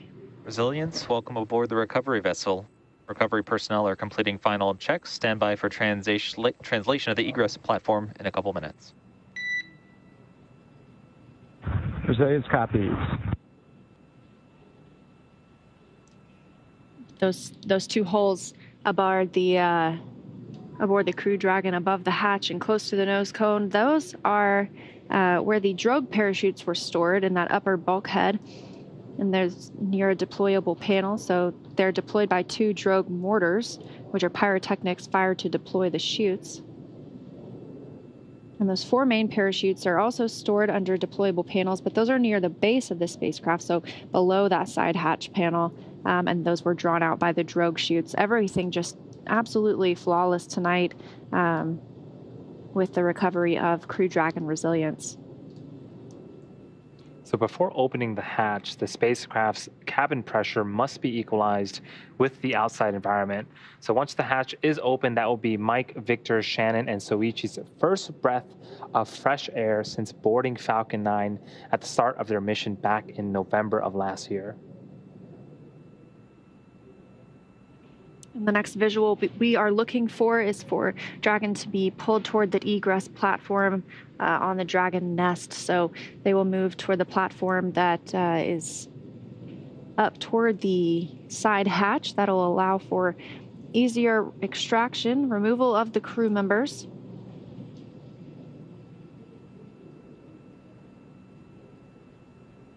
It's important to note that Mike, Victor, Shannon, and Soichi will be getting assistance from the recovery teams while exiting the capsule. And this is the same process for any returning long-duration crew members, as returning to a gravity environment can essentially wreak havoc with our vestibular system, which is responsible for maintaining our balance and motion.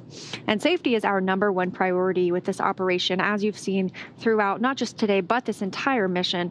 So you'll see all Mike, Victor, Shannon, and Soichi helped out of the capsule. We won't see them outside of the capsule today, but they will be assisted a few feet to the medical quarters aboard the boat. And we discussed earlier, if you've seen crews return on a Soyuz, it's the same process as when astronauts are carried from the capsule to waiting chairs and then carried into the nearby medical tent. This is also the period where any time-critical cargo can be removed from the spacecraft, with the remainder waiting until the ship is back in port. But once the ship and capsule return, the recovery team will perform additional inspections before loading Dragon onto a flatbed truck at the SpaceX facility in Cape Canaveral for post-processing.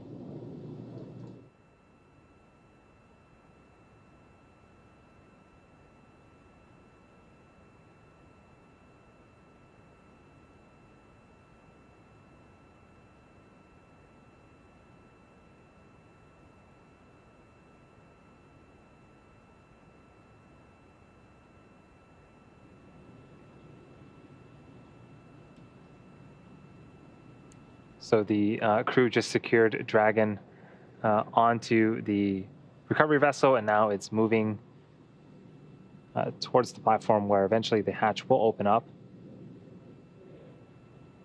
We've got more personnel assisting with the recovery operations.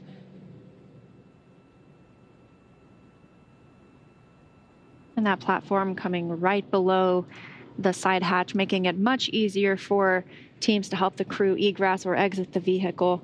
And this is the first time that this side hatch will be opened since launch day, November 15th. The hatch that's used on the International Space Station is that forward hatch underneath the nose cone, which is currently closed at the top of the vehicle. So as soon as this was sealed by SpaceX teams back in November, it has not been reopened since. And we see teams still preparing the capsule for that hatch opening.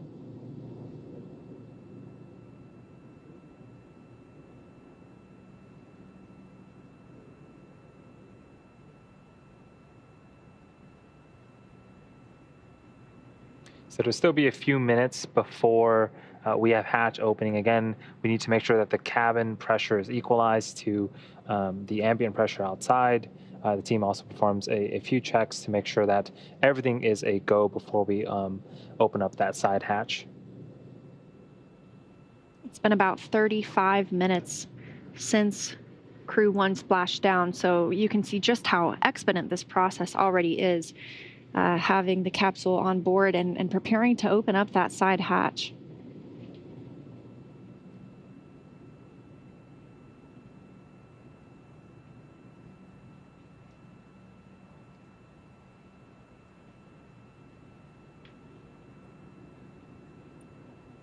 And all of the parachutes, both the drogues and the main chutes, have been located, and those will be recovered.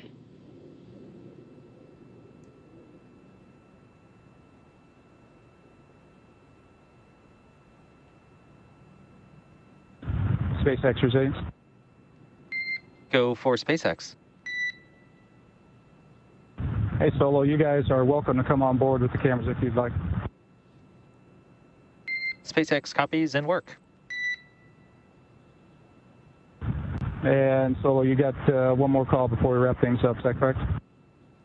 Affirmative. We have a few technicians just doing some work on the exterior of the hatch. We should be ready to open up shortly, we hope. Copy.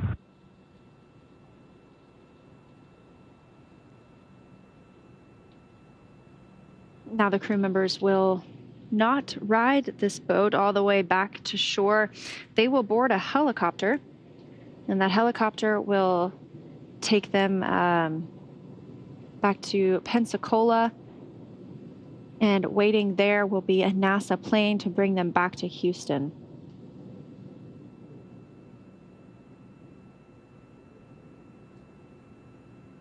Yeah, it's quite surreal that About 7 hours ago, this capsule was traveling at over... And Dragon, stand by for side hatch opening and egress.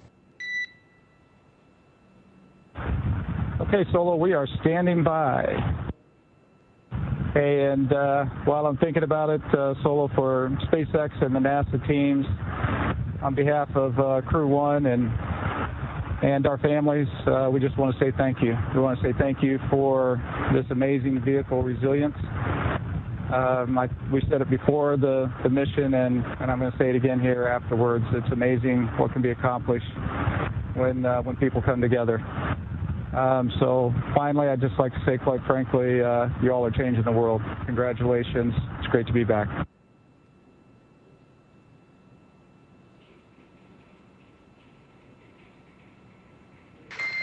And Hopper, thanks so much. You've got a round of applause here in Mission Control. And from all of us, it's truly been epic working with your team from early development through Splashdown of the world's first long-duration spaceflight, human spaceflight. Your crew is really a tribute to Resilience's name. We wish you all happy reunions with your families and loved ones. And thanks again for flying SpaceX. Thank you, Solo. Thank you all. So we had some kind words exchanged from the Corps and Mike Hopkins, the commander. The hatch is now open. We also heard some applause at Mission Control here in SpaceX. Just a tremendous amount of dedication that has gone into this particular mission over the last couple of years. And so we're really seeing the fruits of the labor now, really ending the mission. And, you know, just 7 hours ago, this capsule was traveling at over 17,000 miles an hour in space, docked to the International Space Station. And now it's safely secured back on Earth, and we have the hatch open. And that hatch opened for the first time, as we mentioned, since launch day, November 15th, 2020. These astronauts completing the first long-duration commercial crew mission and now holding the record for the longest time in space by an American crewed capsule, returning with 168 days.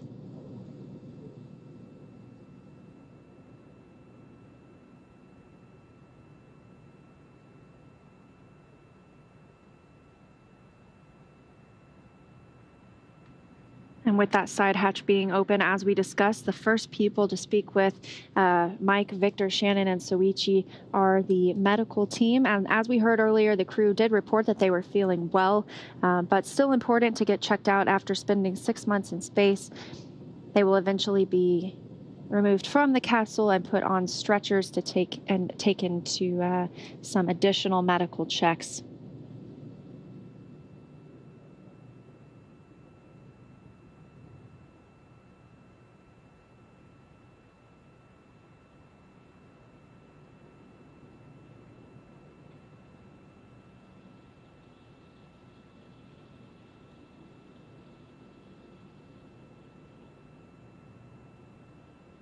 We're coming up on 40 minutes since splashdown.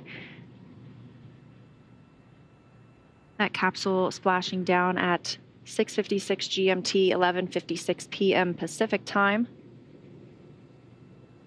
Returning Crew-1 aboard Crew Dragon Resilience. That side hatch now open. Crew members speaking with medical personnel and preparing for egress.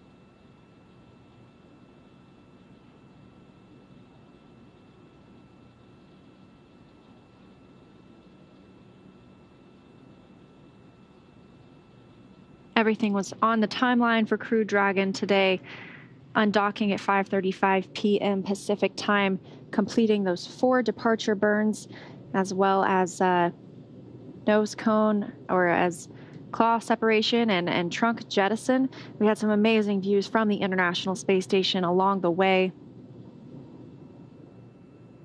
That deorbit burn lasting the scheduled 16.5 minutes, slowing down Crew Dragon just enough to drop them out of Earth's orbit, begin their reentry into the atmosphere. We saw both drogue parachutes deploy nominally, followed by 4 good main parachutes and a soft splashdown as scheduled in the Gulf of Mexico off the coast of Panama City, Florida at 11:56 p.m. Pacific Time, 6:56 GMT. And after splashdown, we saw the 2 fast boats approaching the vehicle. The first one made sure the area was safe for approach, and then one of the riggers climbed on top of the capsule and started preparing it for the eventual hoist and lift onto the boat that is on screen right now, Go Navigator. Really, as soon as we got visuals of Dragon, those boats really headed over there as fast as they could and tried to expedite the process. And now we're here. The capsule is on the boat. It's secured. Our hatch is open, and we have some personnel tending to the astronauts right now and make sure everything is A-OK after what really has been a picture-perfect mission so far. The crew remains on the timeline to egress or exit Dragon in under an hour after splashdown. So they still have about 20 minutes until we reach, or 18 minutes until we reach that hour mark, and we are perfectly on schedule for the hatch to have been opened at its time. And we just saw one of those tablets being removed that the crew members were using to track the mission throughout the day.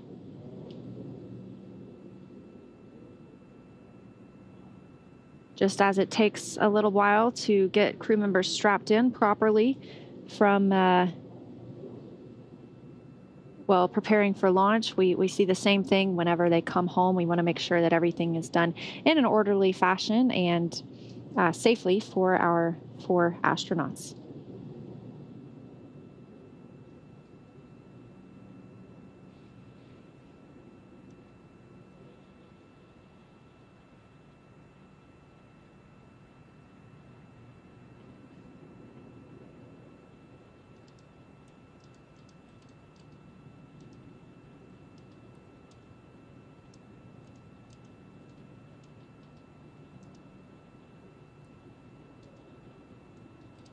Seems like we're removing a few parts to make room for the astronauts to egress.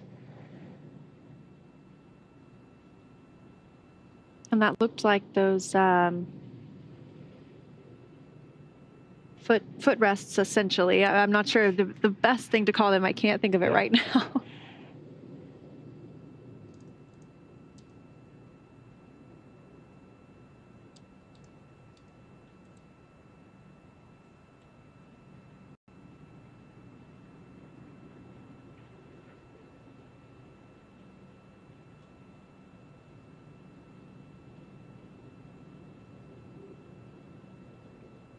You can see those 2 windows on either side of the hatch. That's what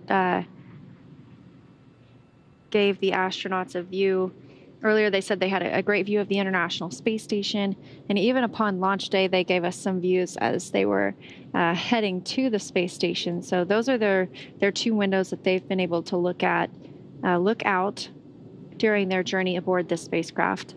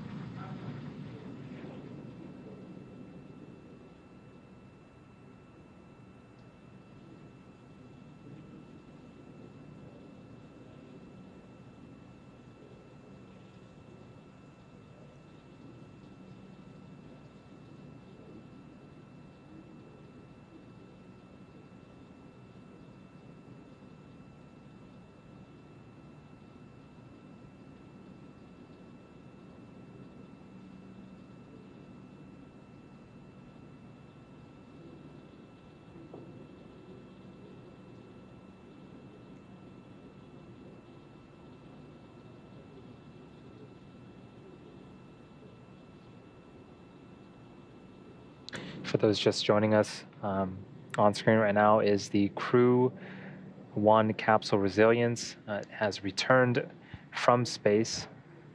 We are on sort of the back end of the recovery vessel, Go Navigator, and here is, I think that's Mike Hopkins, the commander. He seems very excited. Feeling pretty good after 6 months in space. This is just excellent to see the astronauts coming out of the Dragon vehicle. So we're just off the coast of Panama City, Florida, and the hatch has been opened. There was some materials that were removed. It looks like the seat rests were removed, or the footrests were removed. And now we just saw the commander, Mike Hopkins, exit the vehicle, do a little bit of a dance.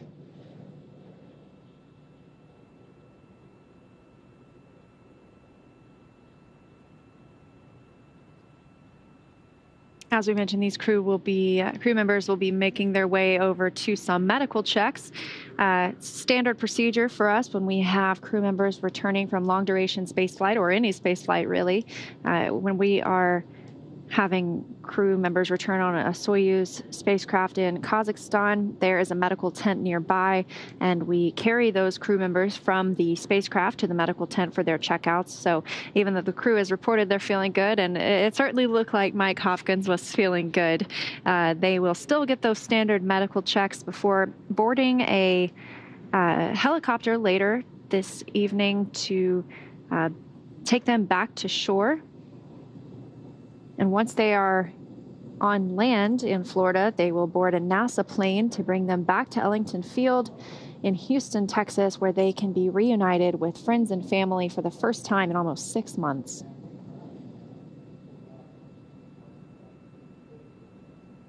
Yeah, in the bottom left of your screen, there is a stretcher there. Again, that is standard. Returning back to Earth after such a long duration in microgravity has, it can do things to your body. So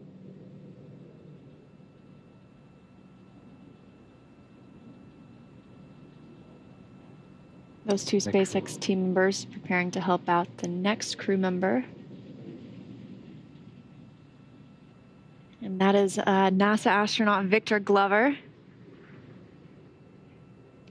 And this is a view of Mission Control in Hawthorne. Continuing to support the mission. Yeah, we just saw Mike Hopkins exit the vehicle. Again, things are going pretty nominally. The vehicle had a splashdown at approximately 11:56 p.m. Pacific time. And shortly after that, the recovery team began their operations. We sent fast boats out there to start to sniff out the hypergalls and make sure there wasn't any toxic vapors in the air. Began rigging the boat and eventually getting the Dragon capsule on top of the Go Navigator recovery vessel. And we saw Mike Hopkins out of the spacecraft first. He did a little dance for us to show us just how good he felt. And then followed by Victor Glover. Victor Glover returning from his first space flight. He was really the newbie on this trip, I guess you could say. He served as pilot of Crew-1, Crew Dragon Resilience. So he was the next out of the capsule. And we are still awaiting 2 more crew members to be removed from the capsule. And they will be checked out by those medical teams on board the ship. But as we heard earlier, they reported that they were feeling well. Yeah, the 2 mission specialists that we haven't seen yet are Shannon Walker and Soichi Noguchi, who sat sort of on the ends of the seats inside the vehicle. Yeah, pretty stellar return home today, only taking about 6.5 hours from undocking to splashdown. And you know, throughout the mission today, we had really great feedback about some nominal departure burns. We did a prop wasting burn where we shed some unnecessary propellant from the vehicle to lighten the load of the Dragon spacecraft. And then we started to prepare for deorbit. So we had the claw retraction or separation. That is an umbilical that ties telemetry, data, and power from the capsule to the trunk. So we separated that. Then we also jettisoned the trunk, shedding a bit more weight. And then finally, we had our deorbit burn, which took about 16 minutes.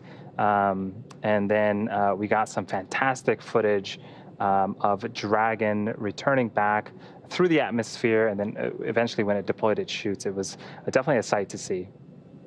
And we saw all of those chutes deploy nominally, first 2 drogue chutes that slowed the spacecraft down to about 119 miles per hour. Those 4 main chutes following and slowing the spacecraft down to about 16 miles per hour for a much softer splashdown.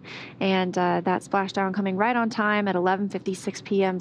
Pacific time, 6:56 GMT. So we have heard that Shannon Walker is now outside of the Crew Dragon Resilience capsule, leaving Soichi Noguchi to be the last crew member extracted today. And as we mentioned, they will all get medical checkouts ahead of heading back to land.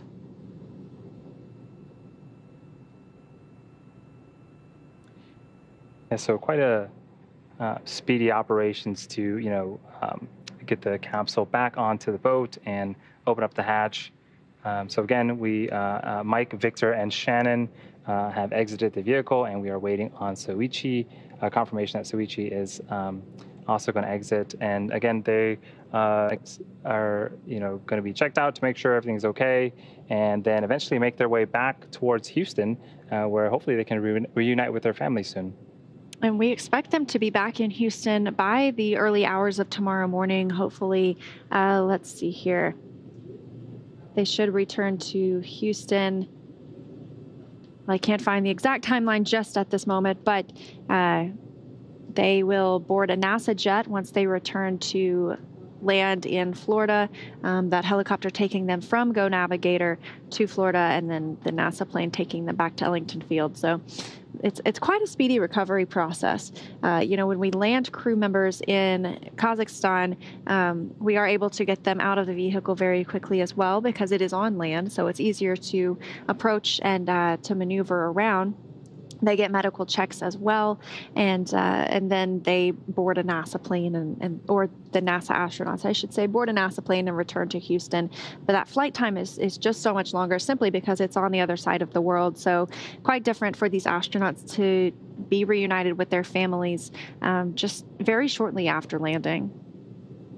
Yeah, and one thing that certainly helped the speedy recovery options today was the weather. We got good news that wind speed was super low, and the waves themselves were also very, very small. If you've been following along, the original departure date was supposed to be on the 28th, but we waived that due to weather. And then we also waived the attempt on the 30th. But today, conditions definitely seem ideal. And, it definitely paid today as after the capsule had landed. The seas were as calm as I've ever seen them, making the trip for the fast boats to the capsule that much smoother. And